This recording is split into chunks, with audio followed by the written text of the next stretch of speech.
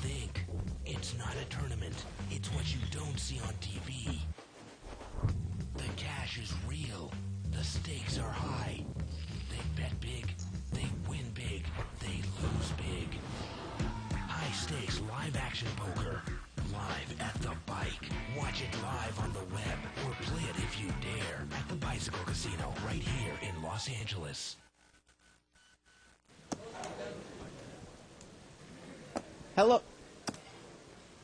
everyone, and welcome to Live at the Bike, brought to you by the Bicycle Casino in Los Angeles, California, the first and only webcast of real action cash game poker. My name is Bart Hansen, and I am joined by David Tuckman. How you doing tonight, Dave? I am excellent. Good to be back. Tonight we are doing our big no-limit game. 5-10 blinds to start with, $500 maximum minimum buy-in, unlimited maximum buy-in. And we're going to be changing the game to a 10-20 blind, $1,000 maximum minimum buy-in. So we're going to go to the table right now and introduce the players. Show for the side pot. You're first, sir.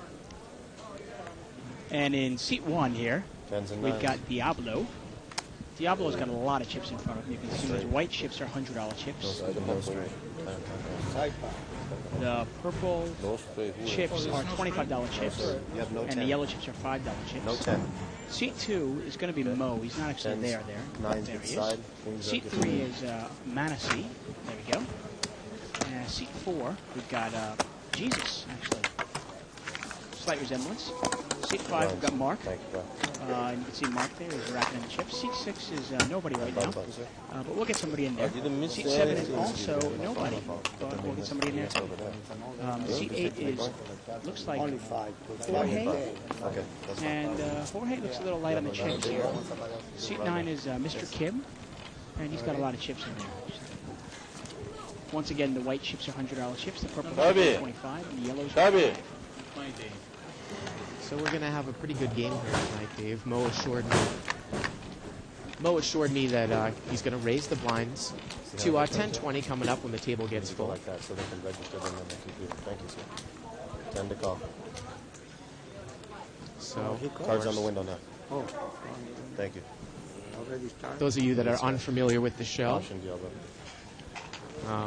we do this big game, David, every Friday night. Yeah.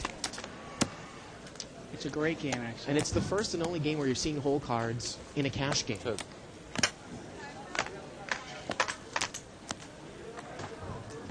And we apologize for some of the difficulty that we had yesterday. We were dealing with brownouts, grayouts in the LA area. Very, very hot out west here. Well, was it the weather or was it the playmate model that we had at the table? I know. It could have been that, too. She was too hot.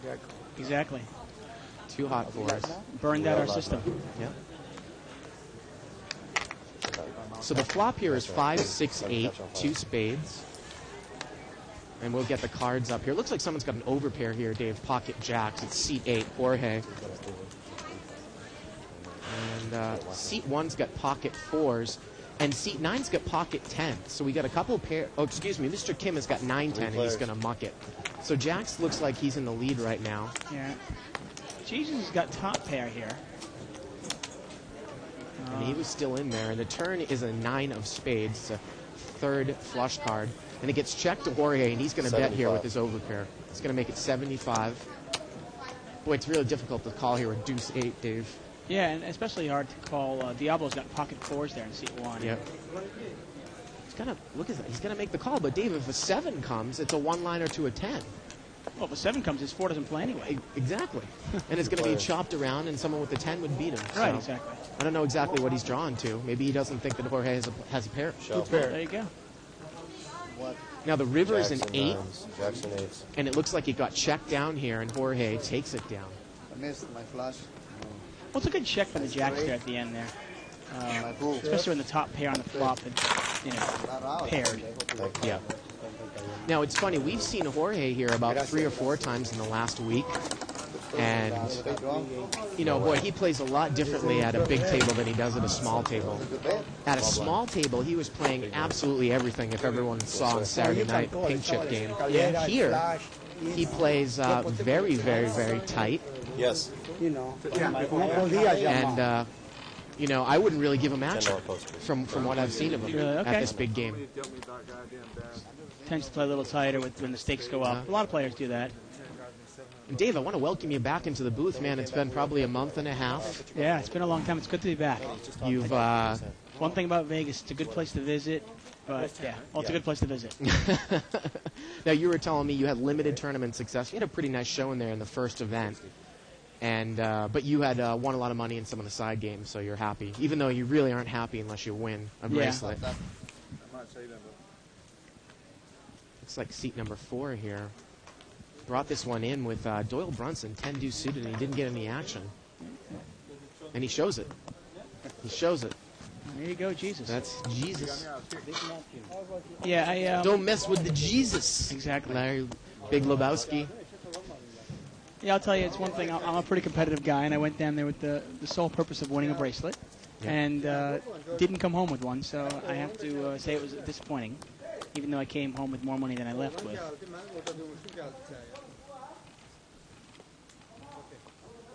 So those of you that are just joining us, we are doing a 5 to 10 no limit game. The blinds will move up shortly.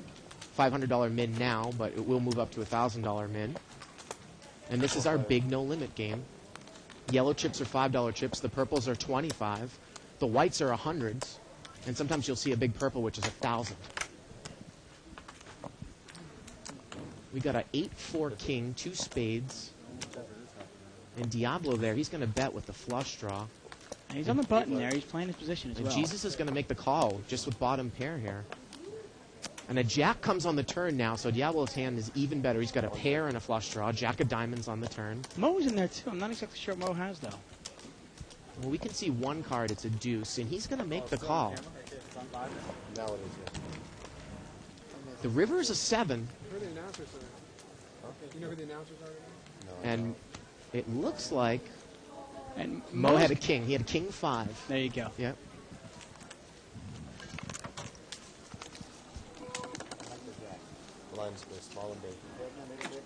And again, those of you that are just joining us, you can follow a live thread that started every night on 2plus2.com. Go to 2plus2.com, click on forums, click on Tournament Poker, a World Poker Tour, and other televised tournaments.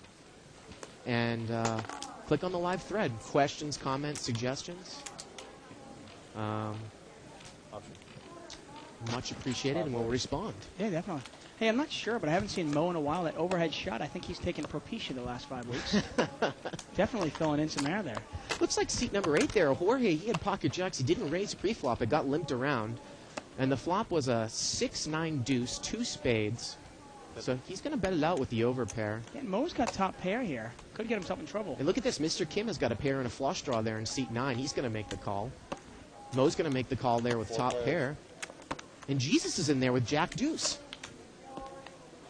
The turn is a 6. Mr. Kim's got a monster here. He's got trip 6s with a flush draw. Flush draw. And Jorge's going to continue to lead. He's going to bet $60 here. The pot is somewhere around $300 to $400. Now it's approaching over 400. It's about 460 to call. Let's see what Kim does here. You'd imagine he's going to raise it up, and he is. Looks like maybe he made it around 550 more, Dave. Or maybe 500 more with the $60 bet, and that's what he did. And Jorge shows the jacks, and he mucks. And Mr. Kim takes it down there in seat 9. 4 clubs there on the rabbit cam. Nice fold there by Jorge. One thing, if you're going to limp in with those pairs, make sure you can get away from them. We got a special programming note, Dave. On this upcoming Wednesday, the World Series of Poker champion Joe Barcham is going to be coming to the Bicycle Casino. Really? Yes, to open up our top level, and we're probably going to get him in the commentating booth. The Australian son, huh? Yep, and I got his last name correct, right? It's actually Hatcham. Hatcham, I'm sorry. Hatcham. Yep. Hatcham, Joe Hatcham, he's coming. I wonder if he's bringing any of his $7.5 million. We'd love to have him stop by. And again, we usually throw a party every year. We've done it since Moneymaker at Legends, and he's coming to Legends. So it's going to be a great time. Now, Mark here in the big blind, he's got pocket kings, and he's going to raise it up to 65 total. We got Manasseh there in seat 3. Yep. Looks like. I think it's an M there, Manasseh. And he's going to make the call.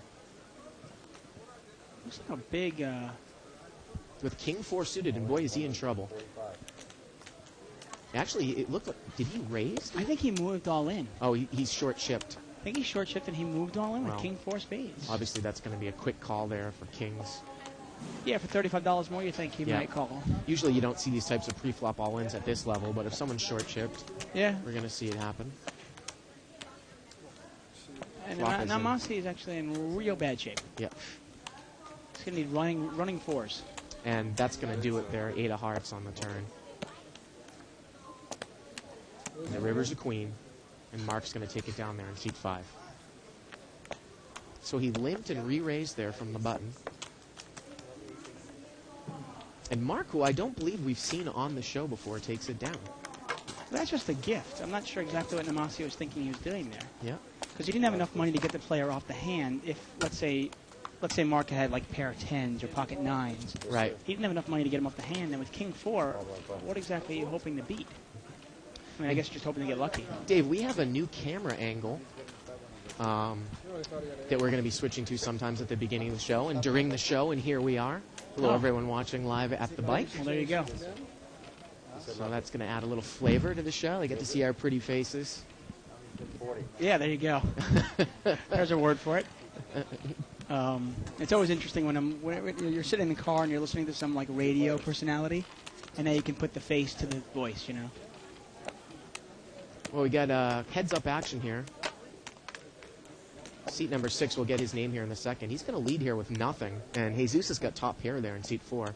So he's probably at least going to make a call, and he's going to raise it up with top pair, and he takes it down. And Jesus here, he likes to, he shows his bluffs and he shows his made hands. Not a big fan of showing hands. Pulling out more money if they want to, the ones that want to stay, pulling more money out of the pocket. So we're getting word that Jesus is an everyday player, and he plays a lot of Mexican poker, which is similar to 5-card stud. Yeah, plays a lot of no limit. Yep. The no limit Mexican poker. That's a crazy huge game. Yeah, I mean, boy, thousands and thousands of dollars on the table in that game. 50, sir. Going to see a $50 raise here. And a couple of callers. We're going to see three-way action. Looks like seat number 5, I believe. You know him standing with the team. Was the raiser there with King Jack. And Mo is going to lead here. He's got the best hand. Let's give him credit. He's got ace high. Don't bring him here because And I guess you might call this, well, it's not really a semi-bluff. Semi-bluff with 1 over card. Yeah. And Jesus has got a gut shot. And he's going to make the call. And you know what? Jesus might have been the initial pre-flop raiser. Anyways, the pot's about 250 now. The turn is a king. Mo can't like that card. Well, it's a king of diamonds. I mean, it makes so many hands. And it goes check, check, and the river's a deuce. And Mo actually has the best hand, and he's probably going to think he's making a bluff at it, but he actually has the best hand here, and he's going to take it down. Look at that. And interesting there, Jesus obviously isn't privy to what we see. If you're going to make the call on the flop, going for a gut shot, and the guy checks to you, maybe you fire at it. Take a shot at it. Yep. One hand, sir? 1,000 behind. You got it. And again, this week, Dave, we are working like madman to get the show smooth. We Yeah. just moved booths. We just installed this camera, and we had that power surge. It was the first time we've ever had a problem with the show, and we appreciate everyone bearing with us. As it is pretty new technology, a live webcast on a regular basis. Yeah, definitely. Yeah. We're also expanding the Bicycle Casino for our upcoming Legends tournament. That's right, and that's why Joe H. was going to be here. He's going to open that top level up. So if you guys are around on Wednesday, come on down to the bike, meet him, check out the new area in the casino. Of course, Legend starts the next day on Thursday, our big WPT event. Mr. Kim's flop 2 pair here. He's top and bottom. Got a queen 9-8 flop. There are 2 diamonds on board. Doesn't look like anyone can make a call here. Now Damien is actually in seat 7. He's gotten back in there. and he looks like he has over $1,000. And what's his name in seat 3? Manassi is also back in the game, and he's bought in for $1,000 as well.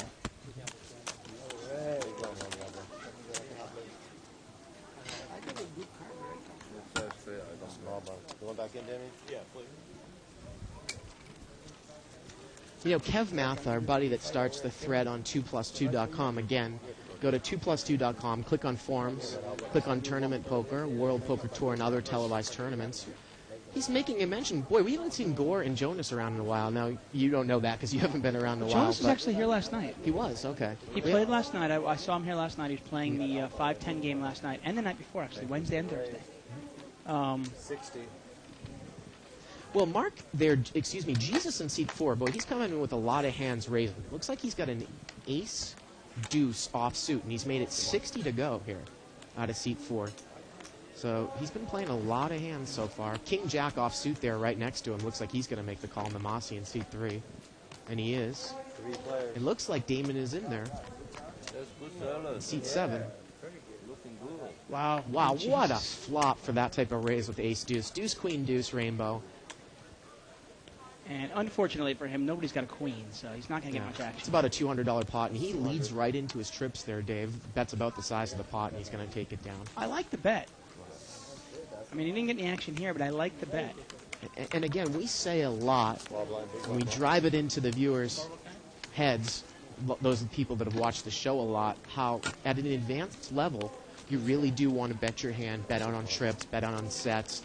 You see it in this game a lot, and you don't see it a lot in more of the smaller games. Yeah, especially in a raised pot where the pot is already a decent size. The only way you're going to win a huge pot is if you bet it. Because checking it, it just gets checked around. And it gets checked around again.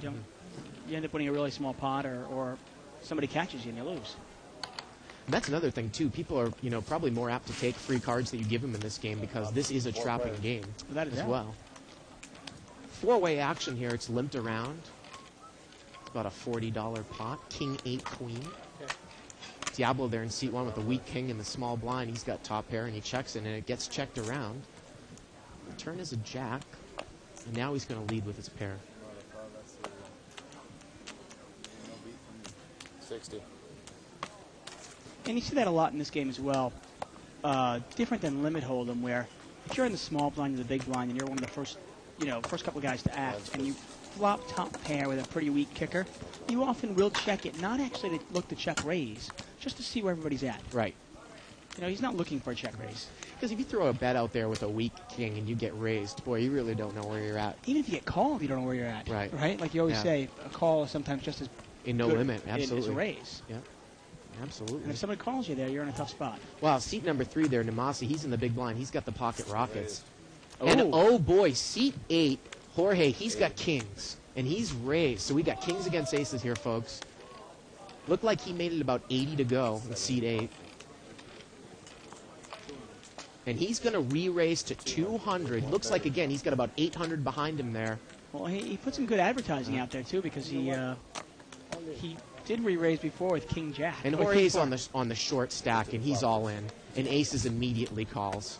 So Jorge didn't have a lot of money behind there. 3, queen, 8. Namasi's got the ace of clubs in his hand, too. So Jorge's really drawn thin here in seat 8. The turn is another queen. Jorge's going to have to spike a king here. And it's a jack of clubs. And seat number 3 is going to take it down there. Oh, shit. And I got to tell you, Queen Jack is actually pretty scary for both players because they're both going, well, this guy doesn't have kings. He's probably got queens or jacks. Yeah. And obviously, there's 2 queens out there. Like, Limit 4. So if you're there with the aces, you're holding your breath that the guy hopefully has kings. Yeah. Well, there's not much else. I mean, you could beat ace-king, theoretically, but right. Most people don't push with ace-king in this game. See, this he didn't make money with aces. Small blind. So I didn't get to ask you, how was Brandy last night? How was the, in the poker game? Well, from the couple of hands that we saw, I only saw her play one hand, and she didn't bet on top pair, so I'm going to say not enough information to give you a clue. But I can tell you that neither her or her husband, they actually stayed around till 10. Neither one of them went down to felt the entire night. No one got that bounty. Go ahead, what? And they seem to both make at least $200 or $300 each in a 100 game, which is a lot. That's pretty good. And they both had fun. And again, we apologize for the technical malfunctions that we had. Well, maybe they'll come back soon enough. Who knows? I think they had a good time, and they told me that they would come back. Good. 4-10-6 board here. Everyone's in. Turn is a jack. Jesus in seat 4 has got top pair, but so does Diablo. 85.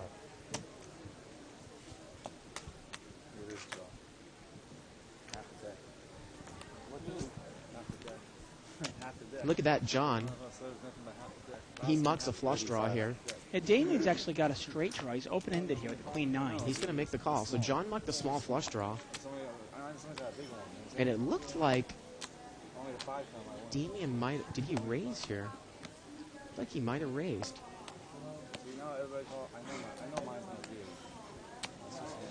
Well, I think maybe he just made a flat call there. 2 players. Yep, he just made a flat call. And it's Jesus with Jack. Jack deuce against queen 9. Damien's going to need... it's not going to do it. 10 comes on the river. And it's going to get checked down here. Damien gives up. And Jackson 10s with the 6 is going to take it down.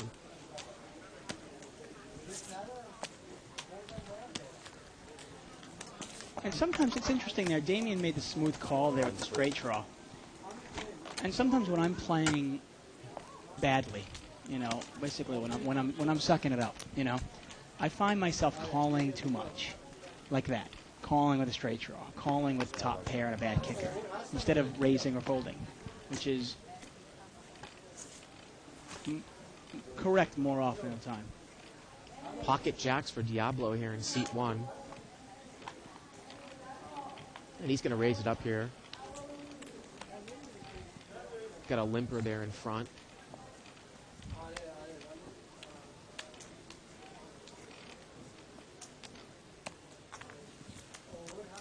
Four players. Going to get 4-way action here.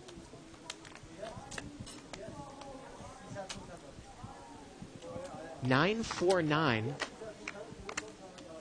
on the flop. Not a bad flop for Jackson. Diablo's going to continue to lead. Looks like it was 70. 60. 60. Like a 160 setup.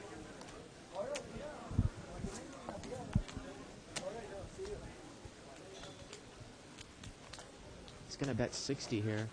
And it looked like seat 3, we can't see his cards on the button. He's made a raise here. Oh, he's got ace 10. So he's made a raise here, it looks like, on a stone cold bluff. Just a couple of overcards there, I don't Dave. buy it, though, because if you've got a 9 there and you're on the button, Yeah. why Diablo would you makes raise the it? call. Well, I think it's an easy call for him to make. And the turn is a 6. So we're looking at about a $400 pot, and he's going to bet about 200 into it. So $600 pot, 200 to call here for Diablo. Boy, Diablo. Namasi is not. I think it's actually, yeah, Namasi. He's not a seasoned pro, so to say. And Diablo's going to make the call. So we're looking at around $800 here. A deuce comes on the river. And he's really going to have to fire at it now. Yeah, I mean, it's an $800 I don't think he can get him pot. off the pot, to be honest. I don't think he can get him off it. I think he thinks his jacks are good. I like the check, too. He's inducing a bluff. You think Diablo thinks his hand's good the whole time? I honestly do. I just don't think Namasi played it like he had a 9. There's no straight draw there. There's no flush draw there. Why would you raise right away? Why not if you had a 9? Okay, a little bit too much. Those are stacks of 6 there. So take 20 back. You got stacks of 6 there. So 375 total. $375 bet. So the pot's now $11.75, $375 to call, Dave. That's And Diablo quickly makes the call. Yeah. Quickly makes the call. Why are you calling this man? Inside. And he takes down a $1,000 plus plot with the Yeah. overpair. It's just that if you replay a hand, if you're ever in a hand like that and you replay it, now you think about it, the board's 9-9-4 rainbow, right? There's no straight draw, there's no flush draw there, right? And if I'm on the button and I've got a 9 and a guy bets $60 into me, I have ace-9, say, why am I raising it? Small blind. Big Now, blind. if I'm a really seasoned player and I'm trying to be tricky, hey, I might raise it. But generally speaking, I'm going to call, let him bet into me again. Yeah. Maybe I'll raise him on the turn if a scary card comes out. Of course, that is a different type of advice that we normally give the low-level, no-limit players out there. Now, this is a big game. You can get tricky. Oh, without a doubt. I Yeah. mean, hey, if that was Mo and Mo raised on the button, he might have the 9. Yeah. Because he might, be playing it that way to be a little tricky. Right. But I thought it was pretty obvious the way Namasi played it, and I think Diablo thought the same thing. That there was no way this guy had a 9. Tell him. Tell him, Doc. I tried it once, never again, Diablo. I tried a small pot though. Looks like we're going to see five-way action here. Limped around. Whoa. Got a 5-10-7 flop. Mo's got a open-ended straight draw. Can't quite see what Diablo has here. He's got his chips in front of his window cam. We should put a limit on how many chips Diablo can win then, from now on. Now, Mo makes a bet, and Jesus just makes a call here with King 9, possibly trying to set up a move. Please put your cards on the other front. We'll see. Thank you, sir. When you call, yeah, I know. Last time Jesus did this, he just called. Now, seat 7's got a 6-7, Dave, and he stays in. And it gets checked around, and the river is a 6. And John's going to lead out with his 2 pairs. And I guess by Jesus getting up from the table, that means he mucks his hand. And John takes it down. Blinds, please. Looks like we got a little bit of pronunciation help on the World Series winner. I believe it's Joe Hashem. Somebody. Now that rings a bell. Yeah. So, is that what you said before? Joseph Hatchin. Hashem. Hashem. Well, he'll be here on it's Wednesday the guy, night. It's the guy that won. He has a lot of money around him. Yep. And reading up a little bit about the information about him, he was an Australian poker pro that waited many years to come here to the U.S. when his kids were older. Yeah, supposedly he was a chiropractor before he turned pro. Wow. Yeah. And here we go again. New shot. And welcome to our new booth. There you go. Look at this luxury.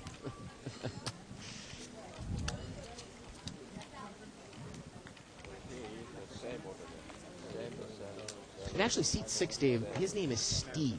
Steve. Okay.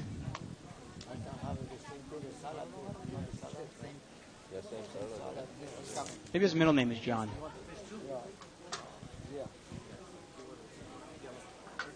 What is it? I'm not even big right now.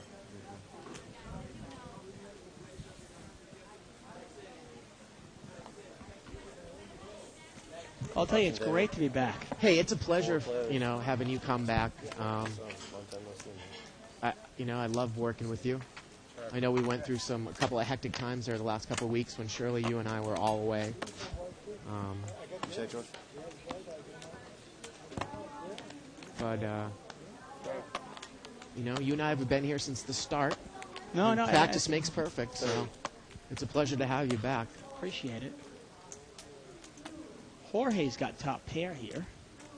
Not much of a kicker, but top pair is top pair, and he's going to bet it. Looks like the pot was limped around here, so there isn't much in the pot. Wow, Namasi makes the call there with a gut shot to the 7. 2 players. And if he hits a 9, it's no good either, obviously. The river's a 5. That brings a one-liner to a straight with a 3 on board. And it gets checked to Namasi. And is he going to try to bluff at it? Now, yeah, he is going to bluff. But, Dave, it only looks like about $50. Now, again, Jorge plays this game very, very tight. And the pot was about $80, so it's about $130 pot, $50 to call. And he's going to make the call, Dave. And that's 2 bluffs this guy's shown down pretty big. Well, and he also moved all in with his last 150 when he had King 4 of spades. Yeah. The only hand we've seen him play well are the aces. And Small blind, Damon. Big blind, George. it's not real hard to play aces hard. Well, when somebody else has kings. Dave, seat 7, is it Damon or Damien? Damien. Damien. Okay. Yeah. We've seen him on the show a couple of times. Yeah, he's a pretty solid player. Damon. I like his game. He tends to, sometimes he gets a little, goes on tilt a little bit. I'd like to see him be a little more aggressive, but hey, that's just my taste. We're going to see six-way action here. Family pot, it's been limped around. It's a good board for Omaha. A wheel flop, deuce 3-5. Yeah. Check usage. Looks like Mo's got he's in the lead here. Oh, he's not in the hand. He did have deuce 6. Okay, Jorge actually has a jack 3. Ah, yes. But seat number 4 there, Jesus, he's going to bet out with queen 6. So he's got a couple overcards and a gut shot straight draw. Yeah. And Diablo looks like has he made a check raise here with nothing? He's just calling. He's just make a call. Calling with Call with overcards. The turn is a 3. Now he has a set of 3s. Jorge is actually in the hand there with jack 3. Yes. Oh, I apologize. No, it's queen 6 against king queen. Yeah, I apologize. Jorge did have jack 3 though. He was out. He folded. I'm sorry. And Jesus continues to make some aggressive play here with queen 6, and he takes it down there just on a draw. Yeah, one little note there. Jesus is you said a Mexican Poker. no-limit player. High-limit Mexican poker player. And that game, for anybody wondering, it's kind of like a 5-card stud game. You replay it with a joker, and you have a choice on each. You get 2 cards, 1 card up, 1 card down. You have a choice to flip a card over or to show it. And it also do it to Joker and stuff. And when we have more time, I can explain all the rules to it. But it's a pretty exciting game, actually. A lot of buzz around it. It's like Diablo made it 30 to go under the gun. He's got an ace-queen offsuit. Seat 8 there, Jorge, he shares the same hand in the blind. He's got ace-queen offsuit as well. All right, I'm not going to say what I got. I'm going to say what Diablo has. Ace-king. I can do And that. Damon says he's got ace-king. Diablo got ace-king. Pretty close. No, they called me from the room and told me what you had. 100% you can read me. And wow, look at that. One of the 2 aces left flops. Damien called with a 5-9 offsuit there from the button, I Dave. heard that somebody put the all-in. And Diablo and Jorge leads immediately into the pot with ace-queen. Let's see what Diablo does here with top pair. 2 players. He's going to make the smooth call. Looks like it was about a $60 bet on the flop. The turn is a 7 of clubs. So the pot's about 270, and he goes check, check here, Dave. Check, check on the turn. And the river's an 8. $270 in that pot, and it gets checked down on the river. Pretty passive there towards the end. Again, though, we talk about, as they share the same hand, a call and no limit's a pretty strong play, right? Yeah, well, ace-queen, I mean, you look at that kind of board, ace-queen's pretty vulnerable. You're scared the other guy might have ace-jack, or you're scared he has ace-king. What can you beat? Yeah. And then the heart comes in the river, and that scares both of them. Yep. Yeah, Danny, I'm not sure exactly what he's doing there. I don't mind calling on the button with some, 9-8, 9-7 suited. Okay. Yep. 9-5 offsuit. It's I don't read anything. I just play. it's a hand that doesn't have much going for it. Absolutely, especially when he says, well, I think Diablo's got ace-king. Yeah. So, $200. it's interesting. I mean, it's not like he's going to get any action if it comes out 9-9-5. Right, right. Maybe if it comes out ace-9-9, but... Ace-jack offsuit here in seat 7. But look at seat 4. He's going to come in for 90 in early position with a 10-3 offsuit. Yeah, it's better. Last time he did it with 10-2. Seat 6 is going to call here with pocket 9s. And the ace-jack is out in seat 7. I like the call here. So we're looking at about a $200 pot to the flop. 10-3 against pocket 9s. Now, if you've got 10-3, Dave, you're hoping an ace or a scare card flops. Yeah. King, queen, 4. Boy, that can't be a good board for pocket 9s. That's a good board, but Jesus is going to check it. Jesus checks it. He checks it from up front. The turn is a 6, and now it looks like Steve's going to fire in position. You thought he was right, 150. huh? No, I know. See, you got And he's going to bet 150. And you know what's funny, Dave? We've seen some players do this before, and actually one of my friends was guilty of doing this, making garbage raises in early position, and then not following through on what would be a scary flop. I mean, how do you call that board with pocket nines? Right, now obviously he doesn't know the other guy's nines or anything like that, but the only way you're going to find out is if you fire at it. Yeah. We've seen two things from Jesus in seat 4. He calls bets when he has some sort of a draw, but then doesn't bluff at it. And then he'll raise with some garbage, like you said, and doesn't bluff at it. Well, we were talking about Mexican poker a little bit earlier, and boy, is that a gambler's game, huh? Oh. Well, you got guys moving all in on, they look down at their hand, they have, Joker and a 6, and they go, I'm all in. And I also found it funny that Mexican poker has never gotten any type of respect, or there's no literature written up about it, about how to play it properly. And I've never really heard of a Mexican poker pro. Now, I might be wrong about that, but is it just a game where, good poker players don't play? I mean, it's obviously poker. Poker is poker. Yeah, I think poker's poker. I think, no, there's definitely a correct way, I say that in quotes, a correct way to play. We're going to see four-way action here. Ace, King, 5. Now, Damon's got aces here. Yeah, he's got ace, jack. That was the hand that he mucked last hand. 135. He's going to make it 135 to go. He's betting about the size of the pot. Okay, it's your turn, then it's turn. I'll tell him as soon as it's over. No, it was your turn first. We go you, him, and he goes last. I don't know if you caught that, Dave. Jesus exchanged seat 3's muck cards with his own. Did he? Yeah, no, I think Mexican poker, I mean, I'm sure you get some pros in that game. It's just not, like a lot of games. There are a million poker games out there. It's not widely spread. You don't go to every poker room and it's always there. Actually, I've never seen it spread anywhere except in Southern California, to be honest with you. And again, it is a variation of stud, 5-card stud, where you exchange cards, right? There's a couple drawing rounds. There's no drawing rounds. It's 5-card stud. Yeah. But there's, and I've got to find out all the rules exactly. There's a joker. Right. And then, but if your joker is face up, it can only count as an ace. So there's a strategy of what card you're showing, because you can hide a card and then show a different card. Right. You get to choose the card that you show. Right. Because it's one card up and 4 cards down. Yeah. And the only people I've ever seen playing it are Mexicans, which is, I mean, it's Mexican poker. I don't know if it comes from Mexico, but... Yeah, I don't know. I should, I'm going to find out the history of this. Or maybe somebody on 2+2 can check it out on the web and see the history of Mexican poker. But it is a big game at that level. Oh, huge. I've seen 4 or 5 guys on the table with, $50,000, $60,000 between them. Wow. Yeah. 4 players. We're going to see a limped pot here, 4-way action. So it's about a $40 pot. We got a 6, 8, 10. And look at Jesus lead in here with the ace deuce suited. He's got absolutely nothing. And this is what he'll do. You'll see. He'll make this first bet, which I like. And Jorge makes the call with 7s. But I almost guarantee it that Jesus, unless he catches an ace or a spade, he'll probably check the turn. I'm curious, though. $160 pot. Well, there's a deuce. And he's going to check it. Yeah. And it goes check, check. Jorge checks behind him. And in the river 3. He'll probably check it again. And it's going to get checked down. About $160 pot. And you notice that Jesus is one of those. He's one of those one-shot bluffers. Some guys can fire 2 shots or 3 shots. He fires 1.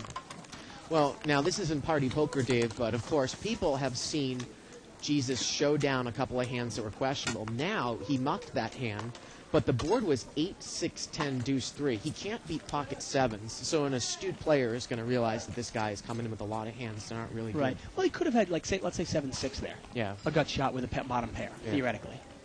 Well, it's kind of hand you might put him on. Mm-hmm. But obviously we know better.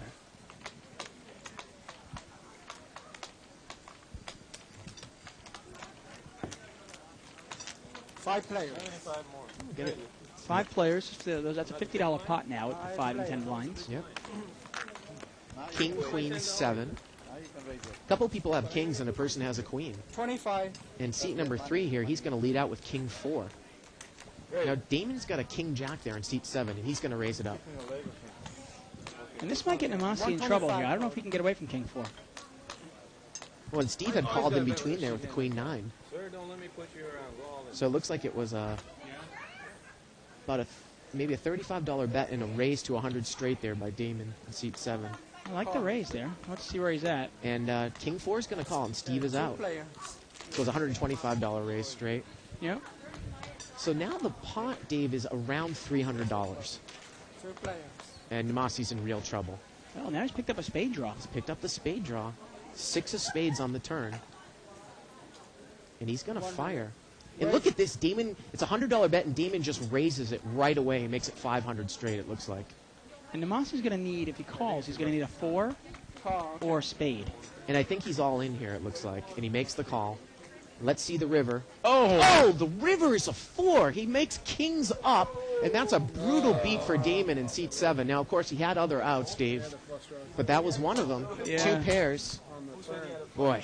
Yeah, he had 9 outs with the spade and 3 more 4s. So he had 12 outs with 44 cards to go. 12 would help him. 32 are no good. So you guys can do the math at home. I mean, it's not as bad a beat as you'd think it would be because of the spade draw, but nevertheless, it hurts. Absolutely. And then again, that's a great example of how vulnerable it is to fire into a multi-way pot there with top pair and a weak kicker. Yeah.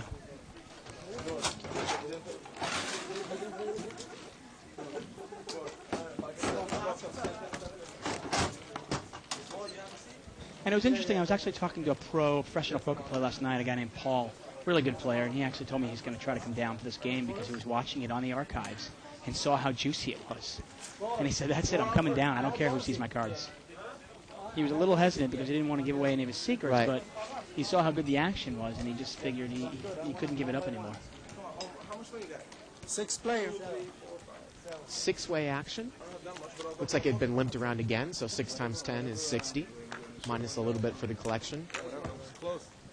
Jack 7-6, 2 spades on board. No one has a jack here, Dave. Diablo might have the best hand here with 7-8. Actually, Namasi there, he's got him out-kicked in seat 3. 60. Difficult call to make with all these, well, he got checked to Diablo, and he bets it. And Namasi's got second pair there. And he's going to make the call. I forgot. I forgot about it. And My brains are getting... it's going to be heads up. 2 players. But $170 pot to the turn. The turn is a 3 of clubs. And it goes check, check here. And the river's a 4, and Queen 7 is good. Yeah, I have 7. See, I forgot what I have. And that's going to be good. Namasi's going to take it down. You know, another type of thing that you look for in game selection, Dave, is, you know, you usually want to be in a loose, passive game pre-flop where you can come in and see a lot of hands. But you also got to look at the post-flop strategy. And if I'm looking at this game, I like the game because anytime anybody is unsure about their hand, boy, they're playing it really passively, giving off free cards, checking a lot. Yeah, and there's a lot of from what I've seen, there's a couple of players in the game, namely Namasi in seat 3 and Jesus in seat 4, who will bluff. One time? At inopportune times. Yeah. Well, Namasi, we saw him bluff with that ace-10. Right. He fired 3 shots, but it just wasn't believable. Yeah. You know. Where is it? And if you're Mo, you got to be loving this game, I 70 think. more. 80 total. Looks like, was it seat number 3 raised? 70 more. Seat number 4 raised. We can't tell what he has. His cards is, there we go. He's got a Queen 9 suited. Yeah, come on. Look at it. Look at it. And look at this. Mo's going to come in with 5-8 suited. So now 5-8 suited is much different than 5-9 offsuit. How about 4-9 offsuit? I don't Seat like 3. You don't want more than 3 gappers because more than 3 gappers you can't flop the nuts, especially when it's not suited. Like 5-9, it comes out 6-7-8. You flop a straight, but somebody can have 9-10. Right. But with 5-8, if it comes out 4-6-7, you've got the nuts. So $200 pot going to the flop. Wow. And the original raiser has flopped a flush. 5 deuce 10, all diamonds. 6,000, man. I'll give you 10,000. And he's not going to get much action. And we'll really see what kind of player Namasi is if he chases it with the 4 diamonds in his hand. 150. He's going to bet 150. Well, he's not going to get any action. I like the bet. I mean, he's not going to get action on this hand no matter what. Yeah. And the best thing he can hope for is that somebody else has, maybe an over 8, like an ace of diamonds. Yeah. Or somebody doesn't believe him and has ace 10 or something like that. Okay, blinds up. Now, Dave, we've been telling the viewers out there about some of the interviews that we did at the Lifestyles Convention at the Rio. Got some big names. I interviewed Doyle Brunson, Jack Binion, TJ Cloutier, Greg Raymer. I heard you interviewed some schmuck named David Tuckman. And I did. How'd that go? Well, he actually came on to me during the interview. Oh, well. And you'll have to stick around for that to know what we're talking about. You guys order the same job? I do apologize for the viewers. This is supposed to be a family show. I'm sorry. And we will have those interviews on during the Legends. And Damien in seat 7 there. He's going to raise it up with 9-3 of clubs. He's going to make it 140 to go. Playing very un-Damien-like, I must say. Yeah, you play with him a lot. He's usually really solid and real tight, pretty tight, but aggressive when he thinks he's got the hand. Like he played the King-Jack, which I thought he played real well. I raised it. I finally won a hand. Oh, he's all in. That's one of the reasons. And look at this. He shows it. Yeah. And he was out of the blind, so maybe he thought the limpers were weak. Picked it up. Picked up $43. Because you blessed my ship, I added it. Don't let it get to you. Give me some, man. And for all of you listeners out there, it's good to be back at 2+2 and all those guys. Yep. Friar Tuck back in the house. Diablo cannot be blessed. Diablo cannot be blessed. Diablo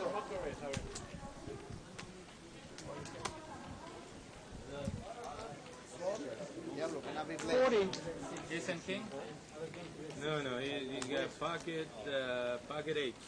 He can bring me 90%. We got a pocket kings here in seat 1, Dave. Yeah, and Damien put him on pocket 8s. So he's off by a little bit. 4 players. So Diablo's got the kings. We got an ace-jack, pocket 7s, and pocket 5s. Yeah. Ace 3-3. And Namasi flops the best hand here in seat 3. Let's see how Diablo plays it. Is he going to fire into a field with an ace out there? Yes, he is. Well, I like the bet. He wants to see where he's at. Or is he going to just check because the ace is out there? No. 75. Going to make it 75 to go. And when he gets a call, he should know where he's at. The only problem is getting a call from a guy who's a calling station.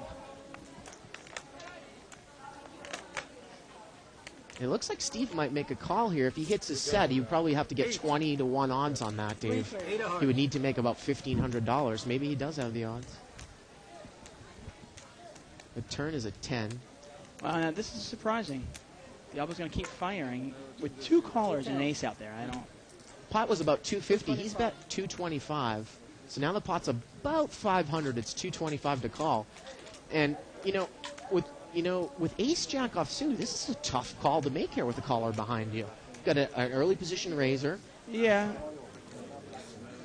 Although we've seen the Mossy call with King 4 though, so I can't imagine him getting rid of ace jack here. $750 pot now. The river is a deuce.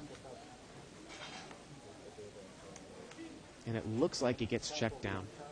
What do you got, Diablo? I want to see your card. And ace jack is good. I would have liked to see Namasi bet down the river. He's bluffed so many times that he probably would have gotten paid off had he bet $300 or $400 there, don't you think? Why you want to see my cards? I want to see whether my queens are good or not. And like I said, I really like the bet there by Diablo. Yeah. I like the bet by Diablo on the flop. He wants to see where he's at. But once he gets 2 callers and his ace out there, your kings are garbage. Well, we are here live at the bike. We are doing a 5-10 game right now. $5 and $10 blinds. No limit. Unrestricted hold'em game. $500 minimum. No maximum. And the yellow chips are $5 chips and the purples are $25. And here's our new camera angle, and we are back to the action. Yeah. I like that angle. I like it, Dave. You do? Okay. Yep. I owe you 5. 90. How much you want me to give you? It's 5 more and then you're safe. I give you back one day. $90 raise, it looks like. How much Seat number 4. He's got a queen 9 off suit. Oh, and we got an action player in seat 2. Henry's in there. So Jesus is raised here with a queen 9. And look at this, Mark. We haven't seen much of him. He calls it an ace-10 offsuit. Well, he plays pretty solid hands, and he figures ace-10 might be the best hand. He's seen a lot of garbage being thrown around here. So it's about a $280 pot to the flop 3 ways. Got a 6-3 king. And Diablo's hand is good right now, but boy, there's no way he can know it. 100. And Jesus is going to continue to bet here. And, you know, it looks like Mark is a pretty astute player. He's been watching what's happening, but difficult to call there with an ace-10. How you doing? Yeah, you know what? You got to pick, in this kind of game, you just want to pick your spots. You know that these players are going to bluff. Just wait until you hit something. And when they do, let them bluff into you. He's going to muck. And Diablo's out of there, and Jesus takes it down with the worst hand. I was actually, when I was talking to Paul, who's an excellent poker, he's a professional poker player, an excellent player, we were talking about the game, this game particularly. And he said, he goes, you know what? I'm definitely going to get bluffed off occasionally. I know I'm going to get bluffed when I have the best hand. Because I have no problem with that. And most professionals don't. And he said, but you know, one of those times when he does bluff me, I'm going to have a set or I'm going to have a straight, and that's when I'm going to nab him. Dave, you know, I was talking to Mo before the broadcast, and boy, we've got quite the lineup coming up during Legends. I mean, we're really expecting to see games up to 25-50 no limit, which is just a monstrous game. I mean, you know, we put this game on and we do, you know, some of the restricted buy-in games, and I think it's, you know, it's very, very informative and very entertaining. But boy, we're going to see some crazy action coming up in the next month. It'll be we might even get you know, some really, really high limit games as well. Yep. Well, everybody in the poker world will be here for the month of August. That's for sure. Well, now Jesus comes in with a raise, and he actually has a hand there. He's got pocket jacks. He made it 60 to go. Namasi's in there with eights. And Steven seat 6, he's got a jack 9. 5-10 king, 2 diamonds. Steve picked up a gut shot here. Jesus is going to bet here. You can read me 90%, I got to change my place. I don't play, you know, the same way. He's going to bet 110. The only one that can read me is Henry. There's not much Namasi can beat here. It's about a $300 pot, 110 to call. And we see a little Gore is actually sitting next to Diablo here. He's not yet playing, but he's. That's who that was. We can see his right elbow.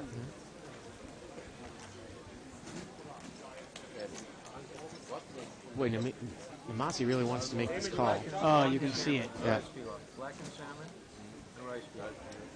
And my goodness, he is going to make the call. Yeah, and this is, you know what, this suddenly makes it, it's an interesting hand here. And look at this, the turn is an 8. He's hit a set. Wow. Unbelievable. Now, Jesus does have a redraw here. A diamond or a jack will give him the win. And Jesus is going to keep pushing. The pot was $400 before this street, and he's bet about the size of the pot, so now the pot's about $830, $420 to call. And one of the problems with the Namasi's call there is if he had the 8 of diamonds in his hands, he might have had a better opportunity there. That's a nice close-up of Gore's hair. Thank you, Gore. Appreciate that. But this is one of those things where Namasi's got to look and go, shoot now. Now there's another diamond. Look at this. He's just going to call, Dave. Yeah. He's not going to raise. He's just going to call. Pot is now about $1,250. I can't believe he's putting more. He's not putting more money in here. Yeah. This is unbelievable. So if a diamond peels off, no, it's a 7 of spades. And he's checked the trip 8s. And he's made the absolute minimum off of his set. And his 8s are good, but he made that call. And that is just unbelievable. Takes down about a $1,200 pot. Good for the game, not good for seat 4. Right. I'm not sure if Jesus. I mean, Jesus, when the guy calls you on the turn, on the flop, and then he calls you on the turn, you're not going to put him on a set of 8s, obviously. Oh, yeah. But you're certainly going to put him on either diamonds or a king. Yeah. Wow. Well, you got to think that Namasi thought his 8s were good. He wasn't peeling off for a set. If he was, he made no money on it. Like, again, you're trying to get 22 to 1 on your first call because that's the odds of you hitting your set, or 22 or 23 to 1. He got 1 to 1. Yeah, I don't quite understand why he didn't bet the river.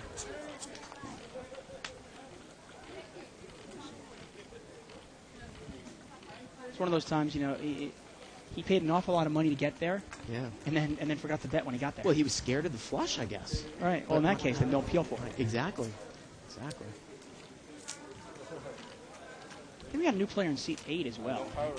Sometimes those are the small little things, Dave, that you read in really advanced books. If you're going to peel for a set, you better have that flush card in your hand. Because if your set comes on the turn and it's the flush card, you still don't know if you're good, right? You don't know if you're good, and also you're giving the other player a redraw. Like in that case, you have 2 jacks, one of them being a diamond. Yeah. In this case, Henry's got the jacks. And he's raised it up here. And this is actually a really great game. Oh, my goodness. This is one of the best games we've seen here on Live at the Bike. I mean, Henry in seat 2 and Namasi in seat 3 and Jesus in seat 4. Real action, real live game. Looks like it was a $90 raise by Jackson. We're going to see a flop 5 ways. So we're looking at a $450 pot. 3-8 queen. Jorge's flopped the best hand here with ace queen. And Jesus is going to be in trouble. He's got the queen 7 in seat 4. And Namasi is in there with 10 deuce of hearts, and he's got heart draw. 235. And it looks like Jesus is pushed all in 235. And Jorge comes, well, Jesus has got some more, but Jorge comes over the top. He makes 500 straight with ace queen. Yeah. Somebody's coming all in. And what is Namasi going to do here at the flush draw? So the pot is $1,100, 500 to call. So he's getting about 2-to-1 odds with the flush draw. And let's see if Namasi can call here. The interesting thing is with 2 players in there, he's getting the odds to probably make this call. Well, but now the size of the pot, though, Dave, again, it's about 1,100, 500 to call. He's getting a little bit more than 2-to-1. But that's, again, you got to take into consideration, he's only going to probably be able to see 1 card here.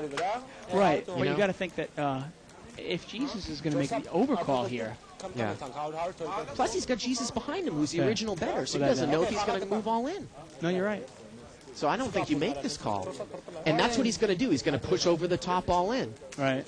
Well, if there's any benefit And to we're this, looking at about a $225 more. So now the pot is somewhere between $2,300 and $2,500, and we've got 2 people all in. well, he's going to see both cards at least. Yep, he is. So Jorge's going to have to dodge some cards. He's going to have to dodge a heart And a 7. and a 7. And actually, Jesus looks like he has more. He's got 835 all in. I thought he only had 225 more, but it's actually 835 Yeah, one more. of those stacks was all purple. Wow. Okay.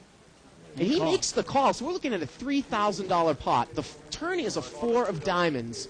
And the river is a 7, and Jesus makes queens up on the river. Unbelievable. Wow. That is just that. That's that is, one of the cards that he needed to dodge. That is brutal. Unbelievable action here live at the bike. Absolutely Wow. brutal. Talking between $3,000 and $3,500 there, Dave. That is just sickening. A brutal beat. This game is fabulous. I mean, you've got a guy moving all in for about $1,000 with a queen with a 7 kicker. Yep. Another guy goes in for $1,000 with a 10 deuce heart draw. And the other thing, too, is that these, that's what we were saying, Dave, with the 10 deuce of hearts. Not only do you have to take into account that you're probably only going to see 1 card, now you're getting about 2 1/3 to 1, but you've got the guy that bet out on the flop to act next with another 1,000 behind. And he's moved all in over the top of you, which is exactly what you're worried about. You're not even sure if one of the guys has ace queen, the other guy might have hearts too. Yeah. Your hearts might not even be good. Yeah, I don't. Oh. And it looks like Jorge either took a break or he got out of there. And Gord now is in seat 9. He's playing over Mr. Kim, it looks like. And this is some unbelievable I gotta be action. honest though. I actually think the worst play of the 3 though was Jesus' play. I gotta be honest. I mean, Coming over the top, yeah. Well, at that point with $800 more, he's got to look at it and go, okay, there's no way my queen with a 7 kicker is good, and he's got to be looking at it going, I only have 3 outs here. I have to hit a 7. Dave, that's going to be one of the biggest pots we've seen in this game. Again, it was too quick for me to do the math. Maybe someone can help me out and replay it there on 2+2. But I'm talking probably plus the 3,000 to 3,500. Yeah, about that. Oh. Exactly. And we're not talking about pushing in with full houses against nut flushes here. We're talking about draws against top pair with a weak kicker. Yeah. Unbelievable. 75 more. Diablo's got pocket jacks here on the button. He's going to make it 75 to go. Will somebody reshuffle this deck? These jacks, what's going on? Everybody's got them. It's like a disease. Traditional 85. And we haven't seen him win one hand yet. See, now Damien's in there this time with 4-7 suited. That's much different, actually. He folded this one, sorry. But Namasi's in there with 10-3, one off of the other hand last time.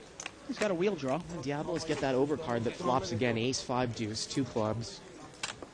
It's about a $180 pot. And I like the bet here. 200. He's going to bet 200, slightly over the size of the pot.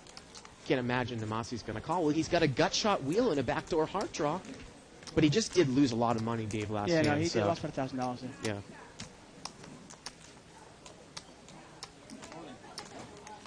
And he's going to move all in with the draw. He's going to move all in with the draw. And the thing about Diablo is, what do you do here with jacks? But you've seen this guy play all this garbage before, though. That's. This is some I got to be honest. In this case, I just throw it away because I figure he's going to bluff it later. If And you he can bluff just pick a better time, it, right? pick a better spot. No, he's going to make the call. Wow. He makes the call. So he's going to have to dodge running hearts or a 4 or some sort of running 2-pair combination. Jacks? You got jacks now? The turn is a deuce, and the river's a jack, and Namasi's going to go bust here.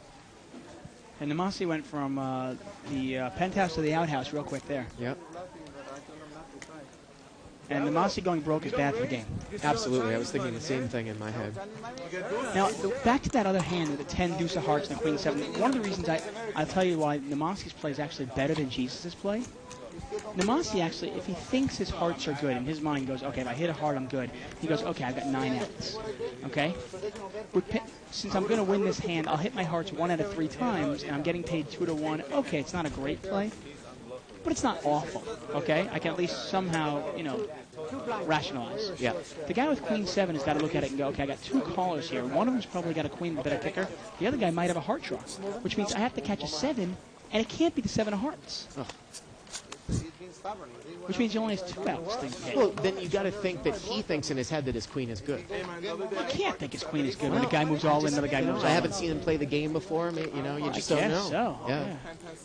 I mean, that's the only way that you can rationalize it, right? And then you can't think your 7 of heart is any good because there's a heart draw out there. I mean, he's drawn the 2 outs, basically. I mean, he got lucky enough to hit it for $3,000.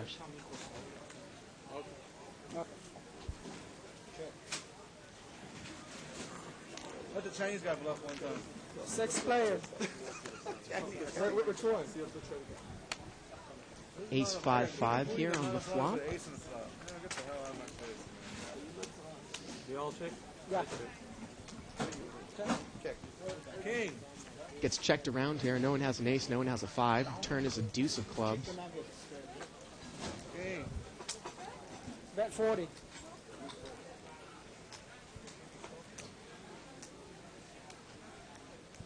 What do I have? 10-8 of hearts. Yes, sir. Diablo has 2 diamonds, no hearts. And we got a new player in seat 3 there. Namasi's actually he's taking a break.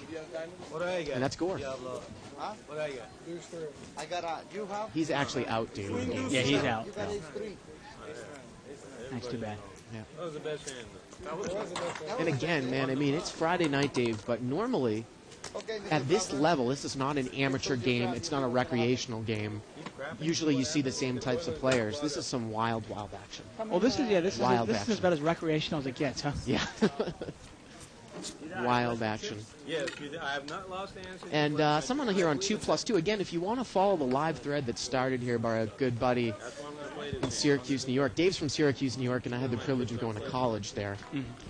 Kev Math on 2+2. You can go to 2plus2.com, click on forums, click on Tournament Poker, World Poker Tour, and other televised tournaments. I'm going to read the thing here by, looks like a new poster, Angry Moog, regarding Mexican poker. Testimony. 8 players. I don't want to mess it up. It's so nice right now. Got a flop of jack with a couple of 7s, You check with 2 your diamonds. middle finger, there's a $5 penalty. Dealer, watch the people who check with their middle finger. And nobody's got much of anything here. Bet 50. Got a $50 bet here by Gore. Is it Gore there? Seat 2 there, Henry. And Diablo's going to make the call here. And actually, he made a check. He did make the smooth call. And his hand is good right now. The turn is an 8. 50. And I don't know if that's going to be big enough to get Diablo off the hand. It's not. Probably not. The river's a 3. 2 pairs. And it gets checked down on the river. Pocket 4. And that was Gore, actually. Gore was betting. Gore was betting. Yeah. Okay. And this is one of those games where... So it was C3. It was, and Gore had a... I guess Gore had the best hand there somehow. Must have had the cards up there wrong. Yeah. Yeah. They can't put you all in another 300 more with a dead shot. Apologize for that. And one thing I'll say about this game, this is one of those games where I kind of just want to play it tight and wait for a big hand and wait till somebody bluffs into me. This is not one of those games where I'd be a bluff. You know what I mean? You almost want to play it. Know how the table sees you, see how the table is playing, and play accordingly. This is one of those games where you've got between Henry, Gore, Jesus, Now, Henry comes in for a raise here with ace-king, and seat 6 there, he's got ace-7, it looks like, suited, but Damon, he's got pocket queens, and he looks like he's going to move all in. And he's short-stacked enough where he can do that. Yeah. And if you say Henry's the gambler, he's going to make the call there with the ace-king. Definitely, especially only $200. Yeah. So we know one of the aces is dead, so it's probably about 60-40, 61-39 right now. 6-3, the way 10. Damon's knight's going, I'm sure a king or ace will come, but Turns maybe a not. deuce. Oh, no. River's a 10. Damon's going to hold up. And he takes it down. Damien doubles up here. So Angry Moog here on 2+2 was saying that he was astonished when they removed the 8s, 9s, and 10s from the deck, which they do in Mexican poker.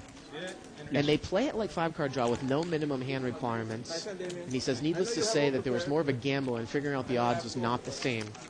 He said he thinks he played pretty horribly at it. And combined with the fact that the guys were getting what appeared to be good cards, ran him out of the game. Well, thanks for that. Thanks for that comment there. Yeah, one thing I do know is a flush beats a full house in Mexican poker. Interesting. And I wasn't aware that 8s, 9s, and 10s were taken out of the deck. Now, Henry here in C2, he just had ace-king and he had called the all-in. He's got pocket kings now. He makes it 75 straight under the second position there. Mm-hmm. You guys are the pussies. Show your 5 deuce. And if you make a flush in Mexican poker, I guess it's a jackpot against a full house. If you lose, no, if you lose a flush. Oh, if you lose a flush. If you lose a flush to say, let's say 4 of a kind. Ah. Well, I mean, you imagine how hard a flush is to make with a in 5-card stud. Right. Diablo's going to come in here with Jack 4 of hearts. He calls the bet. Flop is a 9 deuce 3. Pretty good flop for pocket kings. And he's going to overbet the pot here, Henry, and he's going to take it down, I'm sure. So you have played with Henry a bit before, right? I have. Yep. You know, and from what I've said, like I said, he's a wild player. He, you know, he pretty solid. But the thing with Henry is he's real aggressive, and he'll bluff. And if you're patient enough with him and disciplined enough, and you just wait for the spot, he will eventually bluff. You can't be afraid to throw away a winning hand, though, against him. Good winning players throw away winning hands all the time. I know, man. Right here.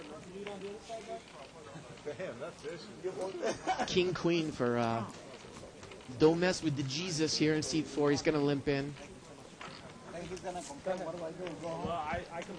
Interesting. Everybody's referring to themselves as Jesus today these days. Terrell Owens, obviously, the wide receiver for the Philadelphia Eagles, just referred to himself as Jesus as well. It's going around, I guess. Jack 7-4 here. Rainbow. A couple of people have got 7s. 3 people have second pair. Steve is firmly in control here. And the Jesus bets here in seat 4. A couple of overcards. It's going to make it 80. 80 to go. Haven't heard much from Mark in seat 5. He quickly mucks the ace-3. Steve, too. Mark and Steve, you can see them both are kind of waiting for the nuts there, aren't they? Not a bad strategy in this game. Not a bad one at all, if you can stand it. Yeah. Be real patient. It doesn't cost you much. It only costs you $15 a round to play. And Henry's going to check call here with 5-7. He's got the best hand. Turn is a queen. Oh, the Jesus picks up the best hand here on the turn. And look at this. Henry fires into it. He's going to bet $125. And interesting here, Steve would have had a monster. Steve would have had top 2 pair there, queens and 7s. And the Jesus raises it to 500. 125 bet. And you can see what I said about Henry there. He calls there with the 7, and then he fires into it. Do you think that was sort of, we're going to bring this up again, kind of a blocker bet there by Henry there on the turn? I can't, because he doesn't have really much of a draw. Yeah. I think he wanted to win the pot right there. I think he was trying to represent the queen, hoping the other guy didn't have a queen. It just doesn't make any sense. Without a draw there, he doesn't really want to call, that's for sure. How's it going? New camera angle? Yes, new camera angle. I'm in love with it. Me too. Me too. Ace-king here in seat 1, ace-queen in seat 7. My wife's been bugging me to make sure we had a camera in here so she can see me once in a while. There you go. We did it just for you. Mark almost looks bored in seat 5. 4-player. You raise. And it looks like the ace-queen raise in seat 7. Diablo just flat called with ace-king. Wow, a 3-flush, jack 8-4, all clubs. Yeah, Jesus has got the top pair here. Yeah, and he's going to lead right out. Damien's got the queen clubs. You know he has the option of checking. He thinks he has, you know you can check sometimes, right? You don't have to bet every hand. I'm bluffing. Oh, I like you. I'm not going to call you since you're bluffing. I don't want to call you. Game makes a laydown. Yeah. Tight laydown there. I show you one on. I show you one. I show you this. And I'll say it again, Dame, I'm a pretty big proponent of firing into 3 flushes in early position, especially with the scare card. Not that a jack is a scared card, but an ace or a king, when anyone hasn't shown a lot of pre-flop strength, very difficult to call unless you have top pair, or at least probably the second nut of that suit to draw to. It's also, I mean, I like actually Damien's fold there, because obviously we know that his ace and his queen were both good if he hit it, and obviously if a club came, he knew it was good. Right. But he doesn't know that. And the other problem with it also is, if somebody else is playing ace-jack, and then an ace hits, or somebody playing queen-jack and a queen hits, which are hands that people like to play, Damien puts himself in a whole world of hurt there by playing that hand. Yeah, why put yourself in a vulnerable position if you're going to hit your hand and you don't know if it's good? I mean, that's a theme that we keep talking about. When you draw to some of these hands with 2 and 3 flushes out there, and you don't have that suit, it's the same thing. Well, and how oftentimes have you seen a hand where you've got ace-10 or you've got ace-king, the other guy's got ace-10, the flop comes out 10 high, and then you hit your ace on the turn, and you go, oh, but you were lucky you got out of there. Now, there was 7-way action here, and it was limped around, so it's a $70 pot. A couple people have aces here. Henry's got bottom 2 pair here, though. Yeah, and he looks like he led right in. Ooh, wait a second. And Jorge has top and bottom. Yep, top and bottom, ace-8. So Henry's bet, I think it was 45, and Henry's Jorge's come over the top for 180 straight. I think he's all in. And he's all in, and I don't know if Henry can get away from this bottom 2 pairs here. Not for only 100. And look at this, Diablo's got an ace with a weak kicker. He's faced a bet and a raise, and he's going to make the call. Wow, with ace-5. He's got a backdoor heart possibility, but boys, he drawn slim. You'd have to catch some sort of running cards to win this pot. Yeah, I don't like the play there because Jorge's been relatively tight. Had Jesus or Namasi or somebody like that made the play.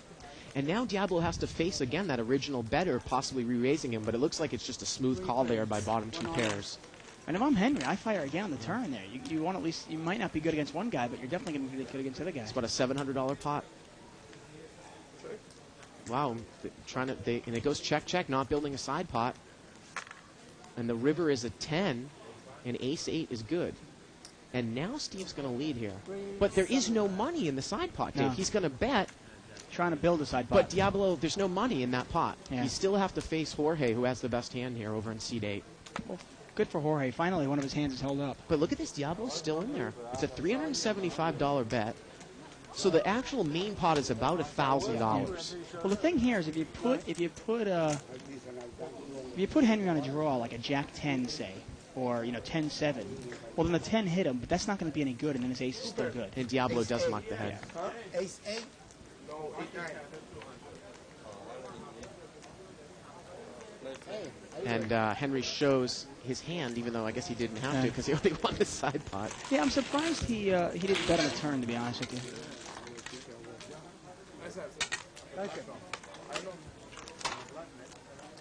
And I like Zorby's post there. Holy crap, this game is sweet. That's on 2+2. Yeah. I hope Zorby doesn't mind, but I think I'm gonna steal that. Every time a game is really good, I'm saying, holy crap, this game is sweet. Exactly. At the table. No problem with that, huh? As you rake in a big pot, you just go, holy crap, this game is sweet. 25. Fine.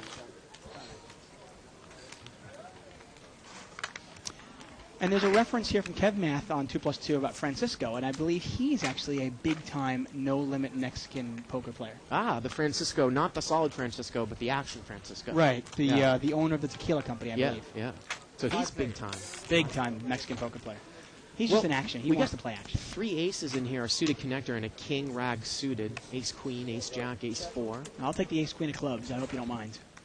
Well, the flop here is 3-10-4, and look at this. Allen in seat 9, new player. He's got a pair and a flush draw, but he's drawing to the smaller club draw. And is Mark's gonna make the check call again? We haven't seen Mark really pay past the flop all night long. Let's see what happens here on the turn. Looks like it was about a $60 bet. The turn is a 6. Wow. That actually gives Allen an open-ended straight draw now too, with And a a pair. flush draw and a pair. 100. And boy, if I think a guy's on a flush draw, I might push more here because, you know. Well, it's hard. It's hard for Allen to put Mark on a flush draw. Yeah. Of course, he's on the same flush draw. All right. And Mark is going to make the call here. So he could catch an ace, a queen, You like his body language? It might have been a tell, the way he was kind of, head going back and forth, all upset. And the river is a club. It's the deuce of clubs. Oh, he has a straight flush draw if we go one more card. So let's see what Mark does here. The pot was about $400 before this street. And Allen hit his hand, but I don't think he's going to like it. 250. He's going to bet $250. Wow, an enticing little bet there. And look at this. Allen makes a quick call. Of course, 250 is nothing. Why only 250? An ace-queen is good. Well, maybe he thought that if he bet too much, he's going to bet him off the hand, representing a flush. He didn't even bet the pot, though. The pot's almost $400. Yeah. I mean, at least bet $400 or $500. I don't know. I mean, hey, maybe he would have folded, but had he bet more than that? But it's one of those things. If you make your hand, he makes his hand, which is tough enough. You make your hand. I want to get there. I want to get some money out of it.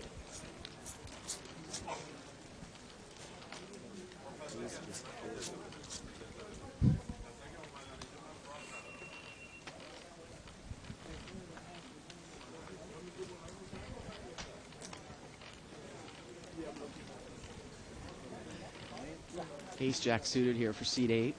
Ace-jack offsuit for Henry in seat 2. And it's going to be limped around here. 1, 2, 3, 4, 5, 6, 7 ways. Allen's going to show us his cards there in seat 9. Oh, he's got an ace rag. Queen 7-9, rainbow flop. Doesn't look like anyone has a queen. A couple people have 7s. 40. Oh, excuse me. Steve's got the queen, and he's going to bet it out here. Well, Steve's got a pretty tight image at this table. I can't imagine anybody calling. And there you go. Shows the queen. True to form, he shows the queen and takes it down. So, Dave, do you vary your play up with a hand like that in the blind? Queen 7-9, rainbow. You got queen 6. There's 7 people out there. Do you normally check it or bet it, or it depends on the Obviously, type it depends of on table? the field and stuff. Yeah. It's one of those things you want to. For me, I want to know when I sit at a table, I want to go, okay, my first thinking is, what is this table like? Go to each player. And then also, how does the table see me? What do they see me as? And in this case, Steve, he must have a pretty tight image. I don't think he's played more than 1 or 2 or 3 hands since we've started the webcast. So when he bets, he's got to get a little respect.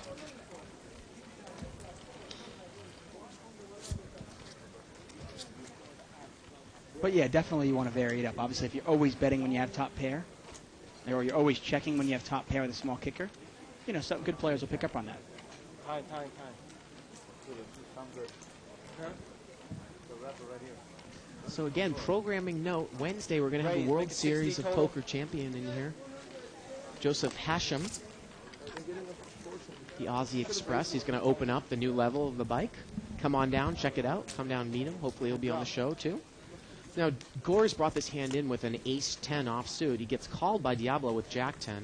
So Gore's in pretty good shape. 6-6-4 here, 2 hearts.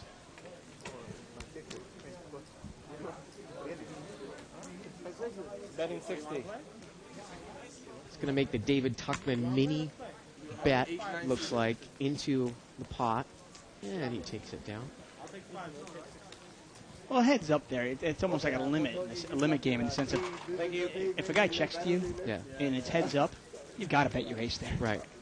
Well, also, Terry and I were talking about last week, the good players, they want to put in the amount of money in the pot that's the least to get information. Now, we saw a lot. Russell Fox got busted out of a lot of his overpairs. People were calling him some inferior hands on Saturday, like a king 3, and the flop was 3-3-8. Well, he bets with his aces, and the guy with the 3 just calls, and now he's bet all in $400 with his aces on the turn. So he doesn't really didn't really give himself a chance to get a lot of information there. There's no way to get out of the hand. Get away from it. I'm not saying that he necessarily played that bad, but you might want to try to vary it up a little bit. What is this guy calling me with, right? Well, that's what they used to say about Stu Younger. They say that the magic of Stewie, one of the best things about him was when he was bluffing, first of all, it was almost impossible. Look at this, pocket aces for Steven. Did he not raise So it? he did. He raised it a little bit and he got Okay. called. Didn't raise much, though. I think he only raised it to $30. King 10-8, 2 clubs. Nobody's got anything, but it's not a great board. And you got to be scared of Queen Jack. You got to be scared of King 10. 175. So he's probably going to bet right around the size of that pot if you made it 30 to go pre-flop. and he Yeah. does. So Stu Unger, yeah, he's Stu Younger, they said the magic of Stu Younger, besides the fact that he was fearless and great at reading other players, said one of the things that was so good about him is when he was bluffing, he knew exactly how much to bet to get somebody off the hand without risking $1 too much. You know? If he thought you might fold for $60, he was not going to risk 80. He wasn't going to risk 61. He was going to bet 60. Right. Okay? He had that uncanny sixth sense to know how much it took. We actually saw you bet a couple people on Saturday off, 3 people off a top pair on the turn with your, you had a straight draw. And then I think you made a good calculated bet on the river to bet Nicole off of her ace-6, if people saw the show. Well, and then you got caught on a bluff a couple hands later. Terribly. Terrible play by me, actually. I was going to reference that in a second here. Seat 3 here, Gore's raised it up here. He's got ace-jack off suit. Doesn't look like he's going to get any action. No. And the play there, actually, that was a stop bet on the turn. And one of the reasons being I didn't want to just check. Yeah. First of all, I figured, okay, hey, maybe nobody's got anything. I can bet it and see if it. But if I put it in a bet I'm comfortable calling for my straight draw, then maybe I can just get called. And if I hit my straight, great. It turns out that I got 2 people to fold. And I thought that she might be scared of a heart. And I figured, okay, if I hit my straight, I'm going to bet, or if a heart comes out, I'm going to bet. And I was lucky enough that a heart came out, and I got off the hand. Well, obviously her hand was not that strong. Yeah, obviously. And I think you made that deduction on the turn when she just called. Exactly. Yeah.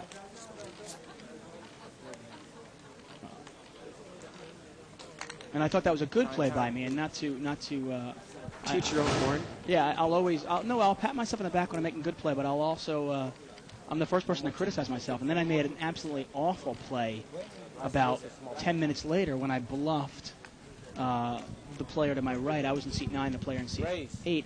Flop came out queen. The flop came out 2 4s. Yeah. And I bet 80 on the turn with nothing.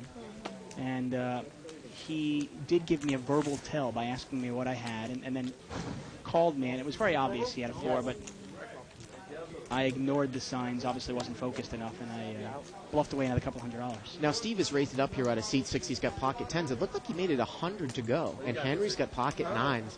So if we see a raggy flop here, Dave, we might see some fireworks. Yeah. It's about $230 pot to the flop. Oh, set over set, 8, 9, 10. Wow. Wow. Let's see how this hand plays out. Wow. Betting 300. He's going to bet 300. It's a $530 bet, and Steve goes all in over the top. It's actually 8, 9, 10. There we go. And it's a quick call. The turn is a king of hearts, and the river is an ace. And Henry can't like that. He bets right in on his set, Dave. He got raised all in, and how do you get away from the hand? Hopefully you have the guy that's got an overpair, right? Well, I love the play by Henry. I got to be honest with you. Yeah. I was criticizing before, but it's a great play by him to bet right into the razor, Yeah. hoping that the guy has aces or kings, because then you're going to get all the money in right Yeah. there. Yeah. Wow. And let's see he how gets much. what he wants. He gets Steve to move all in. Yeah. With what he was hoping was an overpair. Right. 850. Or even at that point, you wouldn't even mind if he with ace king of hearts, because you're still the favorite with a set to go to. The only scary thing is if you didn't know what the guy had, the board is 10, 9, 8 with 2 hearts, right? Yeah. Then the king of hearts comes out, and then the ace of spades comes Boy, out. that And you're can't, going, you can't be good there. well, you're sitting there going, what can I beat? I can't beat jack queen. I can't beat hearts. I can't beat aces. I can't beat kings. Yeah. And he won about, it looks like $1,500 there from Henry. Yeah. So set over set again. Thank you. What a pot. About a $3,000 pot there. And that was one of those. Henry did not play that badly. I liked the way he played. Yeah. He just got. Well, you can't get away from that. I mean, there are different things when you can say, now when we're actually going to move into a bigger game, when you've got, say, $50,000 behind you, how do you play that hand? Yeah, that's tough, though. You know, you got to put the guy in Jack Queen, and that's tough. Yeah. You might put him on aces. And since all the money went on the flop, it's real tough. How about that? That's what we call you. Yeah, man. What are you complaining about? Being a pussy, you got your money. Rank it up. Play your game, man. Yeah. Well, we're going to see some trash talking here on the table now. Yeah. Well, you know, Henry is bemoaning his bad luck, and they're saying, well, he shouldn't have called with pocket nines, $100 with pocket nines.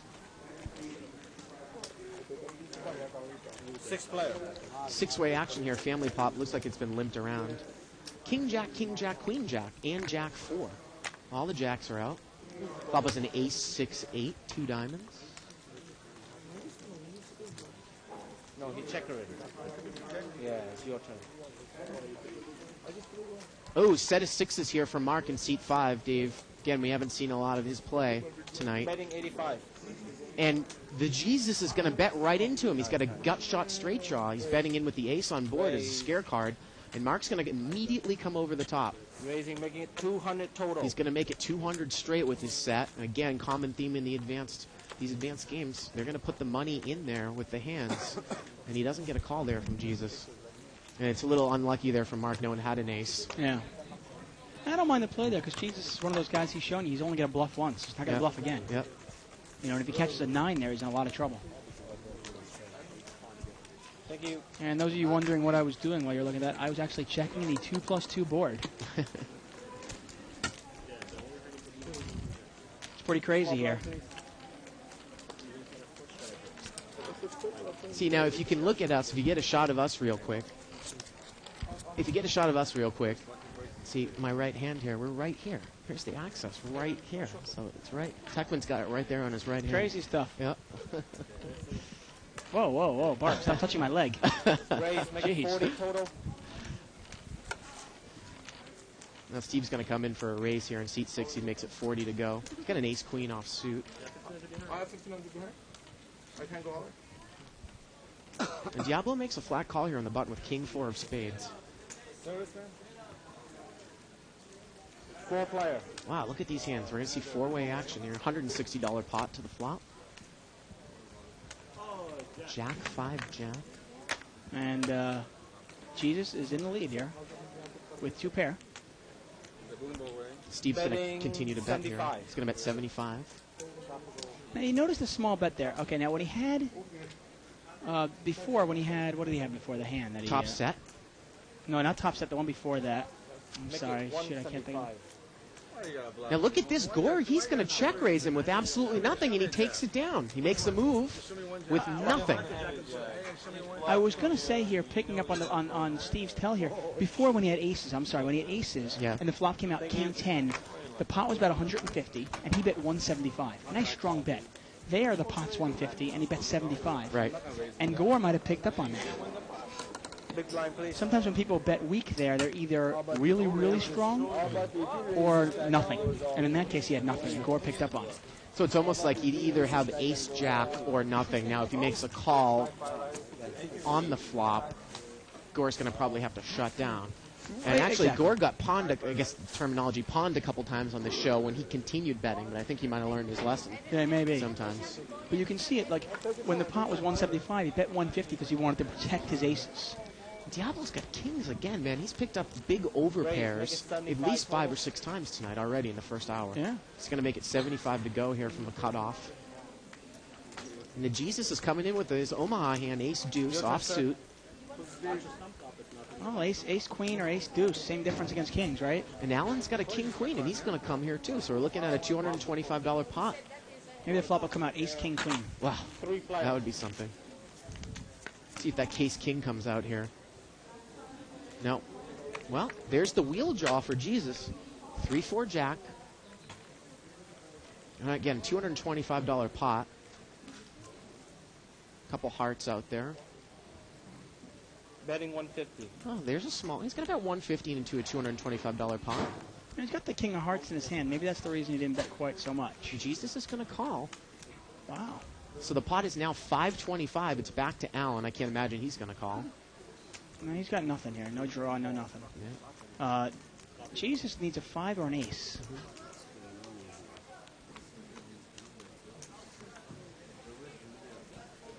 $525 pot. $150 for Allen to call here in seat 9. He's just got overs. And he's going to muck. Yeah, I wasn't sure. Allen took an awful long time there with King-Queen. The turn is another jack. That's a scary card. Now, if Jesus plays it well, he might be able to take him out of it. No. If he made a big check raise here on the turn? Well, it's one of those things where, obviously he doesn't know what Diablo has. He might think Diablo has a jack. But Diablo is going to be scared of Jesus having a jack. Look at this. Diablo makes a $175 bet into a $525 pot. Very, very weak. Well, he's scared of the jack there. He's wondering, okay, what did Jesus call me with? Jack 10? So now it's about an $875 pot. To the river, it's a deuce. But Jesus is just calling. I don't understand. I mean, checking and calling. I don't understand the play there. And Kings is going to be good there. So you think now with such a weak bet there on the turn, you might have been able to check raise Diablo off that hand from up front, made that semi-bluff. No limit is raise or fold. You got to. I told you before. I mean, when I'm playing like an idiot, it's because I'm calling too much. Yeah. And in that case there, if you think your hand might be good, then raise it. If you don't think your hand is good, then throw it away. Or if you think the other guy might be weak, raise it. Well, of course, the semi-bluff, the reason why that's such a strong move is because it's a combination of A, making your hand, which is, in this case is very small. Of course, he didn't know if his ace actually hit, it would have been good. But also B coupled with the fact that the chance the guy's going to fold. Exactly. Now, in that case, if you make that big move, you're really hoping that the guy folds, but, if he doesn't, you still have outs to the river. Well, I mean, you think about it. If you check and call with a flush draw, you're going to hit your hand 1 out of 3 times, right? That means you're going to only win the hand 1 out of 3 times. Well, if you raise with your flush draw, and the other guy folds only 20% of the time, well, add that in with the times that you actually hit your flush draw, and suddenly you're at 50%. Right. If he folds any more than 20% of the time, well, suddenly you're in real positive equity. Yeah. 5-way action here. It's been limped around. 4-8-6 rainbow. A couple people have got second pair there. Diablo in seat 1, Steve in seat 6. I was going to say, I can guarantee a bet here by Gore on the button with the bottom pair. Gets checked to him, and he's going to bet with ace-4. And look at Steve. He's going to come over the top. He's going to check raise. I think Gore only bet 20. Steve's going to make it 60 straight with jack-6 in seat 6. And Diablo, he's got the 7-6. Well, he's got a gut shot as well. Yep. Gut shot and a pair. He's going to make a call. And now Gore with an overcaller in between. Doesn't like the ace-4 now. And once again, I apologize for that language here. We do try to emphasize a family show here, but it is poker, and we are over 21, so. This is about a $180 pot here to the turn. The turn is a deuce. I like the bet here by Steve. He's representing strength, and he's going to keep betting it. 260 now, 100 for Diablo to call. And this is one of those things, if you think your hand is good, raise it. Because this is one of those times where Steve will lay it down. And he's going to make the call here, so it's a $360 pot. And we're going to see a river. And the river is a 3. Brings a one-liner straight to the board, and it's probably just going to go check here, Dave. Unless Diablo feels strong. No, he's going to check it down. And jack-6 is going to be good. Yeah. So very, very passive play. Seems like we're getting a tutorial of what not to do here sometimes tonight. Well, you can just see it, because you can see the few times where you go, wow, the hand before that, Diablo with kings, with 2 jacks on the board, there's a good chance he might have laid it down. I don't know if he would have or not, but he might have, being scared of a jack. Tutorial. And I wasn't gonna say anything. And in this case here, obviously, Steve would have laid down jack-6. I don't think Steve was going to put all his money in there with a jack and a 6 in his hand, second pair. Just doesn't make any sense. When you start raising, like I said before, you don't need to get your opponent off the hand too often to make it worthwhile. I know you are, but your chips are not. That's why you can't sit where he's squats. Raise, make it 75 total. Wow. 75 straight here from Allen. Looks like he's got pocket 10s. 10s. That's an interesting play in early position. Gore's got a queen-jack suited. He's going to come in. Some people like I said, there's 2 ways to play that hand. You can raise it in early position and take control of the hand right away, or you can limp in and see the flop cheap.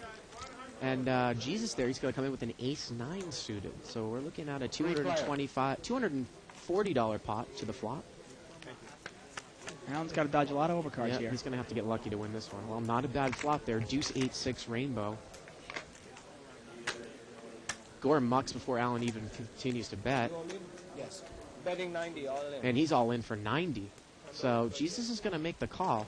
So the pot was $315, only 90 to call, getting maybe 3 to 4 to 1 on his money. Oh, look at that. He's going to more than double up. Turn is a 4. Yeah. River's a king. 10s are actually going to be good here.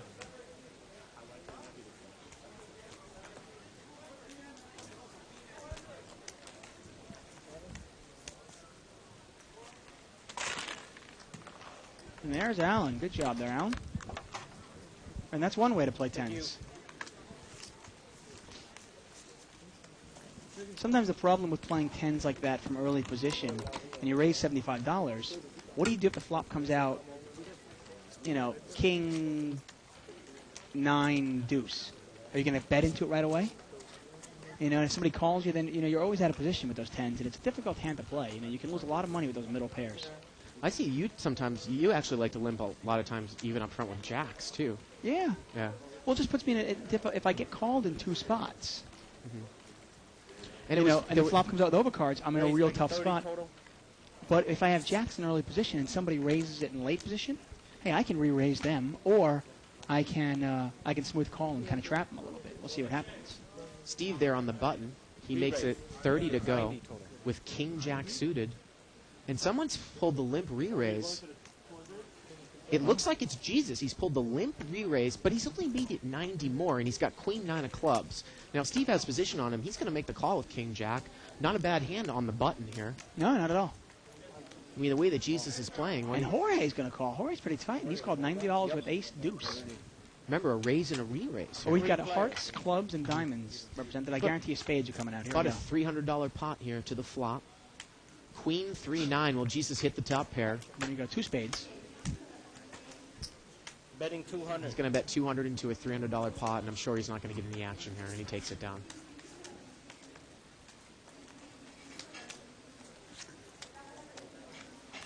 And I actually saw you play a move too, Dave, one time when you had jacks in the big blind on Saturday, and there had been, I believe it was an early position raiser with 5 or 6 callers in there.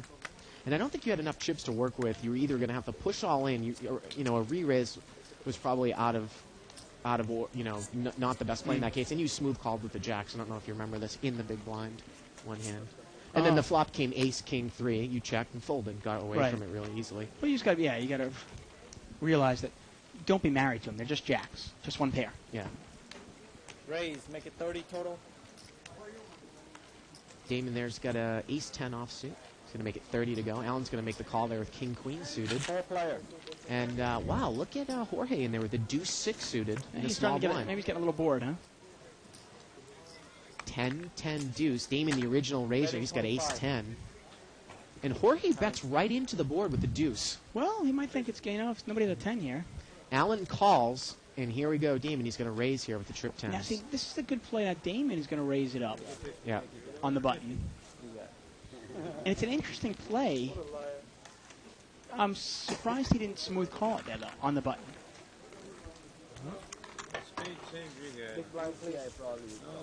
I know you're always a proponent for playing your hand hard and playing it strong, but if I have somebody betting into me and I know I have the best hand, well, I'm going to let him bluff. I don't want to scare him off. I mean, if the guy has Jack 10, he's going to continue betting anyway, right? It's not like he's going to stop. Right, I guess you didn't have. I didn't have spade. You don't want it.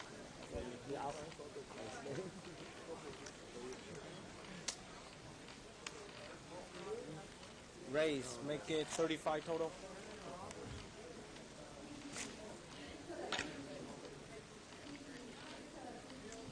A nice quote from Neil77 saying that we need lazy boys.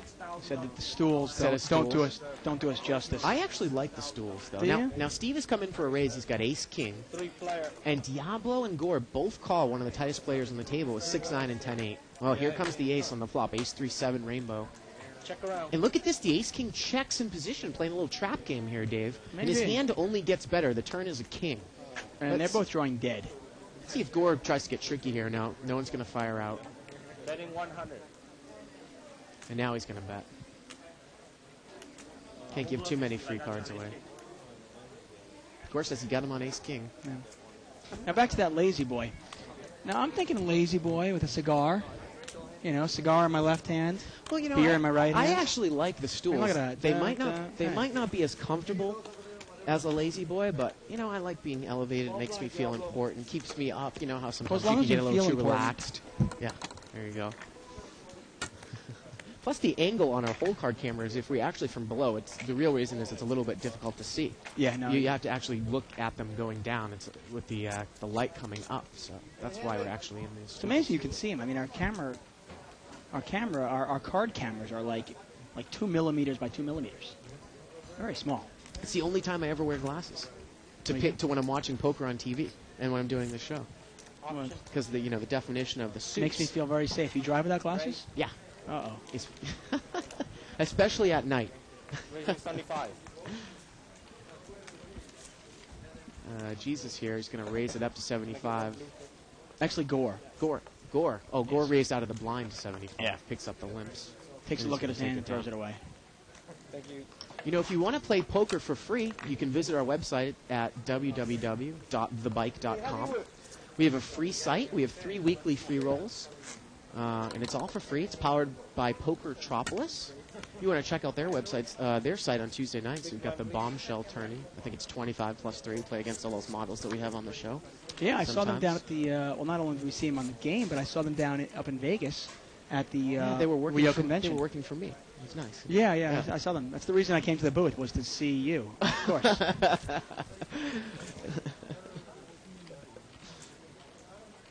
Option. Raise. I think it's one of the reasons I actually gave you a kiss on the cheek there, Bart. Because, good-looking girls, they always go for the gay guy. They think they're safe that way. Oh, so you're the gay guy. I was, yeah. Yeah. Do they know you're married? 890. Well, happily married. It looks like Alan there, he's got pocket 8s. Jesus made a raise out of the big blind in seat 4. He's got a 5. No, he's got pocket 4s. Not much left. I got maybe 250 left. And Diablo makes a call with ace-10 offsuit on the button. And Gore's going to come in with a 10-5 of clubs. Wow. 10-5 of clubs, okay. At least it's suited. It's about $80. $80, I believe, 4 ways, so it's about a $320 pot to the flop. Pocket 4s there for seat 4. There's a 4. And there's the set of 4s. Bam. But you know what? I don't think anyone can get in trouble with this hand unless the 8s get stubborn. Well, there's only one overcard to the 8s. He's going to throw a $125 bet in there. And Jesus, Jesus has been betting almost any flop, so it's hard to put him on a hand. So it's a $150 bet there. Alan gets away from into a $320 pot, so $470, $150 to call. Well, Gore, unless Gore feels like he's going to make a move, which would be a very, very bad spot to make a move right here. If he knew what Jesus held. 125. And I've seen Gore make a play where he'll smooth call here to set up a bluff later on, but he's in big trouble if he's going to do He's that. Thinking here. I was about to say, Jesus got real lucky in that Queen 7 before, where he won about a $3,000 pot. But he hasn't gotten lucky in the sense of getting much action on his big hands. Like he flopped a flush here. Here he flopped a set. And it doesn't look like he's going to get, and he doesn't get any action. Look at this. He shows a set of 4s. And Gore's very happy that he did not take that opportunity to make a move. Yeah. Pats himself in the back. Dave, another thing that the casino is doing, since you were gone, we have $1 million jackpot now. All the Hold'em games have jackpots now. We used to not have it. We used to only have it up to 816, and now we have it all the way through 20, all the way actually up to our white chip game. Really, there's a jackpot in the white chip game? Yep, the jackpot in the white chip game during the Hold'em sections and the 2040 and the 3060. Wow. And that drawing, all the jackpots, the people that win jackpots, all the tables go into a hat. Raise 30 total. And the winner of the big end draws for the whole table this upcoming Monday. And whoever wins that drawing goes and picks an envelope, and 1 out of 100 envelopes is going to have $1 million in it. So that each table's guaranteed at least $1,000. The winning table, the person that wins the jackpot, drawing on Monday. They What's the chance for $1 million? $10,000. It's a chance for And $1 I think, are we having them once a month? Yeah, once a month for the next 5 or 6 months. Wow. And that drawing's going to be on Monday night here coming up. I could use $1 million. Three-way action here. 8 deuce 9. Gore's got pocket nines. It gets checked from on the button. He's going to bet $40. Can't come back over the top of the guy who blessed your chips, man. All right, I will. That's against the rules of poker. And Damon lays it down. 9. On to 6 out. That's a fabulous promotion. $1 million we're giving away? God. And again, it's a table share of $1 million. Hey, it's still $1 million the casino's giving away. Absolutely. Hey, Damon, you still have a lot of fun. Yeah, I think the winner of it gets like $350,000. Right, if you had the big end of your jackpot, yeah. Wow. Well, you'd get $500,000. There you go. How often can you play? How often can you go to the casino with a couple $100 and possibly win a house? You know? Well, a house, not in this area, but I know what you're getting at. No, not in this area. I was hoping somebody had it. Raise. Actually, in Bell Gardens, you probably can get a house. I was just thinking the same thing. 80 total. 80 there. Gore makes it. Gore's got a queen 8 offsuit. Makes it 80 from the cutoff. And we're gonna get called here. Look at the call from Jesus there with 4-6 offsuit. 4-6 offsuit. Allen's got the best hand here in seat 9. He's got ace jack suited. Move in, Allen. Go ahead. 3 player. Go all in. Three-way action is about a $250 pot here to the flop. 6-7 deuce. Jesus has got the best hand here with second pair. Gore does not bet here.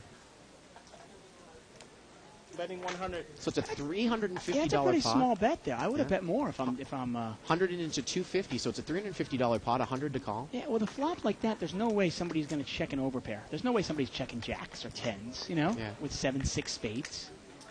And if you've got the 4-6 there, if you're actually going to call an $80 raise at 6-4, and it gets checked to you and you have a piece of it, bet a couple $100. So it's $350 in the pot, 100 back to Allen. He's got a couple of overcards there. Come on, Allen, this is an easy fold. 2 spades out there, you got clubs. And what is Gore going to do? He's the original raiser. I imagine he's going to fold a raise. I just don't understand sometimes coming in with these, garbage raises, not following through with their bet. Yeah. I think he was hoping to get the button there, and once he got called by the button, he figured I got to keep bluffing at it. And look at this, Allen is All going in for to move all in here. 90 more. Looks like 90 more, and with Jesus with a pair, he's going to call. I was surprised Jesus didn't just bet 200. Allen doesn't realize what good shape he's in. He doesn't have the best hand now, but he has a lot of outs. Well, he's got more outs than he probably thinks he has. He's got overcards. Good overcards. And spades. He's on a draw. What draw? It's on an overcard draw. Turn is a queen. And the river is a jack, but it's no good because Jesus has the 4 spades in his hand. Yeah. So he makes a jack. Flush. But seat 4's got the small flush there, 1-card flush. And, well, that's a situation where I don't quite know if Allen realized that he's check raising for 90 more. If Jesus has any kind of draw or any pair, he has to call with the size of that pot. 90 more in a $400 pot? Yeah, You know? Allen, I think, was just showing the frustration of he had ace-jack suited. It's a pretty hand, and it didn't get anything. Yeah. And he looked at the board, and he goes, oh. He was just pissed off, and he threw his money in the pot. Yeah. At best, he's got to figure he's got 6 outs,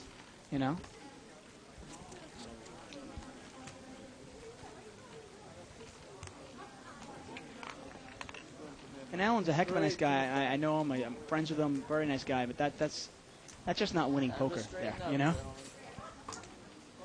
Let's see how tight Mark is. He's on the button. He's got an ace-jack offsuit here, seat 5. And let's see if he makes the call here, Dave. With ace-jack offsuit.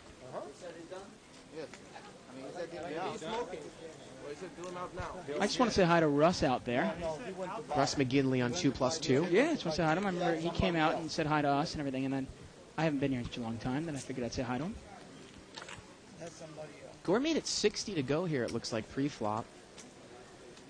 And he's going to get called in 3 spots. And again, Dave, you talk about Gore trying to make a raise probably to buy the button. Now you got a tight player like Mark who calls you on the button. You're probably in big trouble, and he is dominated. 4-6-3. See if somebody fires at this one.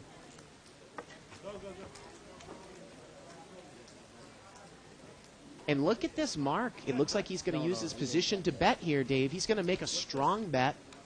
$200. He actually has the best hand. So he's going to use his position. You know, he called with a hand that's not so great, but he is on the button. And I'm sure that Gore is going to muck here. 200 Gore.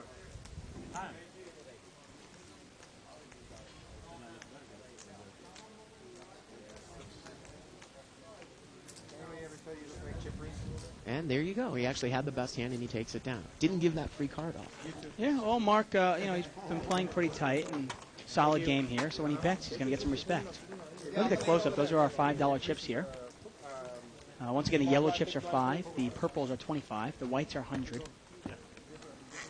You see them all on this table. There they are. When you see a stack like that, one stack is actually of purples is $500, and one stack of yellows is 100. And they are in stacks of 20.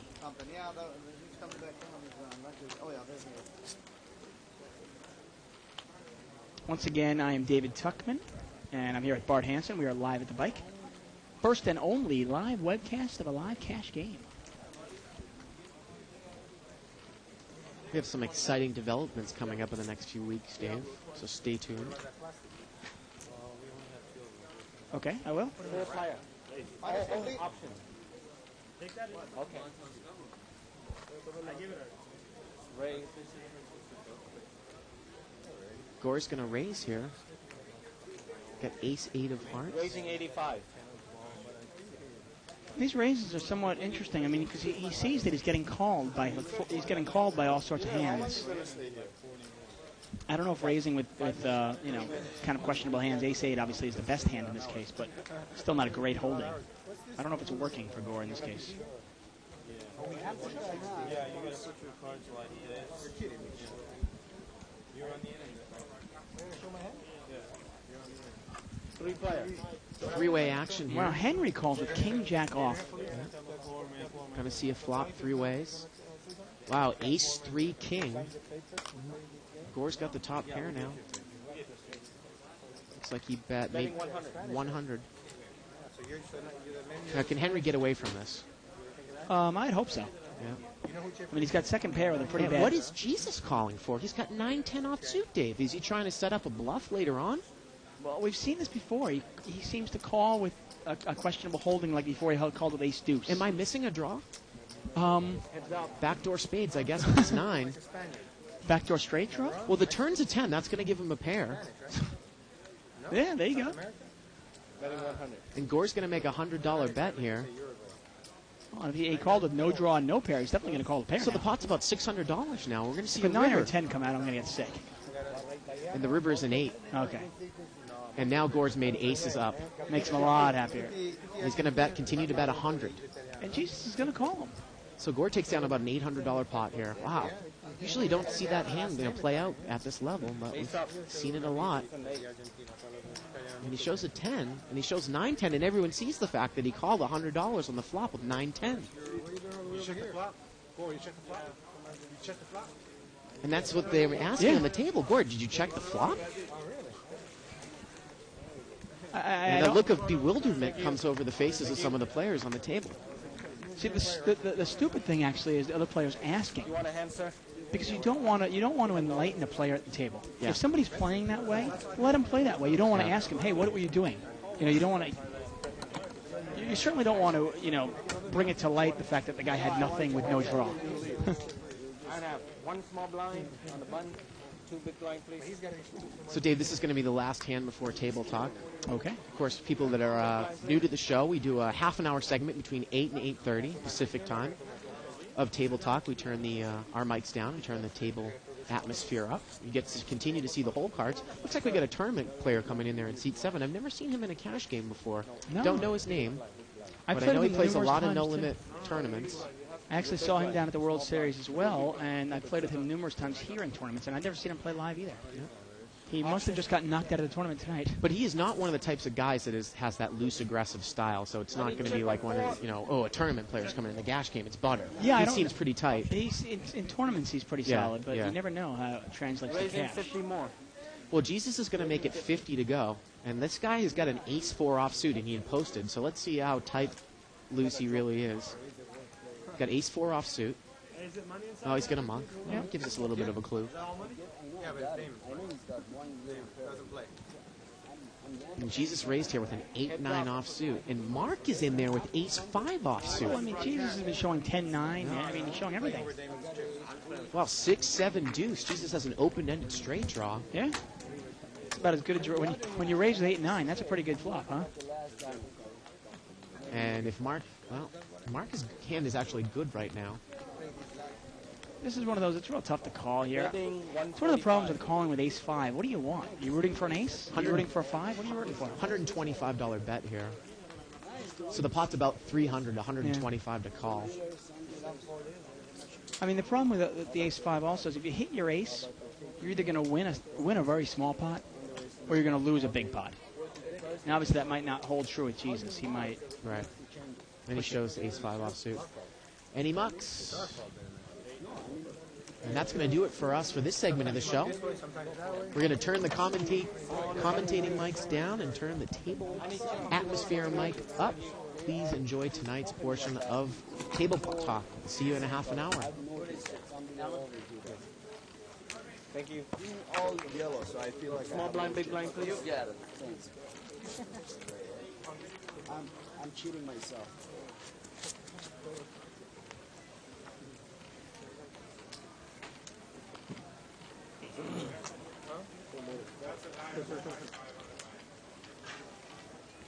Sometimes the weather affects it. Did you know that? On small blind? Come on. Don't be ridiculous. I swear, if it's humid, cards stick together more, there's less pairs. This is true. Option. Pay attention, you'll see.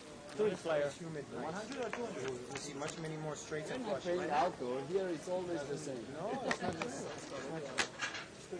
Why did you say it? In the wintertime. Betting 15. Well, that's something we have. You're kidding, man. The cards, they stick together more. When they stick together more, you get less pairs. Just one buy and that's Trust me, some dealers, I've noticed, they open in a row. Fly, they open things that, you know, it's just...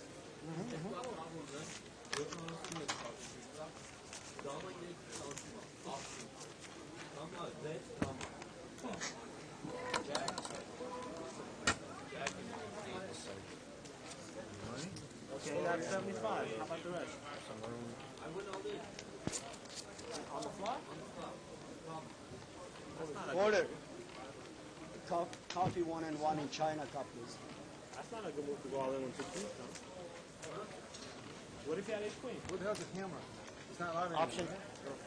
Where's the camera? Where's the camera? What about when they have live? Oh, that's huh? Out of bed. If you raise me out. Betting 60. Yes. Stone Cold Nuts, man? King. Didn't miss. Thank you.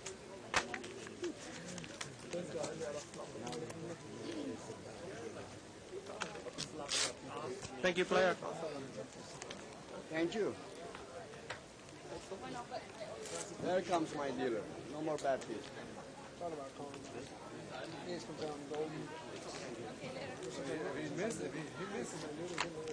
Dealer, make sure you're not going to come back on this table.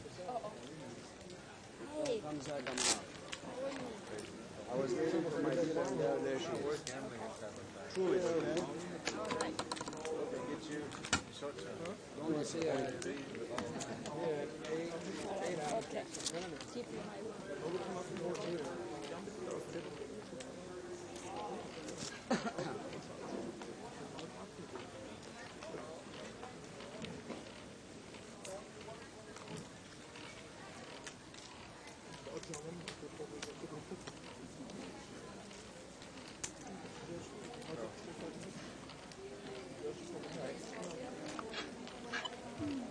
some blue, please. All right, coming up.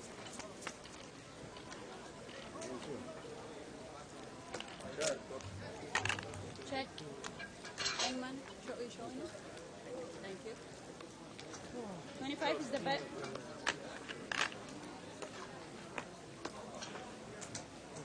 How is the race? 25 more. Go.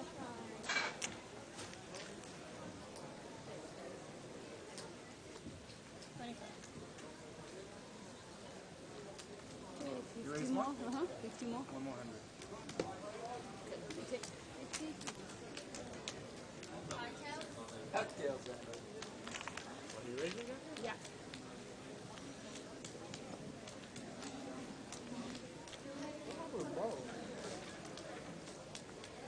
Mo said he was coming back. Mo said he was coming back. Mo? I'm playing Mo. One shot.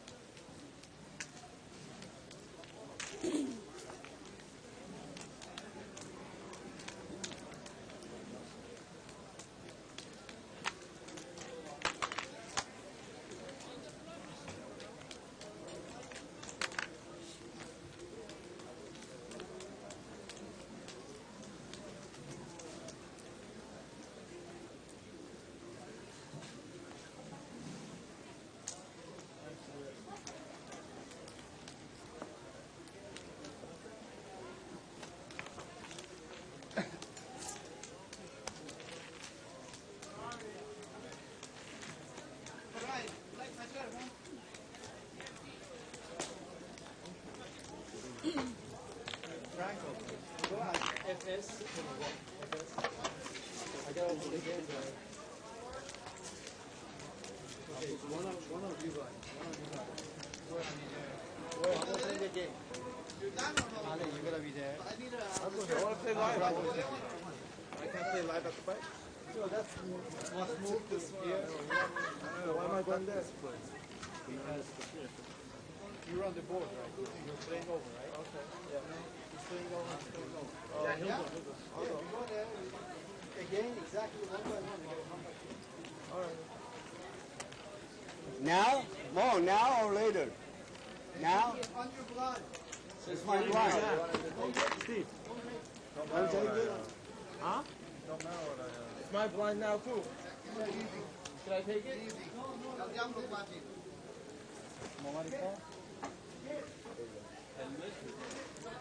Never took the deal again.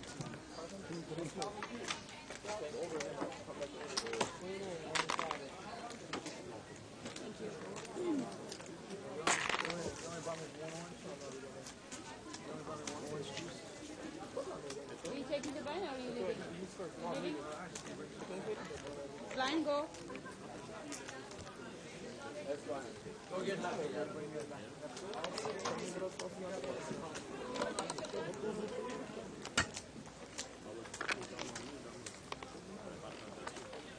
You know the blind.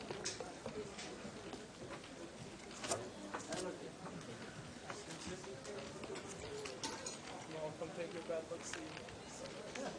I'm gonna change it. I'm gonna change this seat from black to red one. Shiny one. I didn't like 2. I told you black at number 3. And you came and picked 2, right next to the 3. When you came here, you said, C3, my lucky number. 3.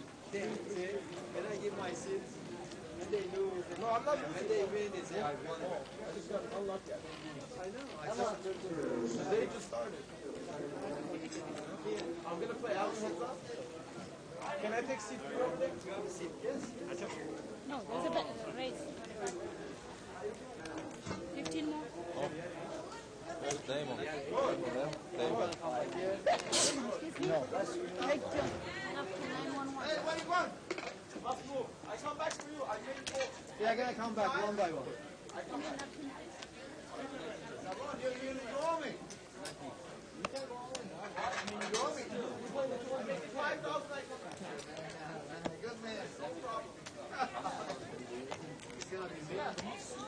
Never get this damn deal on this dime. 80.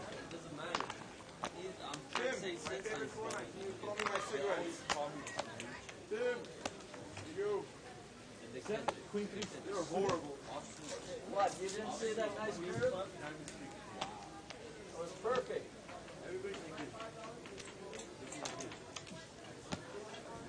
But here's what I'm saying. If the race is 75,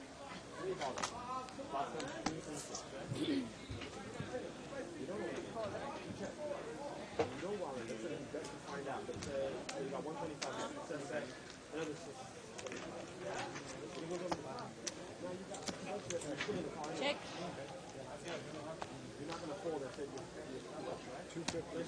Bet is 250.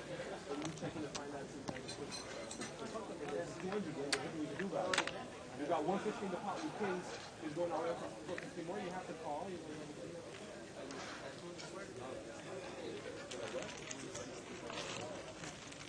So I basically bet my winning is plus 15 on Barlow. Let's find the button. Thank you. Like in this game, if I lose the first, you call the game that flop, I bet and they go over the top, I just get away from it. But in that game, you already have something. Done?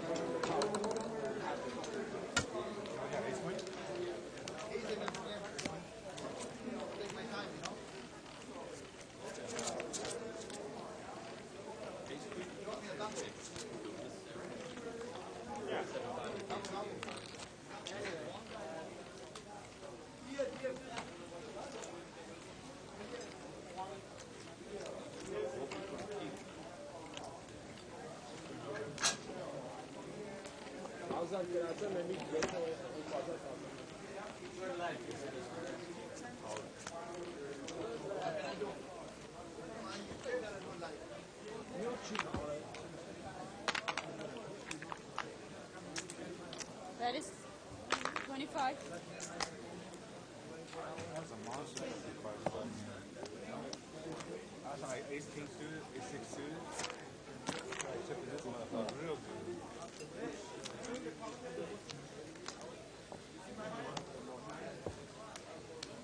It's good.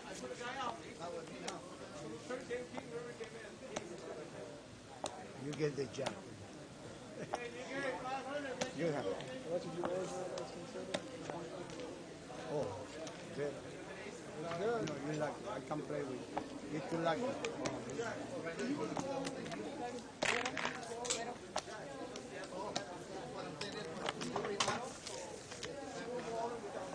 Small blind go.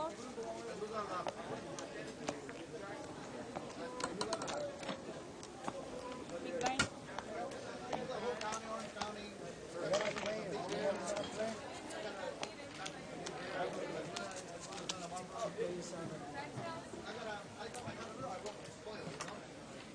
If I saw the board and you went on, I would go.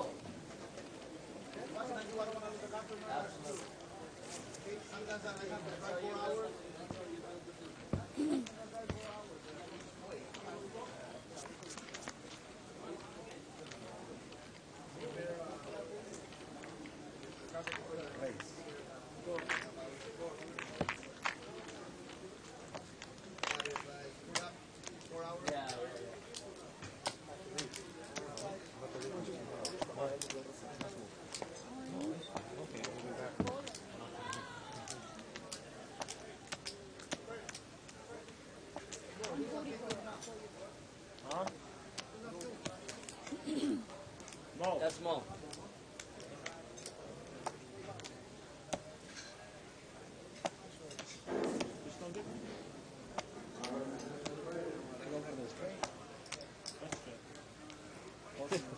North Watch. Right on ace for Oh, you do go for a straight. Dude's coming.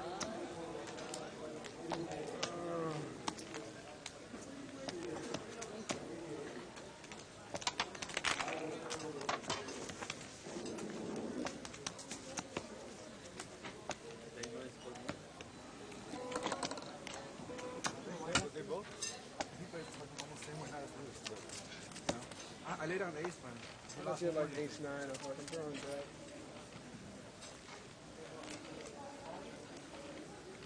Small blind. Big blind. Pero.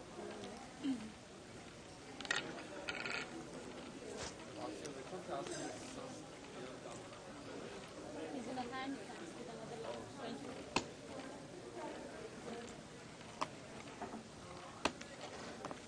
Card is raised. You raise mine? Did you raise mine? 90 more. You didn't raise mine. 100 total. You looked, right? Just for you, homie. 2 months to see the card.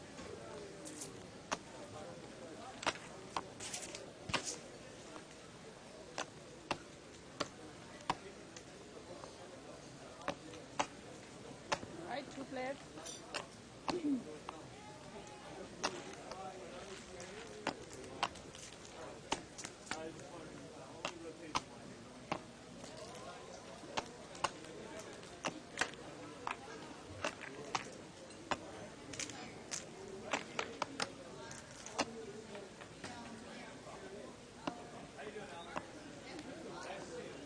That is 100. The rest to 150 more.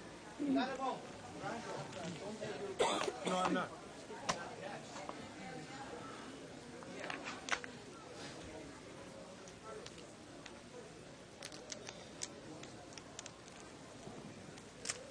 He's not me, boy. Can't push him around. 350.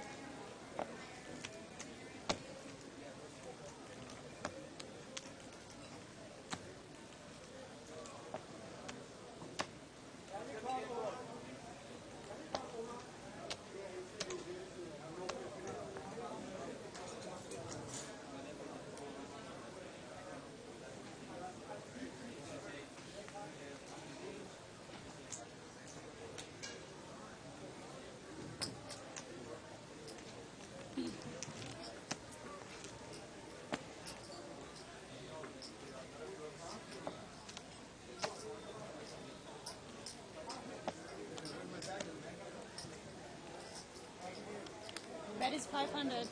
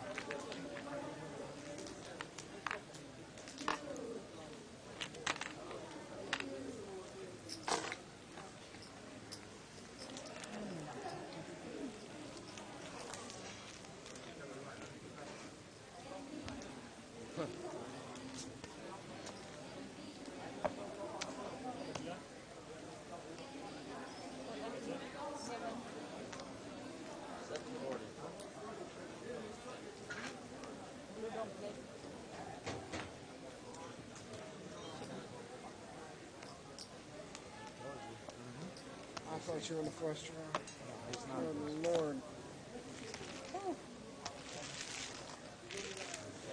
Right. I'll cover up.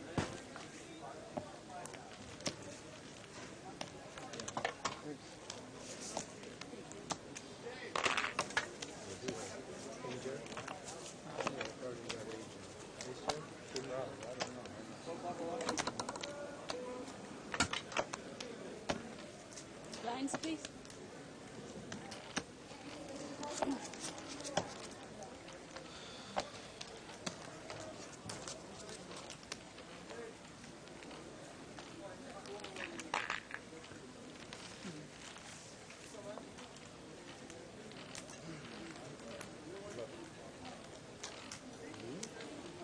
Space 40. 30 more.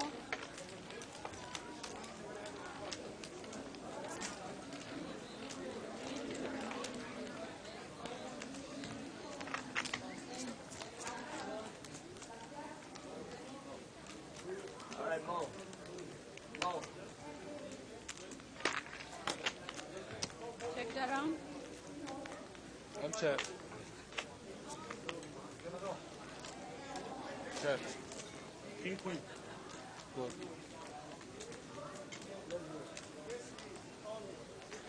King, good.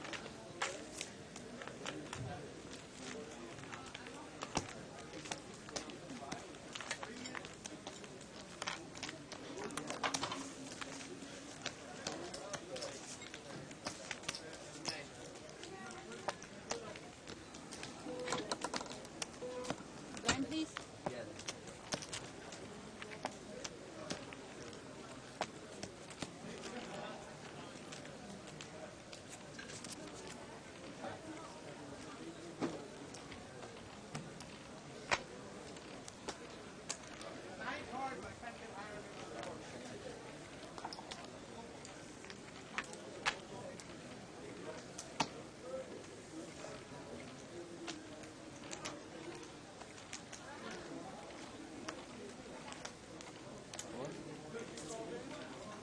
50?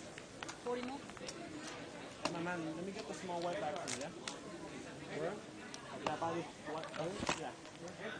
You want? Which color you want? Purple one.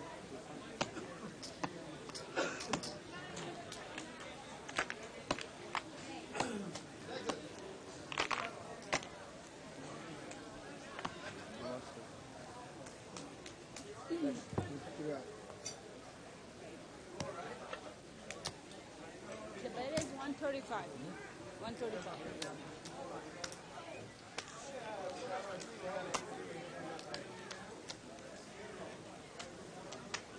500 more.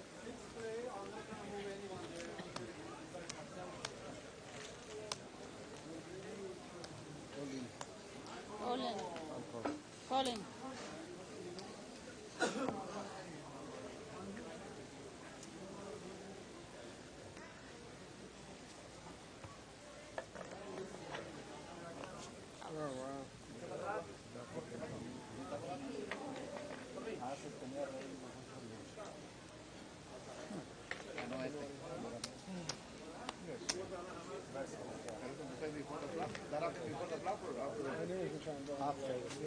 He's got it covered.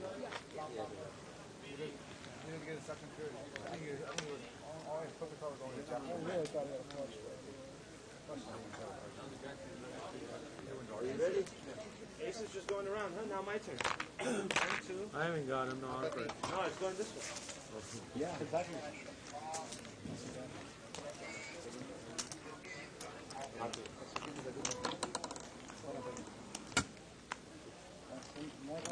Find the button? Yes, please.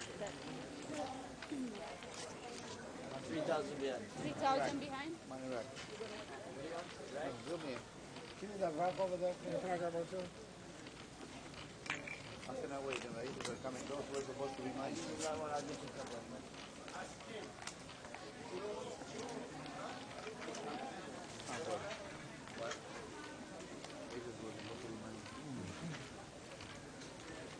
C9, 3,000 behind. C9, 3,000 behind? How much pre-flop, Kim? I guess the next, How much raise pre-flop? There's actually, white. I check.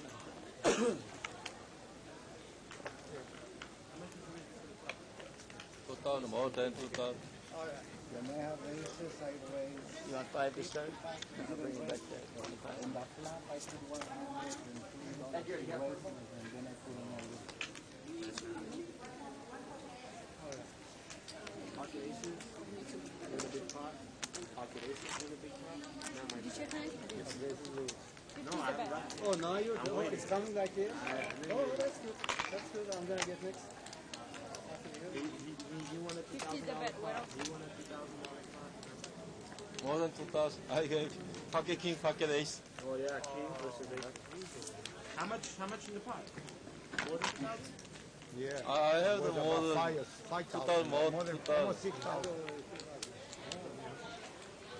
Yeah, yes, right.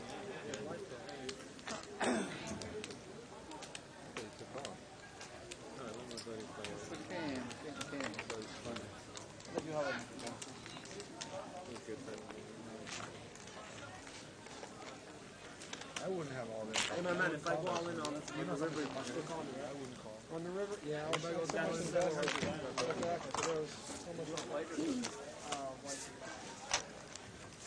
I almost did it, man, but then you didn't have enough. I really didn't. Where are you? You're not on the phone show, huh?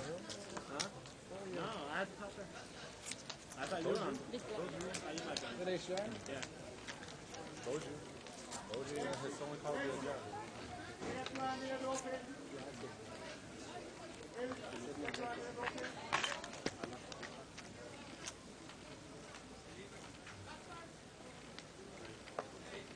How does it raise? 80?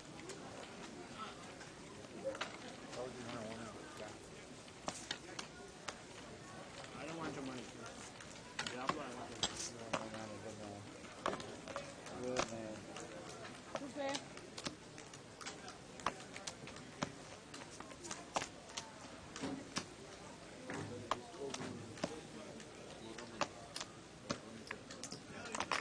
Check. When are you coming? That is 100. Okay, come. Be careful, Bruno. I don't want your money that down. No, I want your money. No.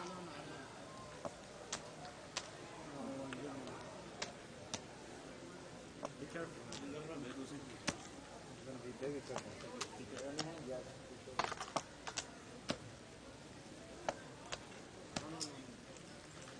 That 100 I call.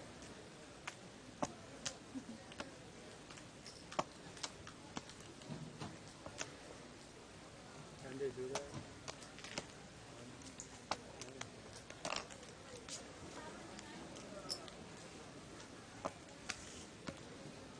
Okay, I'll let you. He's too nice, Diablo. Huh? He's too nice. Thank He you. had Queen Jack, he had him drawn dead. What do you mean he's nice? I think that was evil what he did. He took 100 back. I think you should give that 100 back to Gore. Yeah, My 6-7 is no good or what? he had him drawn dead and you sucked him for another 100. Well, that's what he asked for. So what do you want me to do? Live throttle? It's in a draw. Say no, I got you I'm drawn glad the dead. I fucking don't want your money. king came out really high, you know? He's still in the draw, huh? I was open-ended.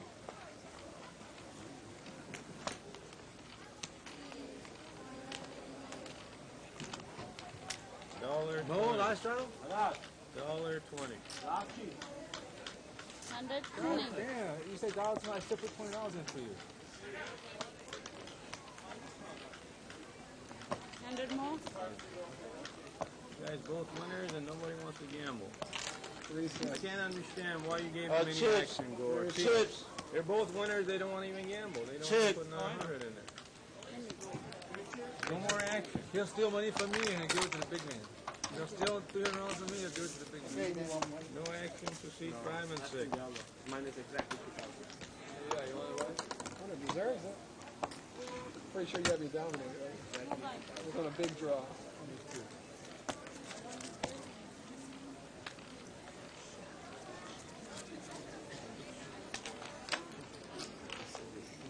Give me the amount for the 5,000. 1,000 pay for 5. 1,000? Yeah, 1,000 pay for 5. No more aces on the deck. Okay. Hey. I lose. All in. All right. I like George's hand. 200 and change. 275. Instead of 500? 400. Instead of 400? This is my old seat too. I locked it up. Everybody calls high call. That's 2 days now. 2 days like this. What's the difference between... I locked it up already. Somebody And I just stayed tell at me 300 because I was winning a little bit. between respect and fear. What is the difference? Born, But he wouldn't have given me the action he gave you. You know, no, you know, regardless, he would have laid that.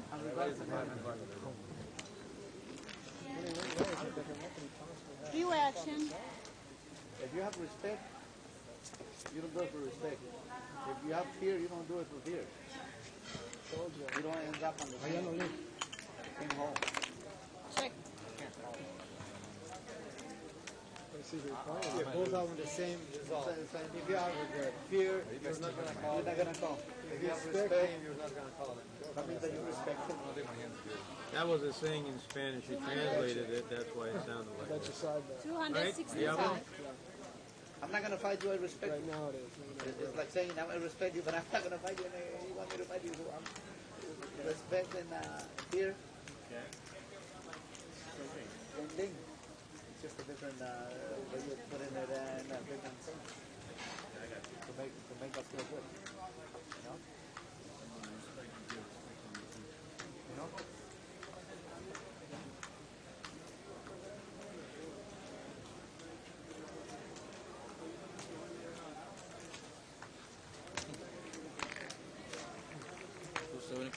Yes. 265. 265.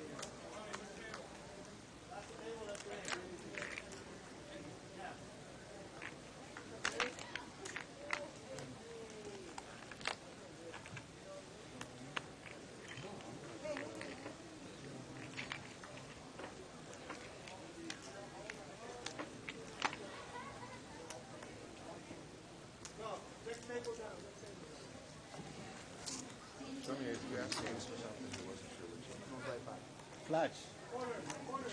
Oh my God. King Jack. Amigo. King Jack. Oh my God. You were good. Oh, I was gold. You were good. Oh my God. I went all in. He would have called me. He would have called me. You would have called me if I went all in and flop, huh? Yeah. Fucking, I was, this motherfucker. Yeah. Shit, I need the market to 5,000. I showed him my card here. I told you I would have stayed in. Well, you had 3-4. He would have lost everything. He would have called all in. No, Yeah, he would have called me all in. I know how he played. He would have called me all in. He would have called me, believe me.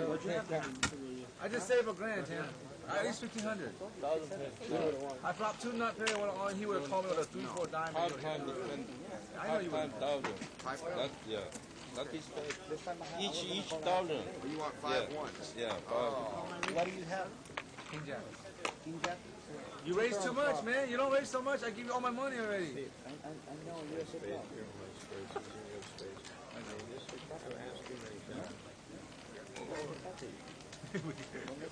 What is the race? 75? Actually, guys, I square up with him. After this, I go straight and everybody.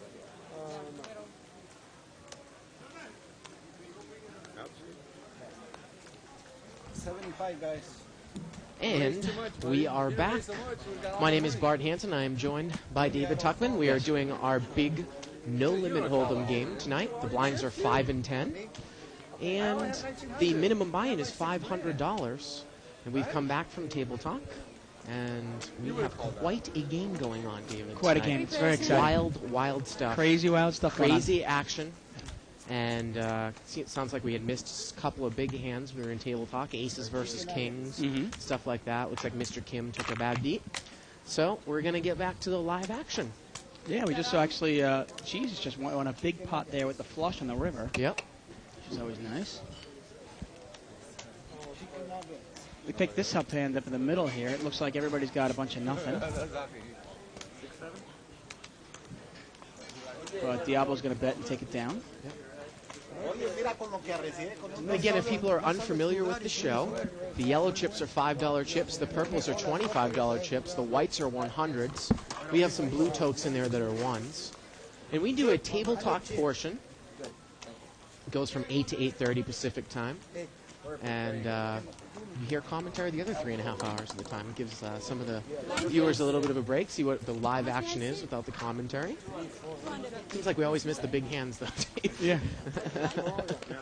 And, of course, it gives us a break. Yeah. Well, as I tell people, it's not like baseball. We don't have half innings. There's no running away. But we want to welcome all you first-time viewers, newbie viewers from some of you that have learned of Live at the Bike in Las Vegas at the Rio Lifestyle Poker Convention.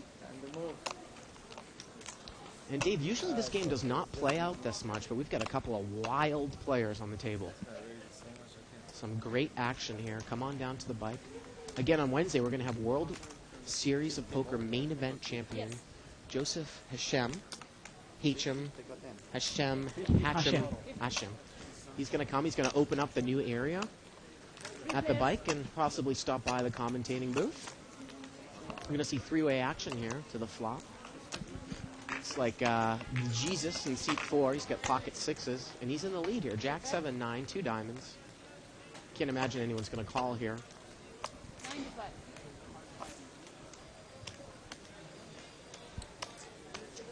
And seat number 1 there is in the hand with the Queen 8, Diablo, and he's going to make the call. Well, he's got a gut shot, I guess, to the 10, which would give him the nuts, Dave. Yeah, and he has the overcard, obviously. Yep. Now, King comes on the turn. It's a third diamond, so it might be scary. And he goes check, check on the turn. The river's a deuce. And unless Diablo fires at it, pocket sixes are going to be good. I haven't seen... Diablo's kind of the type of person that will bet out on a misdraw. He hasn't done it really all night. No, he doesn't seem to. Yep. Actually, I haven't seen him bluff much. I mean, once in a while, he'll semi-bluff on the flop if he hits a, if he has a flush draw or a straight draw. Right. Or overcards. He thinks his overcards might be good. He'll do that kind of bluff, but rarely will he bet when he misses. And depending on how much, because of course we have the luxury of seeing the whole cards, if he had bet a decent amount there, it'd be probably difficult for pocket sixes to call. Although Jesus seemed to be quite the calling station tonight. Yeah, he's on 4. fire. Yeah. Well, he had fuego. aces against kings, and I heard it was a couple $1,000 pot. Yeah, well, people say that only happens on the internet here. You know, that's twice tonight we've had pocket aces versus pocket kings. Yep. What happened to pussy? We haven't heard a lot from Mo at all tonight in C2. Well, Mo's actually just recently sat down. Look at those flip glasses and sunglasses. Well, yeah, he started the show, and then came back out. Henry played over him. Yeah, you got to be really cool to wear flip glasses. There's only a few guys in the world that can pull it off. Mo is one of them. Well, that's in your opinion. I guess we'll leave it up to your opinion. Yeah, it looks like Jesus, boy, he's playing this as almost like a tournament. He's raising a lot of hands in position. He's got a queen 7 offsuit. And Damon is going to come over the top with king 8 suited. Now, Dave, you and I are very familiar with Damon. He's not normally going to make that play in seat 7. Sorry, Damon. All right. And maybe Damon left. I don't know why we have out Scott there in seat 7. That's definitely Damon. Yeah. Send me the blue one. So Damon might have left temporarily and then came back. Yeah. We'll call Damon Scott. It's okay. No problem. Those are really cool flip glasses, though. I like those. So Damon's been observant. Like I said, you won't see him come over the top out of the blinds with king 8 suited a lot. No, but he realizes that there's a good chance that Jesus has got crap, and there's a good chance that his king 8 is probably the best hand. Here's Gore there, sitting back in seat 3.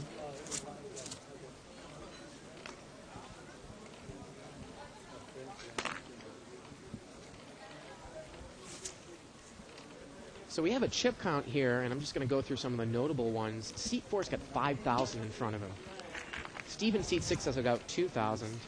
And seat number 1, Diablo, he's got about 5,000. So we've got a lot of chips on the table. Yeah. And Diablo's picked up an ace-king. Looks like Mark's got a lot of chips, too, in seat 5. And look at this. Jesus in seat 4, he's got pocket queens. He's just going to smooth call. He's not going to re-raise. And Damon's in there with pocket 5s. 3 players. And we're going to see a flop. Let's see what happens here. Interesting to see ace-queen 5 come up here. No, deuce 6-8. Pretty close. I mean, it's almost the same exact thing. Yep. And Diablo's going to continue betting here with ace-king. And that's where he'll play it. He'll play it like that. But you'll see now, once he gets called once, he'll slow down. And look at Jesus. He's just slow playing. Oh, he's going to raise. He said raise, okay. yeah. Looks like he's going to raise it about the... Well, I think he might have been trying to trap Diablo there, and he might have worked there. Yeah. He's raised it to 200. The bet looked like it was about 60 or 70 on the flop. And I can't imagine Diablo's going to call here.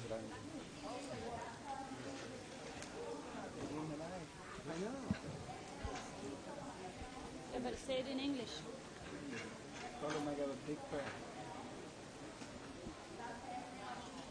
And Diablo mucks. And now Jesus shows queens. So now we've seen him show down ridiculous hands with raises, and now he shows that he slow played queens. Again, if you're going to play it that way, I don't know why I would be showing the cards, Dave, but that's just one guy's opinion. He shows them all. Yeah. Shows them all. There's no problem with it. Like I said before, Mexican poker, you're only hiding one card. Yeah. The other 4 cards are shown, and maybe he's just used to everybody seeing his cards. If people want to follow the live thread that goes on the internet, you can go to 2plus2.com, spelled out, click on forums, click on Tournament Poker, World Poker Tour, and other televised tournaments. And there's a thread started every night. So check that out if you're a new viewer. Make comments, suggestions, questions. We'll try to get to some of them. Yeah. Diablo's got pocket 9s. It looks like he brought it up here.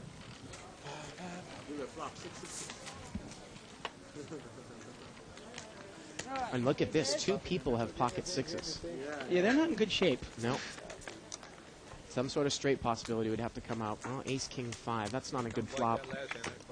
It's not really a good flop for anybody. For anyone. But Diablo doesn't know how good shape he's in. Well, he's the original raiser. He's going to lead here on the flop. Oh, and they're drawing dead to his 9s here, by the way. Yep. And both of them muck. Or 6s. No wonder 6 coming out. Fucking. Well, I got you guys beat, okay? All he's going to do is raise it. Interesting story. One of the interesting, most fun moments of my trip into Vegas was I was playing No Limit, a 10-20 game over at the Rio, and I flopped quad 3s. You wrote about this one, too, yeah, right? and not only did I get paid off by one guy, I got paid off by 2 players. And you had the fortunate situation where you had flopped quads, and the guy had called you with top pair, and then it paired on the turn. Yeah, exactly. The board came out. The other guy had a top full house. Right. So he thinks he's chopping into you. And I understand that gentleman paying me off. The board came out 3-3-6. I had pocket threes. And then a 6 came on the turn, which obviously I loved. And he paid me off. But the surprising thing was there was a lot of action going on, a lot of betting, a lot of re-raising and so forth. And the gentleman with pocket kings actually paid me off on the river. Wow. Which is, I couldn't believe that he actually thought his kings might be good with that kind of board. Queen 7-3 rainbow here. Looks like Jorge in seat 8's got the queen. And Jesus is going to lead with absolutely nothing. Now, Jorge checked his queen from up front in seat 8. He was in the small blind. And Jesus is just full steam ahead. That's his style. Yeah, one thing I've said about Jesus is he bets it when he has the nuts, and he bets it when he has nothing. And Jorge's on the short stack, Dave. He only has probably about 130 more, so he's going to make the call. And Jesus is going to have to pick up some combination of running cards here. Either hearts or 2 pairs. Nope. 6 comes on the turn, and that's going to do it. He's drawing dead. Yep. He called the same thing. He called all in. Yeah. And now the question is Jorge... No, see, I was going to wonder if Jorge was going to wait to see Jesus' cards, but he turned him over right away. Because, Jorge has the right. He was the one that called. So Jesus would either have had to muck his hand or, lay it open, and this time he just mucks. Because I would have liked to have seen him, turn over the deuce 9. Yeah. Well, he's not trying to,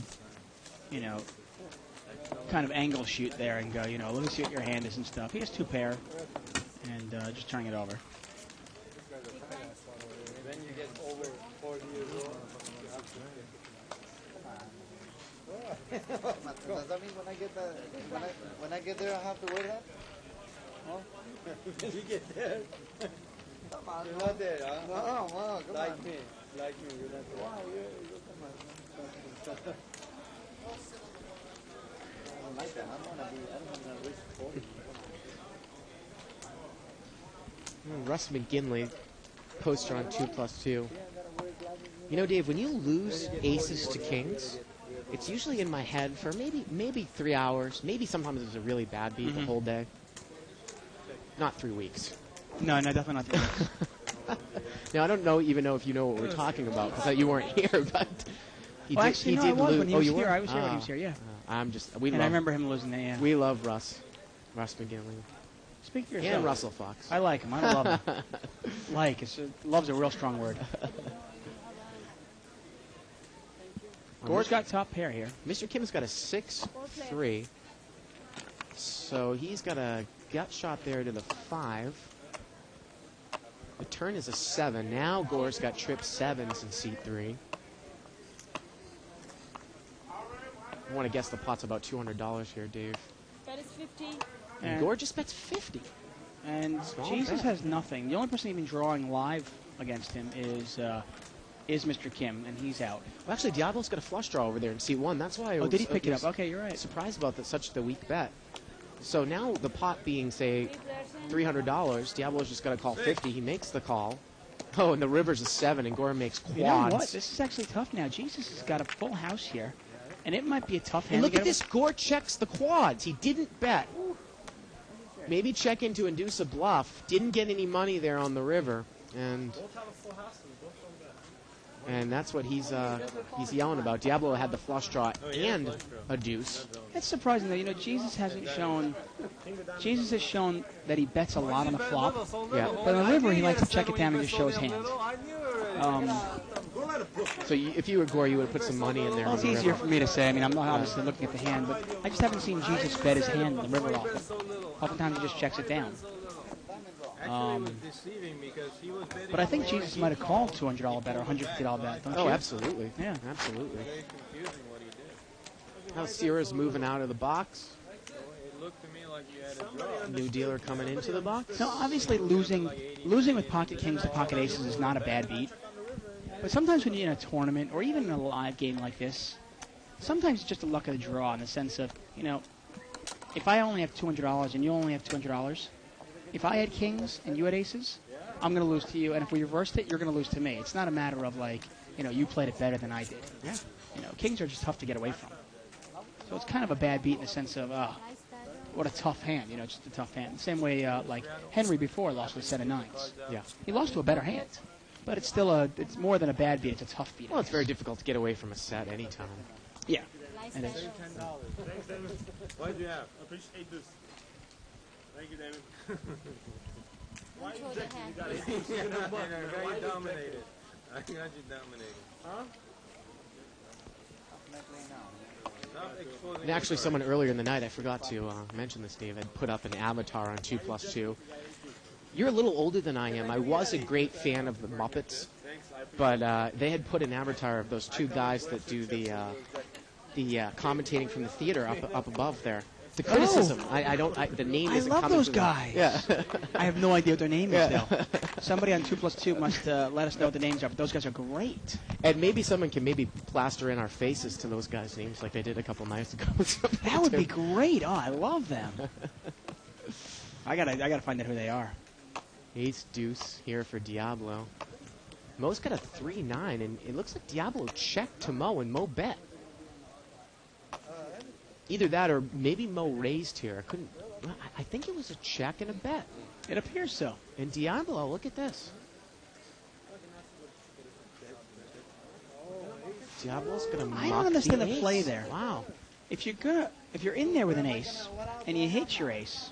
Yep. Now obviously ace deuce of hearts. I think he's looking for something else. He's looking for 2 pairs. Looking for hearts. But why just check? You're checking to induce a bluff. You get the bet and then you just fold it. Why not bet and see where you're at? Mm-hmm.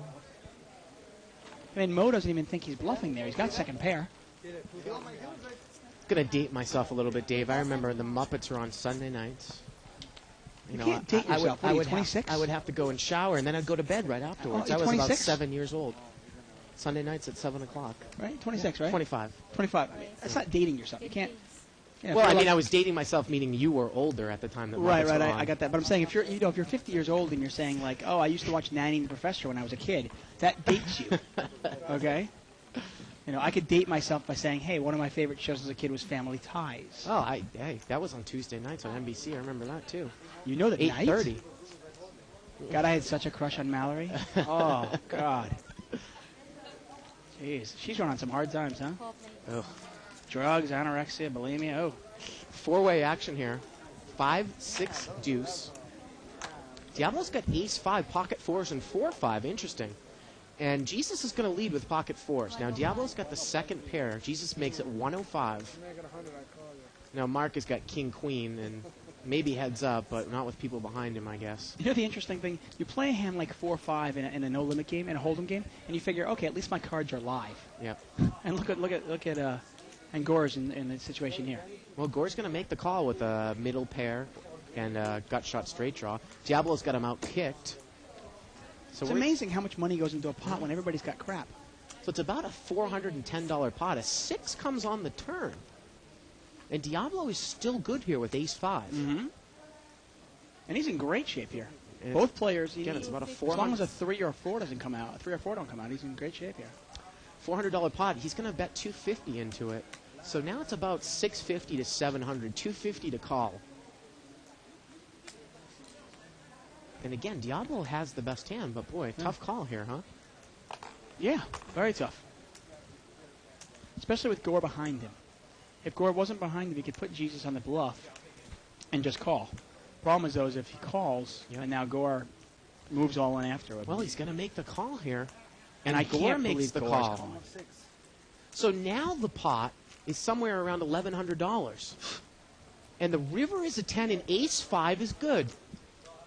And it looks like it's going to continue with our theme tonight. It gets checked down on the river, and Diablo's going to take a big pot down. Wow. And Jesus shows the worst hand with pocket fours. At least he was the better. I don't understand Gore's play, though. Well, he had a pair and a gut shot. I know what you mean. Yeah, but smooth call on the flop, smooth call on the turn. Yeah.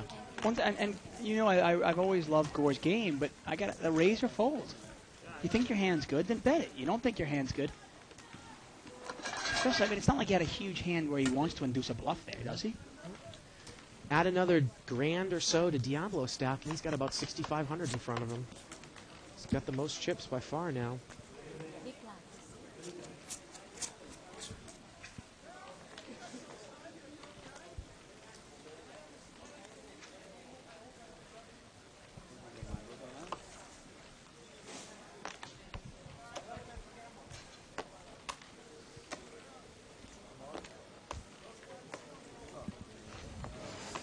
Today I'm not going to tip. Small blind's going to raise here.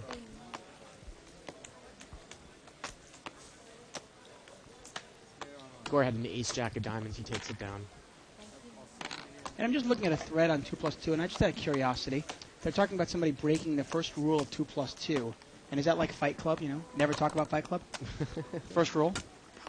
I don't know. I'm just curious. So if somebody could post on 2+2 what the first rule of 2+2 is, I'm curious. Well, Dave, you know, we've been doing the show now for 6 or 7 months, and we've chose to incorporate 2+2 within our show because I think it adds some flavor. It gives viewers opportunities to interact a little bit. We have some upcoming technical advances coming up where we may actually be able to post a link where we could actually interact right on the screen, and that's upcoming maybe in the next month. That or would so. be fabulous. Yeah. I mean, maybe I can come up with some inane quiz questions for people to answer.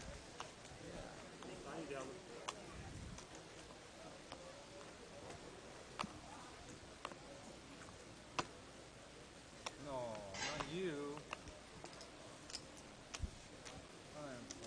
100 more. Wow, look at this. Mark is going to make it 100 more. You know what? I like the bet Out by of the him. big You know, blind. He's been playing tight all night, Dave. exactly. That's the point of it. I mean, most guys are going, well, ace-10 out of the big blind is a tough hand to play, but they've got to respect him. He's been playing really tight. There were 5 limpers, so he's betting 100 to pick up 50. Right, I mean, he's obviously paying a little too much to win that much, but you know what? He's going to take it down most often. Most of the time here. You did kill my action. And he takes it down. That's one way to play ace-10, you know? And you got to remember, though, he's risking 100 to only win 50, right? So theoretically, that play has to work 2 out of 3 times just to break even. You know, it's got to work more than 66% of the time just to break even to make any money on that play. 2 big blinds. Well, it's also the fact, though, you know, if he raises it to 50 more, it's really not going to work. 2 big blinds. Without a doubt. You know, so it's... And of course, there's always a chance, obviously, that he's raised with ace-10, he gets one caller, and he can still win the hand after that. Right. He could still have the best hand if someone calls with a 4 or 5. Well, exactly. Of course, he is out of position for the whole hand, though. Yeah, ace-10 offsuit is definitely a difficult hand to play out of position.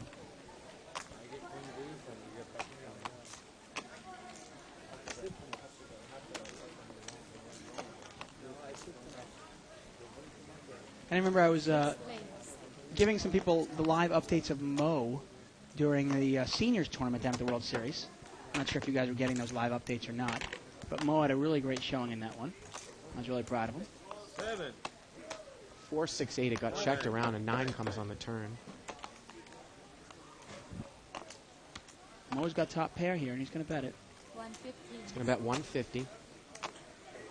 Now, the size of that bet, Dave, you know, I really like that bet because he's going to get dangling 7s out of there. Unless someone was trapping him, which he's smart enough to get away from, Diablo really doesn't have the odds to call here, especially when there's 2 clubs on board. Right. Problem is, he's actually got... And he mucks. Yeah. I was actually going to say he actually had a double gutter there. A 5 or a 10 would have given him a straight. But still not enough to go for it. Now, I was saying Mo actually did really well. I think he finished somewhere in the 20s in the seniors tournament at the World Series. And I was cheering him on and hoping he would get to the final table and maybe get a bracelet. But it was not meant to be. Something really exciting is happening in about a week here. We have our own Legends tournament, Legends of Poker. Doyle Brunson actually won the main event of the Legends last year. And it was the first place was over $1 million, and I'm sure this year will be well over $1 million also for first place. Absolutely. Well, it's actually the smallest buy-in for a WPT event. Yeah, I'm really glad they actually kept it at 5,000 and didn't make it 10. This pot looked like it was limped around. 6-way action to the flop. 8, ace, 9. No one's in there with a... Look, it seemed, Dave, like a lot of people were playing weak aces tonight, too. Mm-hmm. And looks like it's going to get checked around here. Diablo appears to have the best hand with Jack 9 in seat 1. Turn is a 3. Gives Mo a flush draw. Actually, it doesn't give Mo a flush draw. Yes, it does. Diamonds. Mo's got diamonds. Now Diablo's going to bet there with the Jack 9. Mo's going to call. Looks like Diablo bet about $60. Now, is Mo just calling here for a diamond, or is he... well, if his Jack maybe comes, set it's up not a going to bluff? be good. And there's the Jack on the river. And Diablo's got 2 pairs here. So now Mo may call. Although we've seen, I mean, Diablo does check aces. And Mo knows that. 150 it looks like the bet is here, Dave. And the pot is probably laying about 1-to-1. Yeah. Well, excuse me, there's more in the pot. It's probably 100 in the main pot, and then he's betting 150. So it's about 250, 150 to call.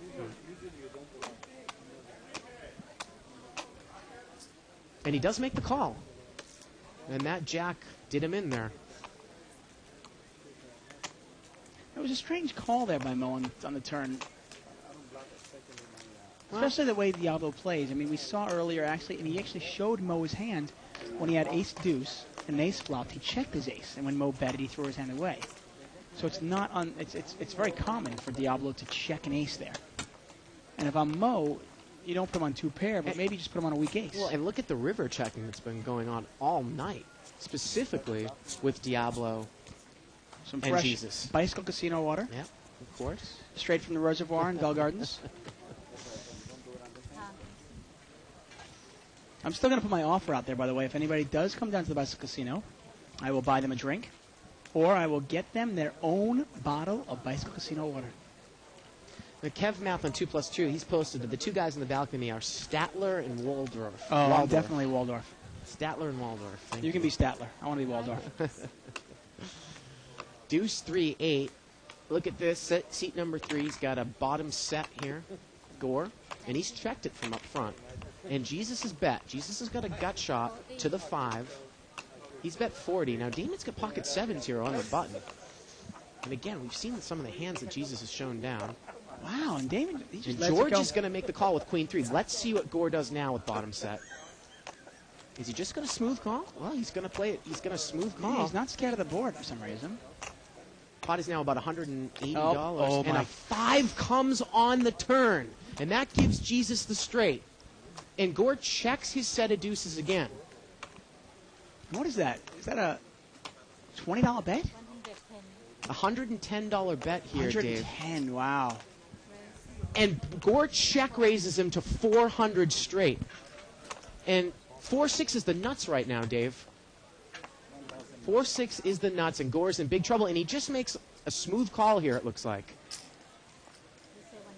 No, I think he went all in. He went all in, and Gore called. Wow. So he moved all in, and Gore's in trouble. Gore's going to need to pair the board to win here. And that's the problem with slow playing a hand. Sometimes Let's see the river. Wow. Here we go. No. And the river's a 10, and Jesus is going to take it down there with the nuts straight. Wow. Gore had it look like another $1,000 there. So that pot, again, almost $3,000. Wow. Unbelievable. And I love the bet. I love the move all in there by Jesus. He didn't wait to the river. Yep. It was a check raise. Because had a diamond come out there, that might have killed his action also. It was a check raise by Gore on the turn. And then Jesus moved all in, and Gore quickly called. He thought he was trapping him, but he was the one that got caught up there by not showing a lot of strength on the flop. There's more money coming there. Yeah. All that. Hamik, our floor man, I think he said that Gore had how much there? An additional 2,000? God. And look at Jesus.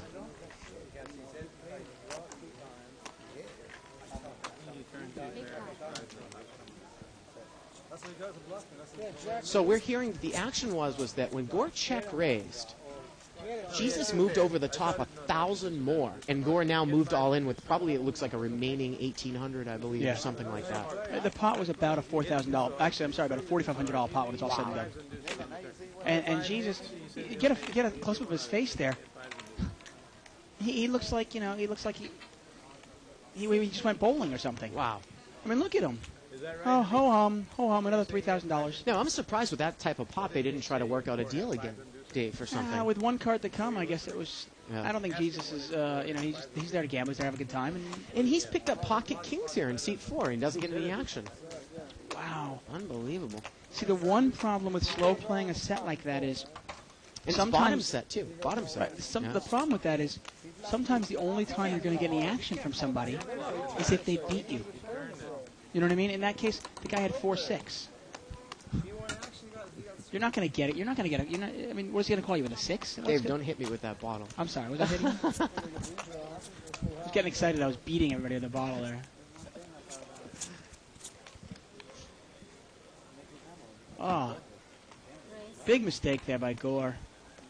He slow plays his set of deuces. Giant pot, and gets probably killed. the biggest pot of the night there. Oh, definitely. What a turn, huh? Unbelievable. And Jesus is rubbing it. Well, Gore's gone, but Jesus is saying, if he had check raised me a lot on the flop, I would have up.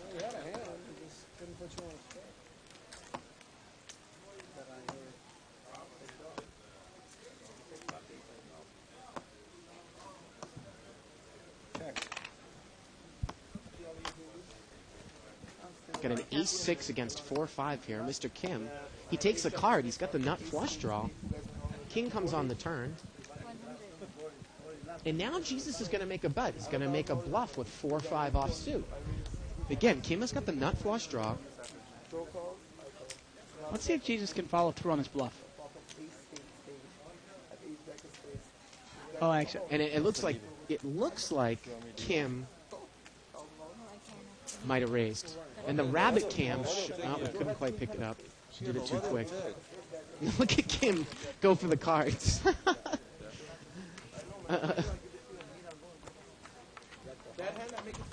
And that's a nice play there by Mr. Kim. He raised it there on the turn. He raised the turn, semi-bluff there. With top pair pairing on the turn. Right. Yeah. And by doing that, he didn't have to hit his heart. Mm-hmm. And had he gotten called, he still had outs.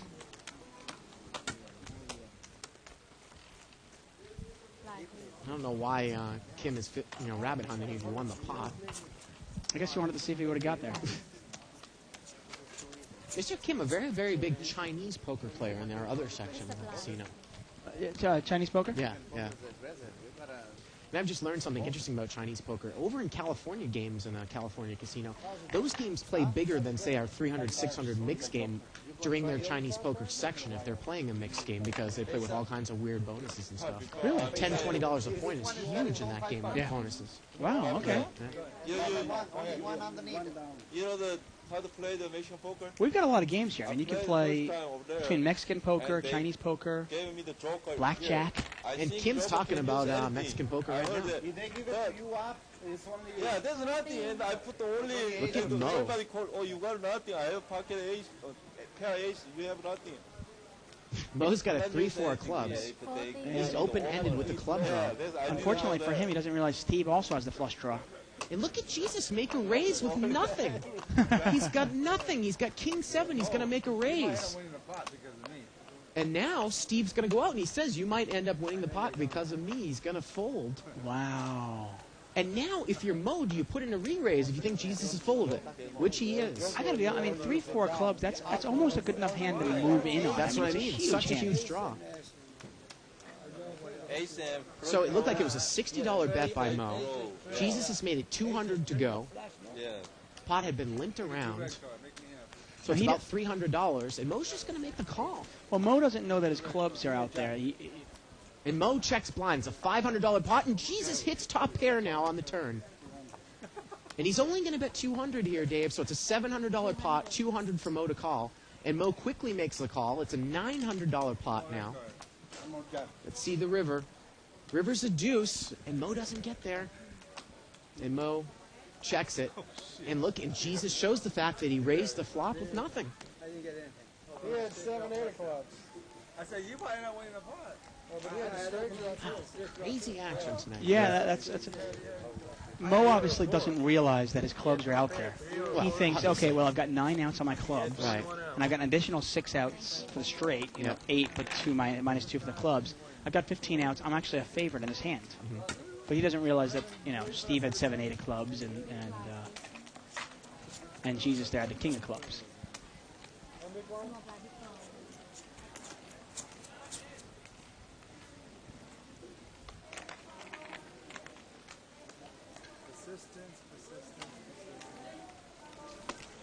And it's funny, this is one of those times where people are sitting at the table going, I have to play in this game. The game is so good. Look at this guy, Jesus. But he is befuddling the entire table Dave, and taking all their chips. He's got probably over $7,000 now there in seat 4. Oh. And they're all looking at him going, stack of white there. He's got a stack of white in the rack, which is $2,000, and another stack outside the rack, which is another $2,000. And the bottom rack is all purple. So that's $2,500 on the bottom. Yeah. Wow. He's quite the day right now. Diablo is flopped up and down here. Queen 5. He's going to bet. And did Jesus just check raise it there, or he just called? He just called. Wow. He's calling with King 3. The turn is 6. Guess he's feeling lucky now. Diablo's going to continue to lead now. And he's drawing dead. Going to bet 200. Sometimes there's no rhyme and reason for why somebody wins. It just, the sun is shining on him today, Yeah, definitely. Flop the club. I take $1,700. Yes, you take it from me. Next hand. Now, if Mo knew what Jesus had that hand and come over the top of him big with a strong semi-bluff, he would have won the pot. Without a doubt. Yeah, but obviously. He played it pretty passive, though, and I think they're a little off guard with Jesus. They're not quite sure what he's going to call with, what he's raising with, what he has. He showed the nuts a couple of times. I don't mind, but I don't And they're scared he might just call. That's why I'm... Don't F with the Jesus tonight. If you sit straight, Damon, if you try sitting straight, That's right. It's one of my favorite movies, Dave. Don't F with the Jesus? No, late 90s, Big Lebowski. The Big Lebowski. Jesus is going to come in for $100. Going to show us his cards there on the button. One of my favorite drinks, by the way. Same drink the dude drinks. White Russian? Yeah. It'll be 100. The Dude. Great movie. See if seat 4 can get his cards over and see what he's raising with this time.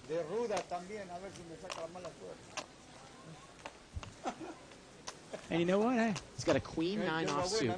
Diablo, seat 2's got King Jack. 3, 6, 7, 2 clubs. Look at this. Mo checks. Jesus bets. And he shows a king, he shows a queen, I would imagine. Shows 1 queen. And he's going to complain he's sorry.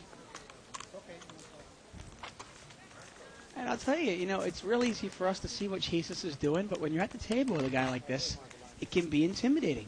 Because he's betting every flop. Yep. He raises almost every hand, and he's not quite sure. What does this guy have? He's playing like he has a lot of chips in a tournament. Kind of. I mean, that's what he's playing. He's like. playing fearless, I'll tell you that much. Yep. And look at Mo. Mo is switching seats. Position. And yeah, exactly. For those of you at home, some people believe in switching seats for that lucky seat. Well, that's a bunch of, garbage. Exactly. Mo is actually switching because he wants position on Jesus. He doesn't want Jesus acting after him. Right. And good players will move seats, not for luck, but for position. And Jesus is going to raise again. He's got pocket 9s this time. It looks like he makes it 70 to go. 70. And that's actually a pretty good place for Mo there because you got 2 tight players to his right. He can kind of, gauge what they're doing too. Look at this. Mo's going to make a call with, looks like 7-4 of clubs. So pocket 9s against 7-4. It's about a $150 pot. Mo's picked up a flush draw right off the bat here. Queen 6 deuce, 2 clubs. Mo is first to act. See how he plays it. He's going to check. Again, a $160 pot here. Now he moved to Jesus' left, but he still had a position in this hand. $150 bet, a check call. So now the pot's about 470. There's the flush. Jesus has got the 9 of clubs, and it goes check, check. And the river is an 8. So Mo tried to pull the check raise there on the turn, and Jesus checked right behind him. And now Let's see again, how much Mo bets. pot's about 470 now. Think about a $300 bet, maybe? There you go, Dave. You know what? I have a feeling this guy's going to call, and he quickly calls. And That's a nice, you know what, though? That's a nice bet, $300. And Mo's got the flush. I think it's about as much, Steve, as Jesus might have called.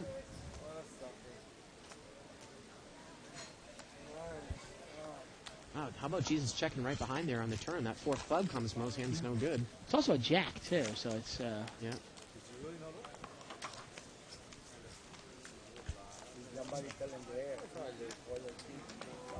No, I totally agree with you, Dave. You know, setups, moving seats, lucky seats, all that stuff. I just don't believe in that stuff. But, you know, if you're going to move... Can we switch seats?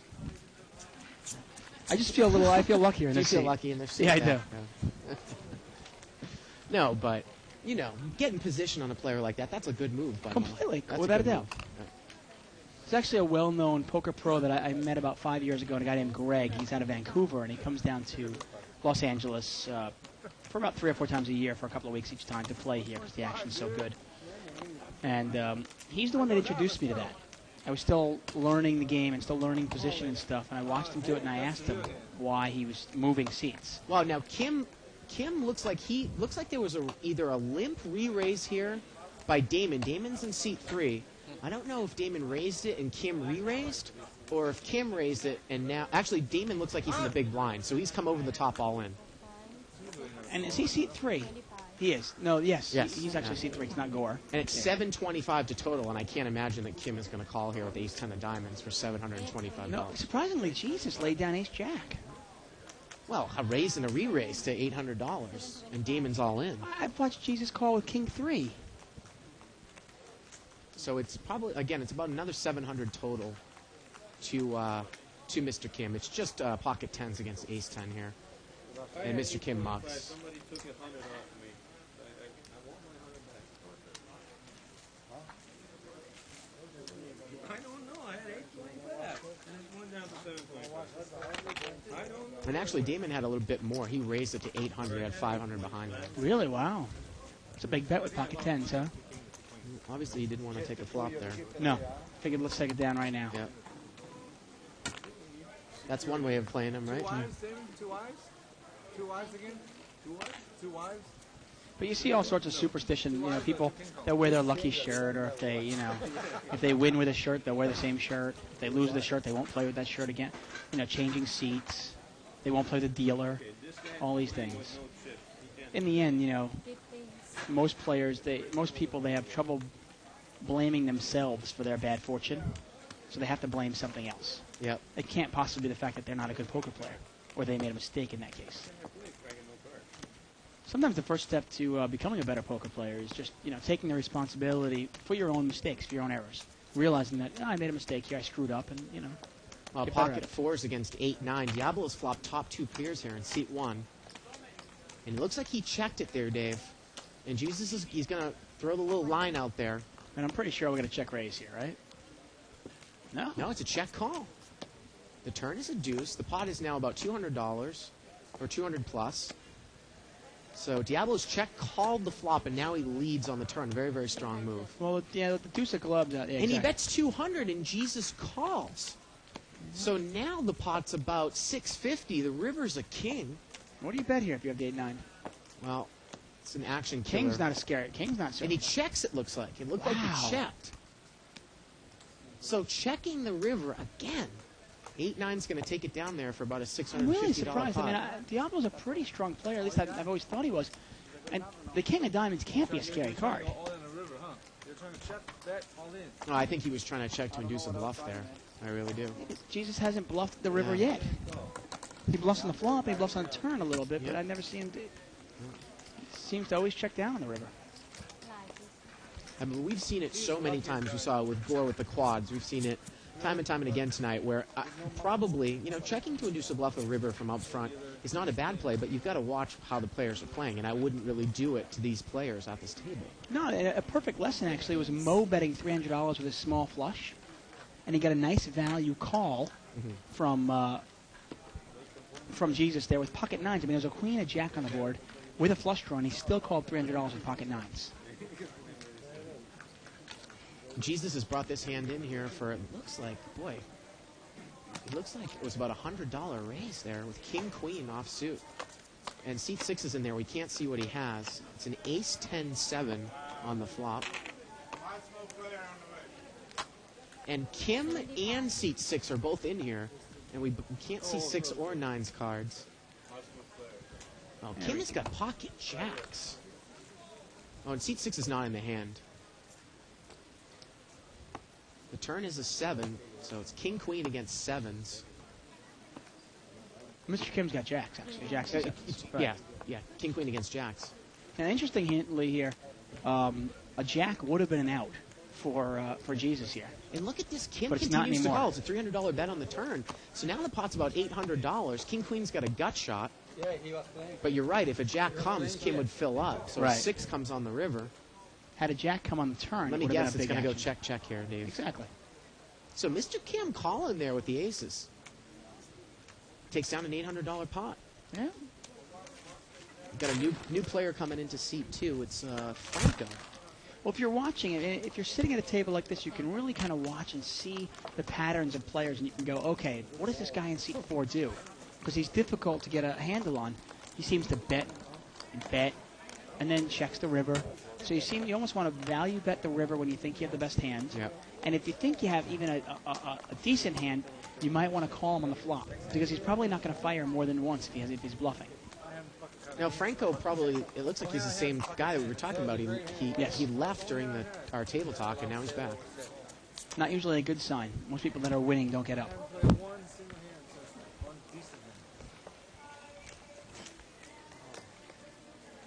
Well, there's probably a couple of these games going here tonight, Dave, so maybe he's table changing back and forth. Mm-hmm.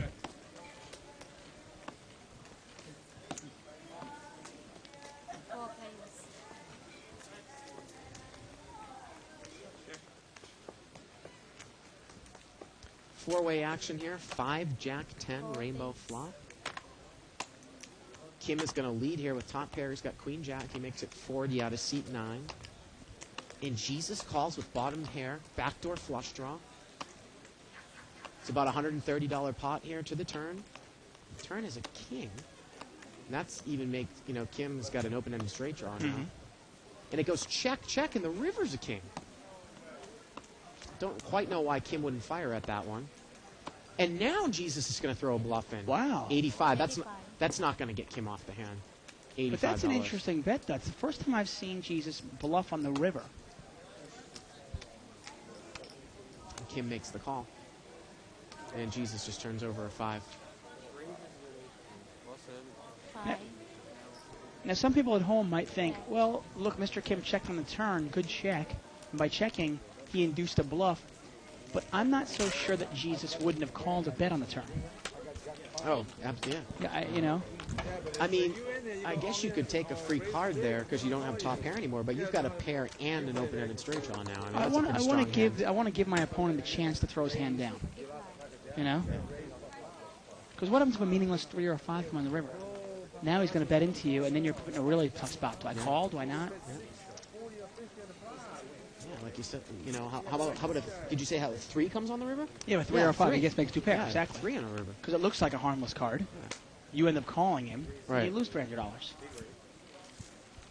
And especially when you're talking about a guy who's a calling station, who's repeatedly calling and calling. Look at this. Jesus is going to raise out of the small blind. He's got King 6 suited. Everybody folds. The pot's $15, and he raises it to $80. And Marcus got Jack 4. And that's one of the reasons why you really don't want to take this game personal. Some people will take it like almost at a personal affront that this guy's stealing my big blind. I'm going to defend it. No, let him. Who cares? You lose $10 here, lose $10 here. The next time he does it when you have a big hand, you smooth call him. And then you see what happens. Maybe you win a big pot from the guy. When you're playing poker, you got to check your ego at the door.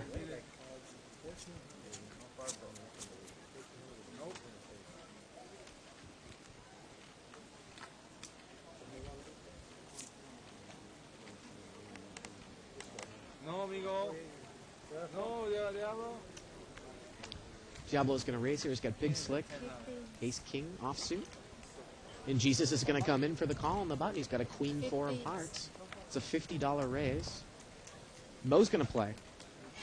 And Mo's got 9-7 offsuit. And Jorge's in there with a king 6. So we got a $200 pot brewing here. Ace, queen, 5. Diablo's flopped the hand there with ace, king. And this is one of those times you bet for value because Jesus isn't going to go anywhere with second pair. $200 pot. I'd be really surprised if he lays that down. And he's going to bet 250, so it's 450. 450 in the pot, 250 to call. And Dave, you know what? I think you're right. He's going to make the call. That's why you value bet him. He'll pay you off with queen 4 the whole way. $700 pot now going to the turn. Ace king against queen 4. Turn is an 8 of spades. And look at this, it goes check, check. The river is a 7. And it's going to go check, check again, watch. He shows him the queen. And I don't understand the play. I read your card, I said king, and you check. Oh, what's wrong with you? Well, a lot of times, you feel where you put a $250 bet there on the flop, and somebody in position just calls you with a flop of ace, queen, 5. And again, a call in a big no-limit game can be very, very scary. But we're talking about seat 4 here. Like you said, he's going to call a second pair. I mean, Diablo's been playing this game now. I mean, I'm assuming Diablo and Jesus, they both started this game at about 5 o'clock. And it's past 9 now. After 4 hours of playing with the same guy, you've got to have a handle on a little bit of his tendencies, don't you? I don't. I can understand not the betting on the river when the third club comes out. It's a little scary. Okay, but why not bet on the turn? A meaningless 8 of spades came out. Pocket queens here for seat 2, Franco. And look, he's just going to limp. And he's going to get what he wants, Dave. Jesus is raised, so he's played it as a trap, probably a limp re-raise here. Mm-hmm. And Jesus is raised here with ace 9. And let's see what Franco does here out of seat 2. Probably played it how I probably would have played it too. I mean, Jesus is raising with every hand right to your left. Yeah. And this is actually a strong enough hand in Jesus' mind that he might call an all-in. And he looks like he raises to only another 100 more. Yeah. He didn't push that hard. Jesus has got an ace here. So looking at about a $450 pot to the flop. Queens against ace 9. 3, 10, 4.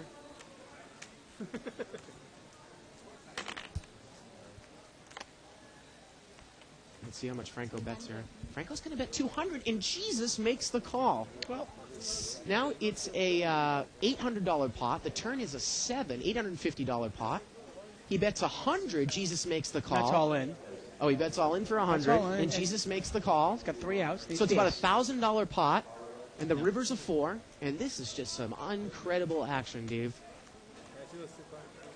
And look at this. Someone's asking to see his hand, and everyone sees that he's called here with ace 9 offsuit the whole way. That is, I got to be honest with you, that is a move that just drives me insane. If I was playing at the game, in that game, the guy who asked to see his hand, shut up. Yeah. Because you don't want to make a guy like that feel bad. You don't want to make him feel stupid. No, absolutely not. You want to pay somebody off with no pair. Well, it's just a move that's used time and time and again. It's supposed to be there to prevent collusion. And the only times that I've ever done it, Dave, is when I actually thought that people were working teams. Okay. And one time I called the floor man over and I said, stop the action. I want to see the hand. I think that these people are working together. Hey, and that's the purpose of the rule. But to do that, you're right. It's kind of like making a fool of someone by making a move at them, too. Like, say, check raising them 3 times in a row and limit. Or something like that, Exactly, and you don't want to make it, if you want somebody in the game, like Jesus, if you want somebody in that game, you want their action, why would you want to make them feel like an idiot? Yeah. It just doesn't make any sense to me. But like I said, ace 9, he views as a big hand. It's hard for him to lay that down. Well, you wonder if Franco had more money, how the rest of the hand would have played out. Pocket 10s this time for Franco, and he's limped again here. But you like the value bet there. He bets 200, he bets 200, he bets 100, he puts all his money in there, and he doubles up. So Franco's got Franco's got 9-10, excuse me. Thought it was pocket 10. King, queen, 5 here. Rainbow. What is that? No one has a king or a queen. Or a 5. Or a 5 for that matter. I don't know what is that. We can't see seat 6's hand. And he does have a king. He actually has king 10. There you go. He's firmly in control of the hand here. And he bets 100. I got our caught up in the Papacito talk. I'm sorry. And I wouldn't be giving Steve any action there in seat 6, Dave, if you've been watching the table. Yeah, no, I agree. Although I got to tell you, this table doesn't. You only need to win 1 or 2 hands, and if you can kind of get tangled up with Jesus in seat 4, he will pay you off. Yeah, you know that. And you hear me. The funniest thing is you hear me knocking Jesus' game, but hey, he's probably up the most out of everybody there. He's probably up $5,000 today, right? Absolutely. I want to play some hands. I think he has a monster, hands is very.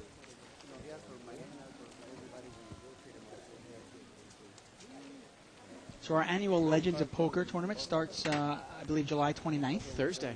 Yeah. We're opening the room with World Series of Poker champion Joe Haisham on Wednesday, and then the Legend starts on Thursday. Marcus got pocket aces here in seat 5. And unfortunately for him, Jesus has gotten up. Right. See, that means that's what you're running bad there when you get pocket aces and Jesus actually has already gotten up from the table. Yes, sir. He makes it 110 to go. Pretty big raise here pre-flop. And Mo's going to make the call. So maybe Mo thinks he can make $1,000. And Kim's going to come in with an ace-10. All the aces are dead, Dave. Yeah, Mr. Kim's got clubs. $330 pot. No, Damien's not in there with ace-10. And Jorge's not in there either. Jorge would have flopped a set there in seat 8. Oh, wow. But he's not in there. 5, 6, 7. But Mo's got an open-ended straight draw with an overpair. $330 in the pot. And you wonder if Mo might make a move here. It's a heck of a flop for Mr. Kim, huh? It's exactly what you're looking for when you have ace-10 of clubs. He's going to bet 150 here, Dave. And Mo calls 115 into a $330 pot. That's an odd bet. With 2 hearts out there and a coordinated board like that, that's a small bet. 630. The turn is a 10 of hearts. Mo's got the 8 of hearts in his hand. Yeah, I don't think he's looking for the 8 of hearts, though. You think he can't think that's good, can he? Now look at Mark. Boy, he doesn't look pleased. And Mo's going to bet 500. It gets checked, and Mo bets. He's in position. He's going to bet $500. The pot is about 1130, and it's 500 for aces to call, and aces is in a world of trouble here. Now, he's ahead, Dave, but, boy, it's tough. I got to tell you, I, with all due respect to all great women poker players like that, Mark's played this hand like a little girl. I mean, seriously, it's like, come on, lift up your skirt, strap on something. It's ridiculous. Look at this. The pot's $300. He only bets 150, basically saying, I'm weak. Okay, take the pot from me. Then he checks to him, and sure enough, Mo's going to, okay, I'll bet it. Now, he doesn't have the ace of hearts in his hand, so he can't feel good. And look at this. He mucks aces face up, which I've never... Wow. Well, that's a great example of position there for you, Dave. Yeah, I don't mind the muck. It's not a bad muck when the 3rd heart comes out there. Yeah. But when the pot's 300 and you only bet 150 into it, and then you check to him, you're inducing a bluff. Yeah. You played it so passively that you've done everything except basically just go, here, Mo, take the pot. And Mo's smart enough to go, okay, I will take it. That's a $600 pot there. Yeah. Raise 30. Raise for 30. Oh, yeah. Check me down. Yeah. You want to tell me now or no? I did. It's been raised to 30, sir. So we got a $30 raise here? The $30 raise there by Mo. He looks like he's got an ace-8 of hearts. I will say, having said all that, though, it was a nice play by Mo to take the pot. Absolutely. It's going to get checked to Mo. No one hit this flop, it looks like. So, well, Mo's going to check it. The turn is an ace. Now it's a 3rd club. Now Franco has got ace-4. See how he plays it from early. No club on the board at all. Nobody has a club. And it gets checked to Mo again. It looks like he bets 100. And his 8 will play there with the 2 and the 6 out there. Look at this. Franco quickly mucks the ace-4. Jesus gets out there with 3, 10, and diamonds. And Mo's going to take it back. Franco's an experienced tournament player. He knows the, he knows the problems playing with ace rag. Well, Franco has got the ace-4. Excuse me. I thought Diablo did. So Diablo is out of the hand, and Franco's in there with ace-4. Right. Oh, I'm sorry. There you go. Franco's still in there, and he's thinking about it. I thought Diablo had the ace-4. And he does much. There you go. Not to harp on the last hand. The one thing, it was interesting. If somebody replayed that last hand, the pocket aces versus pocket eights, it's almost like when he raised pre-flop, and then the way it played out after the flop and then on the turn, it's almost like he played it as if he had ace king of spades, something like, you know what I mean? It's almost like he played it like that, like he didn't have an overpair. Dave, the rabbit cam on that last hand was actually the case ace. Really? Yep. Wow, that would have got everybody. That would have got Franco in trouble. Well, not the case ace, excuse me, another ace. The ace of spades. Okay. Yeah, but still. Actually, that is the case ace. You're right. It is. One on the board, two in people's hands. It was the case. We only play with 4 aces at the Bicycle Casino. We tried 5. Didn't work out well. Jesus is going to raise here with ace-jack suited. He's got ace-jack of clubs. Looks like he made it 45 to go. Mr. Kim is going to call with the suited ace. And Franco's thinking about coming in here with king 3 of hearts. He's already in for 10. So he puts 35 more in, and we're going to see a flop. 135 in the pot. We got hearts, clubs, and diamonds, huh? Wow, and 2 aces come out. The last 2 aces in the deck, Mr. Kim and Jesus, both have aces. And is Jesus going to make Mr. Kim broke again? Franco's got a flush draw. Yep. Any thing here. Look at this. Jesus looks like he bet 100, and Mr. Kim just smooth called. Everybody calls. So we're looking at a $450 pot. A king comes on the turn. Now Franco's got a pair and a flush draw. Well, that just saved Mr. Kim's ass. Wow, that just saved his ass. The jack is not going to play. They both have 3 aces, king, queen. Yep. 400, and Mr. Kim calls. So it's an 800. Now it's 800 on this street. So now the pot's about $1,200 here, and it's 400 to go. So we're looking at 2-to-1 odds. And you look at Franco here. There's a pair of aces out here, and he's got a king with top pair. He's got second pair. Right. Flush draw. And a flush draw.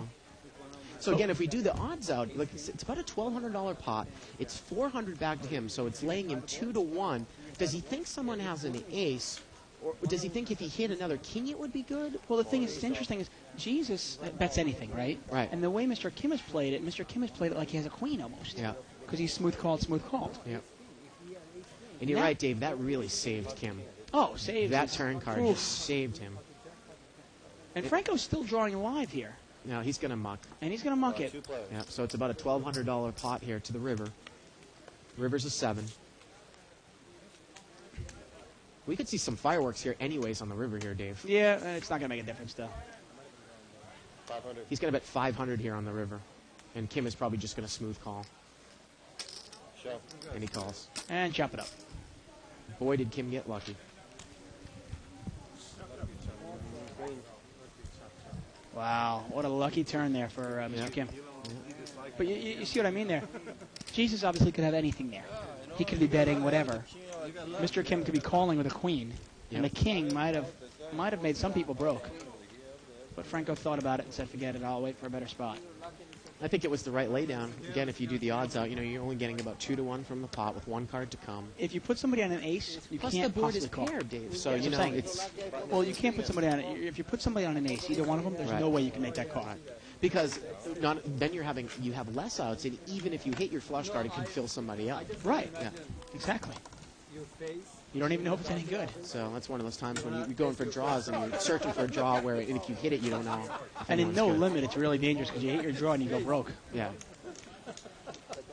Well, that's the first time I can actually say Jesus got the bad beat.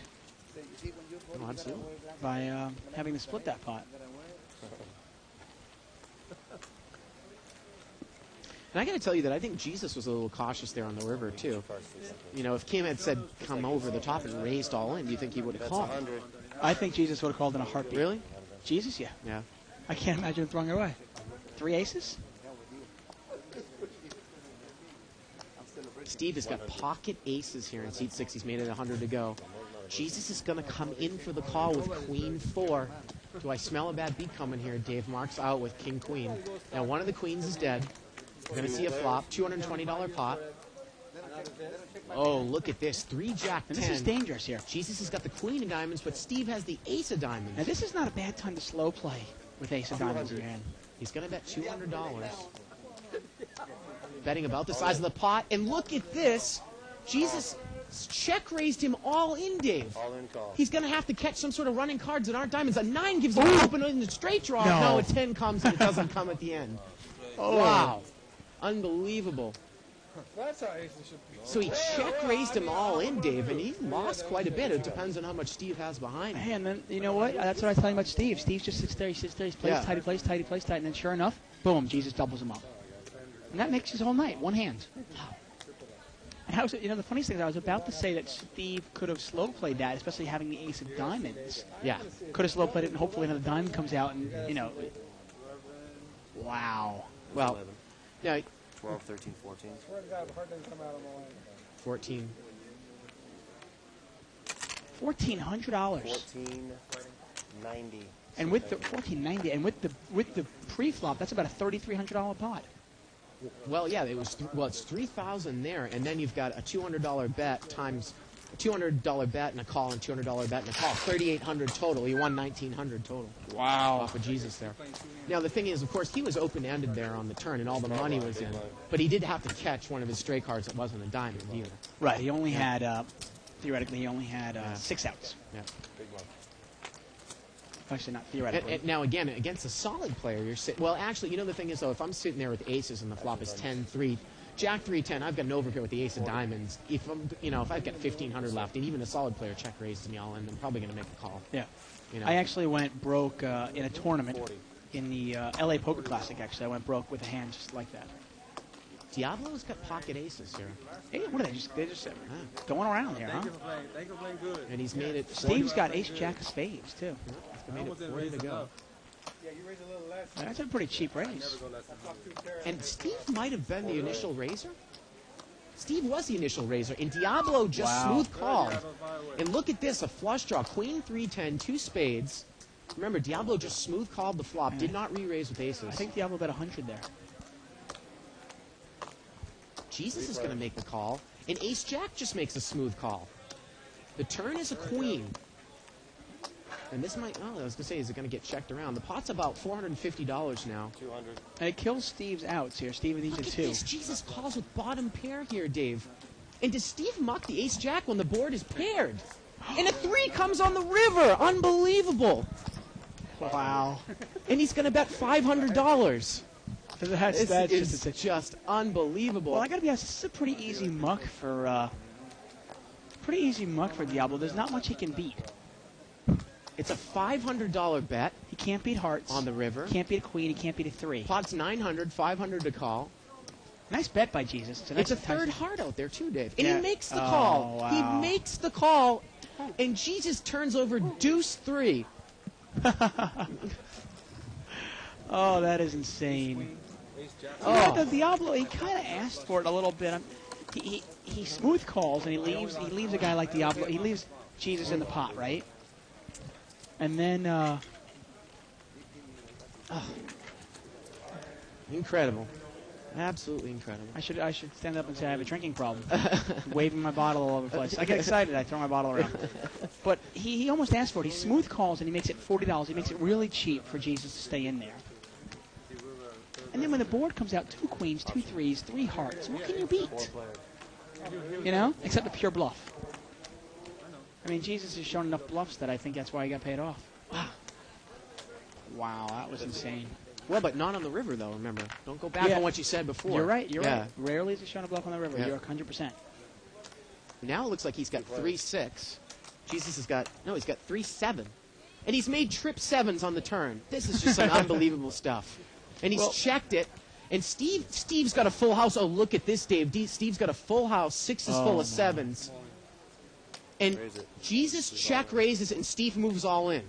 And Jesus goes back and checks and looks at his 7, and he would be drawing totally dead. And he calls. He's going to have to catch another 7. Or a 3. And the river is a jack. Yeah, 7 or a 3. And Steve has doubled up through Jesus again. So I guess that answers your question, my question, Dave, about if he would have called ace-jack all in. Yeah. He calls 7-3 all in. Wow. And the amazing thing is that the only person who's got Jesus' number is Steve. Steve's played about 4 hands all night. Now let's listen to how much it is. Oh, it's got to be $4,000. He might break him here. Oh my goodness. He might break him here. Well, Steve just won a pretty big pot of Diablo. Yeah. Wow. And everybody at the table is sitting there going, I can't believe this. Nobody else can beat him except for Steve. Steve's just been playing. He's just been playing. He doesn't really change his style up. Well, he waits for the nuts. Just got check raised, put the guy on a 7. And Jesus didn't even take a second. 31 right there. 31. Jesus didn't even take a second to make that call. 32. Didn't even think, about the kicker. Well, he just double-checked to make sure he had the 7, and then he goes, of course I'm all in. I got a 7. No, he said $3,200. $3,200. Oh, look at Jesus.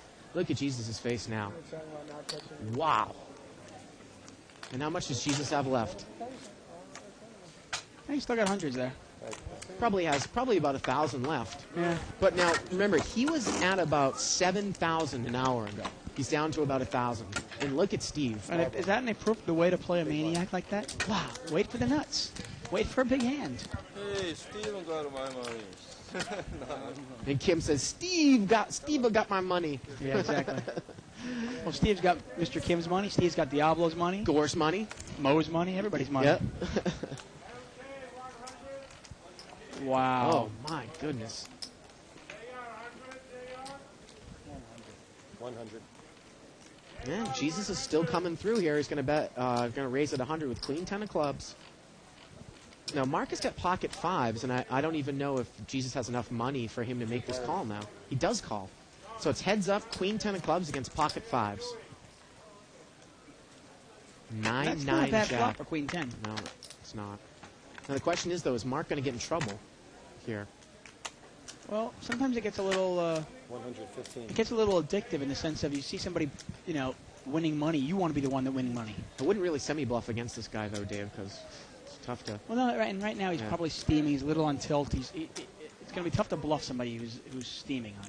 $115. $115 here on the bet on the flop. And even if Mark were to check raise all in, he's probably not a favorite with 2 cards to come to win the hand.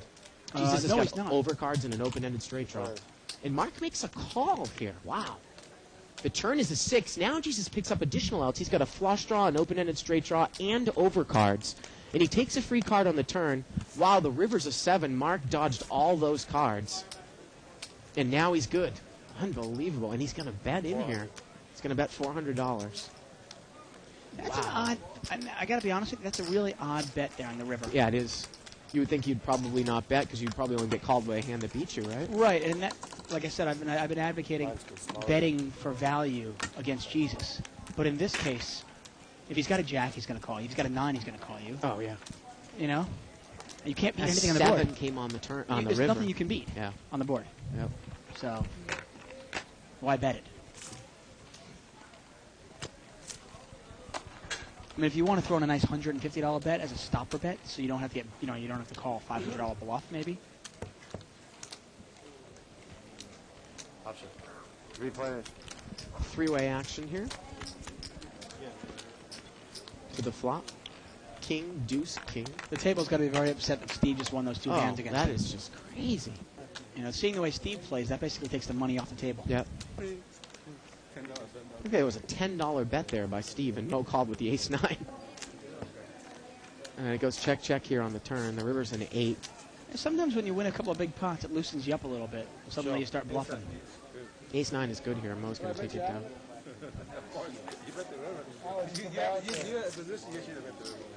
I got to be honest. Sometimes if I'm sitting in a game, and the reason I'm there, let's say in this case Jesus was in the game and he's got $7,000 and I think I can double up against him a couple of times.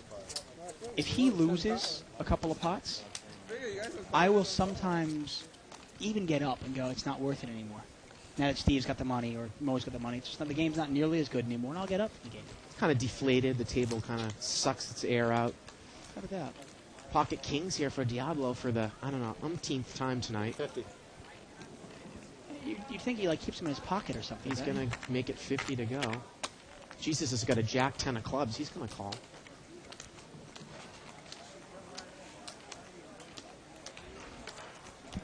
And we're going to see a flop, 4-way action. $200 I haven't pop. heard from Jorge in about 4 hours. 5-3-7. Oh, Marcus got top pair here. You wonder if he's going to get in trouble. Mo's got a pair and a straight draw. Yeah. Diablo's going to bet 150 here. Nice bet. kind of a coordinated board. You know, if somebody's got a 4 or 6. What do you scary. do here with 7-9? You're not playing to hit your 7 if you're playing 7-9 suited. I think you got to throw that away. You got no straight draw. You got top pair with a crappy kicker. You know, for $150. He does muck. I mean, But Mo comes in with the pair and the straight draw. Mo's hand. At least I got a straight draw. Yeah. King comes on the turn, and it gives Diablo a set of kings. I like the bet. 550 in the pot, and he bets 200, and Mo quickly calls, so it's a $950 pot. Mo's going to have to catch a 6 here, and the river is a 10. 300. And he's going to bet 300, so it's a $1,250 pot. 300 for Mo to call. I can't imagine that Mo would call here. Would have been interesting if Mo had caught his set, if a 3 had come on the river. Wow, he's going to make the call? Nah. Giving him about 3 to 4 to 1 odds here. I have not seen. I've seen Diablo check down. Yeah. I haven't seen him bluff once on the river. He probably would check with ace king here almost. Exactly. You know? He's only betting it because he has 3 kings. Right. I haven't seen him bluff in the river yet, so. I think Mo is just looking at the pot and going, God, 300 to win 1,500. Yeah. No, he's going to lay it down. Yeah, he Oh, knows he is the loser, but he's just, the pot's so darn big, he's hoping. He shows 1 king. Yeah. Well, it's another great thing, and we've said it time and time again, over and over tonight, that, boy, you've got to watch people's river strategies too, Dave. Now, you know, you can at least put him probably on a minimum of top 2 pair there when he bets out on the river. Well, there are a lot of players that will only bet the river when they are bluffing, because they only bet it when they think they have to. Yeah. Because it's the only way they're going to win the pot. There are a lot of players that bet for value. There are a lot of players that only bet if they have huge hands. Right. So maybe that's what Mo was thinking, that maybe Diablo was bluffing because he's seen him check down so many good hands, or he had a huge hand. We've seen Diablo, though. He's time and time again, if he misses a draw, he just checks it and gives it up. He doesn't seem to bluff very often, though. Jesus has made it 50 to go here with King 7, and Jorge's got aces. He didn't re-raise out of seat 8. Mo's in there now, too. $150 pot. 5, 6, 7. Jesus is going to lose in this one here. Oh, Jorge only looks like he's got 125 left. It looks like he's bet all in. Guess that's the stop-and-go play. Yeah, exactly. That's kind of the, I want a little action. Yeah. And I can't lose that much money on this pot anyway. Now, Mo's got overcards and a gut shot. Jesus makes the call here with King 7. And you got to think that Mo's probably going to muck because of Jorge's move, I would think, more so than Jesus. The reason he's going to call here, and I see it there, the reason he's calling is not because the money is, he knows he's behind on Jorge. Side pot building up, right? Exactly. He thinks maybe he can win a big pot from Jesus. A 4 comes there on the turn. And it goes check, check. And the river is a 3 and chop it up 3 ways. Wow. Chop it up 3 ways. Jorge. And look at this, though. Mo's going to bet at it because if he gets Jorge out of the hand, he only needs to chop it up half and half. A 3rd club comes on the river. And what a play if Jorge mucks this. Did he muck it? He mucked the hand, Dave. And now he only chops it up 2 ways. Plays the board. You play the board? Yeah, he only chops it up 2 ways now, Dave. What a great value bet on the river. Well, there's little risk. Oh, my goodness. There's very little risk to the bet. You know, you figure the guy's going to, if he's got an 8 or he's got a club, he's going to bet it out. Bet it. Yeah. So there's no risk to it. But there's about, I think Jorge had about, maybe $150 in the pot? So about $75. You're going to split it then? So he made probably an additional $75, $80 there. And well, that's Jorge, a pretty advanced play, huh? Yeah. Yeah. Jorge has just been terribly snake bitten. Oh, look at the diminished stack. Wow. Look at that.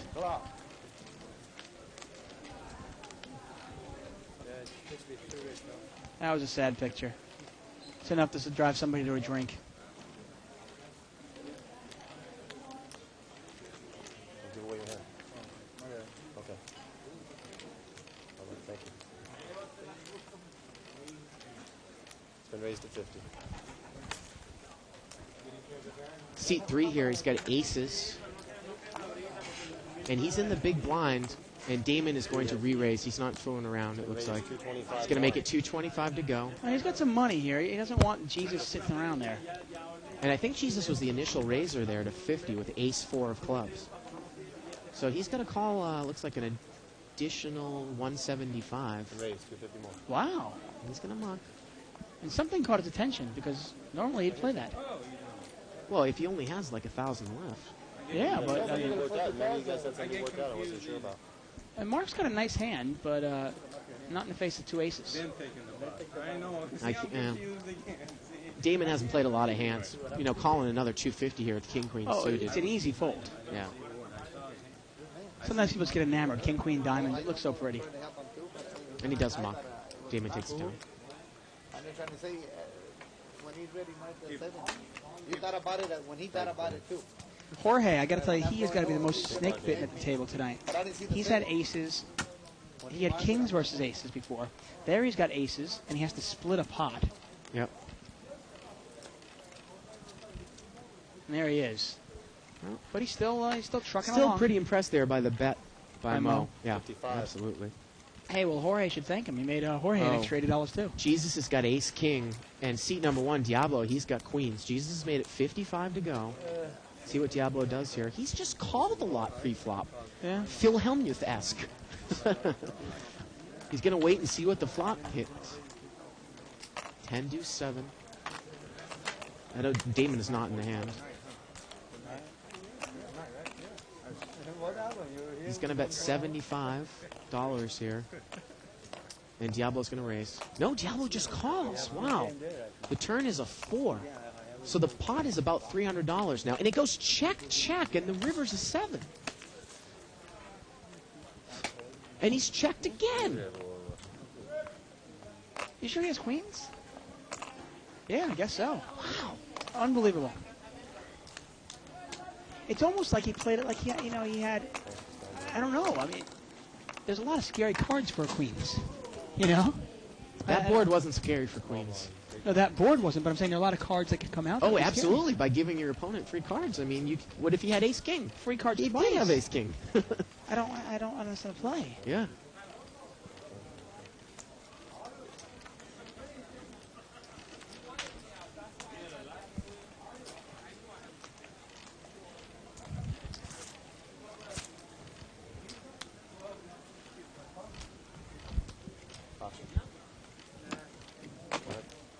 Four players. Four-way action here. Looked like the pot had been limped around. Jack, deuce, 3, 2 hearts.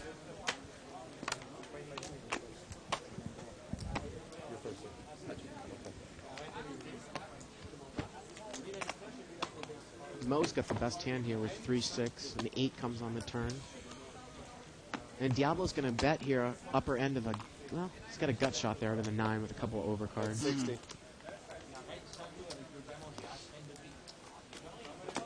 And he'll do that every once in a while. Diablo will fire when nobody else seems interested in the pot. He'll fire at it and see if he Well, can take he's counts. on the button and got checked to him twice. Exactly, and he'll do that a couple of times. But he plays pretty straightforward, besides that. 15. He's not going to risk a lot of chips unless he's got some.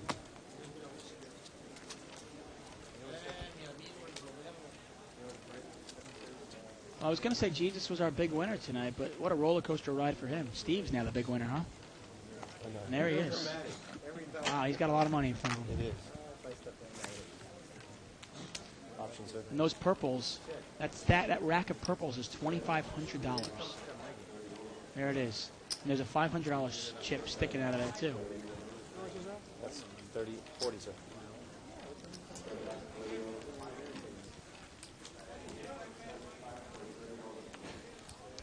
Ace Jack there for Franco in seat 2. Mo's got a pocket pair. I get 140.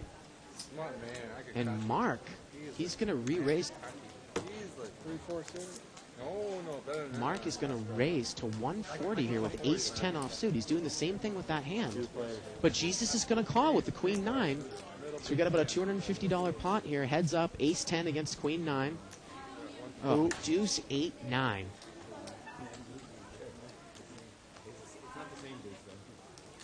And Jesus is checked, it looks like. Pot is about 250. This is the problem with that play, the ace-10. I told you, he has to be right. He has to do it, succeed 2 out of 3 times to break even. He's going to bet about the size of the pot, Dave. Pot's now 525. And how can Jesus go away from here with queen 9? I would be really surprised if he laid this down. Is he just going to call here? He's going to make the call. So the pot is now around $800. The turn is a 3. And he's going to check again. Mark is bluffing the wrong person. Yeah. And it looked like he moved them all in. And the river's a 6. And Jesus is going to double through Mark here. That's just... What, pick your spots a little better there, Dave? I mean, Mark has been sitting there the entire day waiting for a hand, waiting for a hand, waiting for a hand, and then he decides to bluff the unbluffable. Yeah. And that's about $1,000 there. Oh, yeah. Almost, you know? I mean, it's like... Blind space, big blind play. Small blind, sir. I mean, it's like he walked down to the bottom of the mountain and tried to push it. I don't know what he was doing. Got really stubborn, too. Just gave away $500, $600, right? Yeah. This is going to be the last hand of the night. What a night, huh? Absolutely. Gosh. Ace Jack here for seat 3. Yes, sir. Damon. I was just daydreaming. I don't not even hear it. If this doesn't stand up, I'm not calling. Okay. All right. 7 players. Not a bad flop for Ace Jack. Jack 6-8. And Jesus has got a piece of it. And if he's got a piece of it, he's not going anywhere. You've got check to Damon. Damon bets 50 here with the Ace Jack. Jesus is going to call with 4-6. Jorge's got a Queen 8 over there in seat 8. He's going to leave. And Franco is open-ended there in seat 2. 3 players. And he's going to make the call. 9-10 Ace Jack and 4-6. The turn is a 4. And Jesus has made 2 pairs. Well, that's been the way the night's been going, huh? And let's see how it gets played. And it looks like Jesus has the button, and it gets checked to him. And he's going to bet 250 here, Dave. Franco leaves, and Damon's going to make the call. So Damon's going to have to get lucky here on the river. The river's a king. Let's see. Nice value bet. $500 bet into about an $800 pot. So the pot's now $1,300. And if you're going to call a turn, how do you not call the river? And look at this. Damon's going to make the call, and Jesus is going to win another pot. 6-4. I got to tell you, it's odd. Jesus has not bluffed turn and river like that. He always checks down. I'm surprised. Wow. Oh, what a night, huh? And that's going to do it for us tonight, Dave. Well, how would you characterize this night's game in terms of some of the big games that we've seen? I haven't been in here for about 6 weeks. And this is a great way to get back into it. I'm really excited. One of the most wild games that we've ever seen here at Live at the That Bike. was a lot of fun. Well, of course, tomorrow night we do our $200 restricted buy no limit game. The blinds for that game are 3 and 5. And stay tuned on Wednesday for our 30-60 game, and we're going to have World Series Poker champion Joe Hashem in here, probably in the commentating booth too. So for David Tuckman, I'm Bart Hansen. Good night, everybody, from Live at the Bike. It's here. It's big. And it's closer than you think. It's not a tournament. It's what you don't see on TV. The cash is real. The stakes are high. They bet big. They win big. They lose big. High stakes live action poker. Live at the Bike. Watch it live on the web or play it if you dare at the Bicycle Casino right here in Los Angeles.